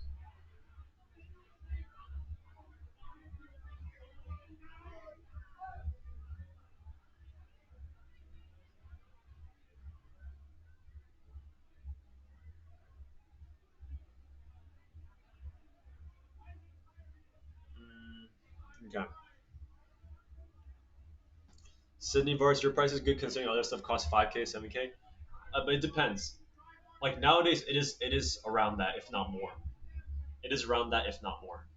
Um, but it's like 13, 14 months long, and we cover all essays, all applications, interview prep. We do extracurricular descriptions for you. We have a separate team that does that. That same team also does final draft reviews of all your essays. They put suggestions and comments for every single essay. And we also provide letter of continued interest help. We help with waitlist situations, deferred situations, literally in the entire thing. Building your college list, all that stuff. Negotiating financial aid, we do that for you. Like it is super extensive, but it is a little over the 5-7K mark. It depends on the program though. That's for people that are writing essays with us, and we help with literally every single essay, including supplemental essays. But if you're in like ninth, 10th, 11th, I mean ninth and 10th and stuff like that, we're mostly going to be focused on extracurricular stuff, and that requires less time in terms of guidance, and so it's definitely much cheaper. Um, Recently, it's been at like 3,500 for an entire year of support. But yeah, it depends on what you need. Depends on what you need. But for me, like I'm gradually trying to bring it up, not because I'm like part of it is obviously like for the business, right? But it's like I want to make sure like I have the funds to deliver like the best experience because like I could technically bring it down, but that gives me less funds to like kind of like for example, like for me, I pay top dollar as much as I can for our counselors. so that they can so that they're willing to spend time in the evening to help, right? Most people, they're going to look for, work life balance, which I understand. um, but I want to find people that are willing to go the extra mile, like stay up at 1 2 a.m, that are willing to help these students. Now, is that done every single day? No, but I want people that are still willing to do it, um, because that's the level of dedication that I want for the people that I'm working with. You know, um, and that costs a lot of money. That costs a lot of money. Like people that get paid $20 an hour is not willing to do that. They're gonna say, "Screw that! I'm not being paid anywhere near that." You know. So yeah, that's why I would rather go up market to provide an exceptional experience for a few people than charge as little as possible and try to sell to many people as possible and deliver a crappy experience. You know what I mean? Hopefully that makes sense. Sounds like a good counseling. Thank you, man. Thank you. These are one-time payments, right? For the consulting program, it depends. We might change it, but typically, people pay half up front, and then the rest, what do you call it? The rest is paid monthly for the duration of the program. So that initially we can recoup the costs and right away spend the money we make off the program to invest right back into the people that will help you out. But the rest of it is just for the sake of, taking advantage of the fact that the program is super long. So that kind of helps parents make those payments and stuff. You need funds and profit for all the work you're doing and your dedication. Thank you. I appreciate it. I appreciate it. Yeah, like for me, I really want this to be a super, like, I want this to be like a forever business for me. Um, like, I want this to be something I'm super proud of, like Inspire Consulting. Like the reason why the name is Inspire Consulting, right, is because of the reason why I started my admissions process in the first place. When I started in I didn't start in ninth grade. I didn't start in 10th grade. I started at near the end of 10th grade. Near the end of 10th grade. Um, but the reason why I started was because I was on Reddit one day and I found this guy. I'm not gonna say his name, but I found this guy that was on college results and stuff like that. He was talking about all these schools that he got into, for computer science, and I was like, damn, like that's super impressive. I want to do that. He got to like MIT, Harvard, UC Berkeley, and he's talking about how proud his parents were. And he was Indian, right? So Asian family, so it was kind of relatable. So I was like, wow, okay, I want to do that. I want to do something huge like that. And so I reached out to him on Reddit randomly, um, and I was asking him, hey, how could I? I've seen like you accomplish these huge things. How could I do that? And I was like, I'm so late into the process because I'm starting in 10th grade. But he inspired me. He said, a majority of my application stuff actually just developed in the last 2 years of my application process. And he's like, you could do the same thing. You can achieve the same level of results as I can. Now, was is that like? Does that mean literal? Does he mean that literally? Like, I'm sure he was trying to motivate me as well. But for me, that inspired me so much that I had the self belief that I could achieve the same in the same amount of time, if not less, right? And that inspired me to completely change. Before that, I was addicted to video games. Now, I did naturally well in school, so I got good grades, right? But I wasn't really too involved in school, really. And I was addicted to video games. I was addicted to Fortnite, Minecraft, and CS:GO. Um, just to paint the picture, I had 1,300 hours on CS:GO. 1,300. It is ridiculous, right? And I was like, wow, imagine if I spent all that time on this college stuff, I would be at the very top. I would be at the very top. And so in the next 2 years, I got one data science internship, one computer science internship. I built my school's computer science club, and we had quarterly, and also semi-annual hackathon events, um, with around 250 members every time. So 125 of them would be university students, undergraduate university students from community colleges, and around 125 high school students. We would pair them up as like mentor mentee, and they would learn from each other. I had that, and I also started our school's first esports team. We won the entire state competition in our first season. And then I did my nonprofit. In the very first summer, we raised $15,000, right? And I gave it my freaking all, right? And after I saw what I accomplished for those next 2 years, like I was I was like, wow, like if I can do this, if I can inspire the next person the same way this guy has inspired me, I want to do that for other people. Even if it's 5 people a year, even if it's 10 people a year, I understand that that change in trajectory can completely change that person's life and their family's life. Okay. So I'm a really big believer in inspiration. If I can be that voice of kind of motivation, inspiration for someone else, I'm super happy, right?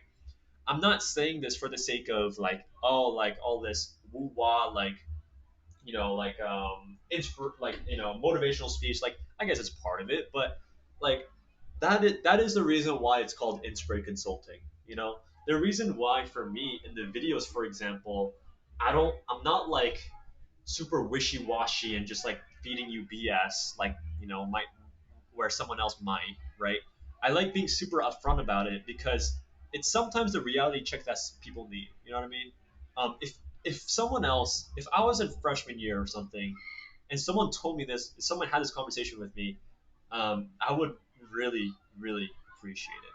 Because what people aren't missing isn't intellectual capability. A lot of people are capable intellectually. Okay, it's a matter of realizing what situation they're in and the consequences of their actions, especially in that moment in time. Because here, think about it, okay?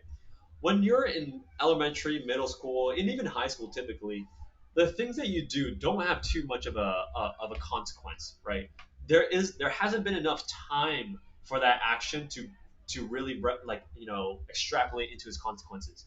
But when you're in high school, you got to understand that things actually start mattering a lot more. The things you do in high school, the consequences of it reflect throughout college and your college admissions decisions.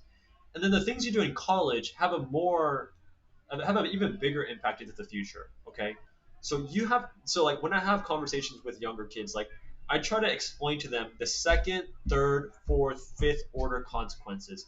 Now I'm not trying to be what do you call it? I'm not trying to be a very like pessimistic person, but imagine if you what do you call it? Like spend a lot of time on video games, like my old situation when I was in ninth and 10th grade, right? I knew that if I continued to do that, I would not get into a like as good of a school as I could if I really tried. If I didn't get into a good enough school, I would most likely get a pretty mid tier job. What does that mean? I don't get paid as much if I go to a mid tier job. If I don't get paid as much, what can I not do? I can't provide for myself, and most importantly, I can't provide for the people around me that I care about. Okay, and for me, that is super important to me. I want to be in a position where, with a snap of my finger, I can help someone if I wanted to. That is the position that I want to be in. Okay. I know this has nothing to do with college, but that is something that I spent years thinking about, and the dedication that I bring to the table when I'm building Inspire Consulting. Okay. And so when students finally understand the second, third, fourth, fifth order consequences, that's when they start understanding the weight of their actions. Maybe tomorrow it might not bite their ass. Maybe the next week or month or year might not bite them in the ass, but 5, 10, 15, 20 years later, it most definitely will. It most definitely will. And life is a snowball, you know? When you make actions, you're voting in one direction or the other, okay? And the second this other bad side starts tipping, it tips really freaking fast. Okay, it's tipping super fast, and when that happens, you start to feel the consequences really quickly. And to undo all this balancing, it takes a long time. So what do I tell students to do? Lock in much earlier so this tipping of balance is actually in your favor, so that even if you do mess up or kind of fall back into your old habits, there's so much of that bad habit that you have to do to really slow down this momentum. But if you keep it up, you're gonna do super well in life. You're gonna do super well in life. And so that's the whole point of this, right? Um, as much as I love business, as much as I'm super interested in this college admission stuff, that is the greatest impact that I want to have. To be honest with you, I want to inspire people. The way in which I talk to people, that is what I want to do. That is what I want to inspire people to make the best decision they can for themselves. But hopefully that answers your guys' questions about who I am, why I do these things. Um, but yeah, I just want to be upfront about it. I think that's pretty much it in terms of what today is going to look like. I have morning calls tomorrow. I also have other things to kind of get done tonight. Um, but yeah, I mean, if I were you guys, it doesn't matter Of course, like joining my programs and stuff like that is gonna help, right? But most of all, I just want you guys to understand that your future is in your hands, not mine, not your circumstances, not your school, not your parents. Screw all of that, okay? It's about what you decide to do, okay? So here's the thing though, after you leave this live stream, if the things in which you do not change, you have learned nothing, okay? All the advice I gave to you today, if your behaviors do not change, you have learned nothing, okay? Let's take this for example. If you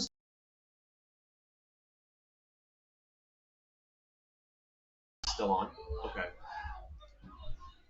Is this on? I don't think so. Okay, give me 1 second.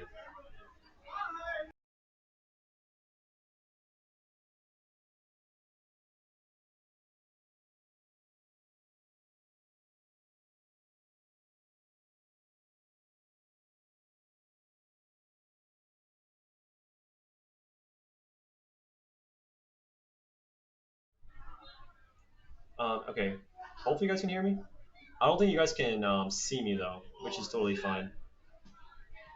Anyways, I mean, here's the thing. Like when you touch a stove, right? You guys can't see me. I'm sorry about that. The stream kind of like shut down or something. I don't know. Anyways, um, when you guys touch a stove and it's steaming hot, and you guys burn your hand, you guys are gonna most likely change your behavior. Okay? You guys probably learned that touching this thing, right? Probably learned that touching this thing is gonna burn your freaking hand, and so you change your behavior, right? You learn something that this stove is super hot. Okay, so whether you change your behavior after this, it is up to you. But you have to understand this: if your behavior does not change after this conversation, it is on you.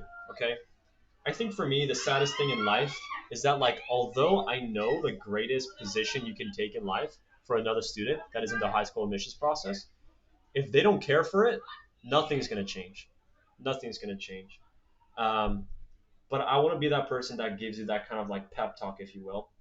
I'm gonna leave it at that. If you guys want to join the program, by all means, go for it. I've spent the last 3 months making it. I've tested this with over 28 students, and they had an exceptional time. All of them voted for 9 out of 10 or higher, except one student because the link wasn't working. Um, but yeah, up to you guys. It is this at 229. It is going to be the cheapest it's ever going to be. Um, it's the cheapest it's ever going to be. So if you want to go for it, by all means, go for it. 272 RCI. I think you kind of, I think you kind of, I guess missed the point. But anyways, hope you guys got some value from this stream. It's unfortunate that things kind of lagged at the very beginning. But yeah, use the link in the description to join if you guys like. If not, I hope you guys enjoy this time. Hope it was very helpful for you guys. Yeah, have a good rest of your night. I'm going to continue working and get back on it. All right. All right. Have a good rest of your night, guys. Peace.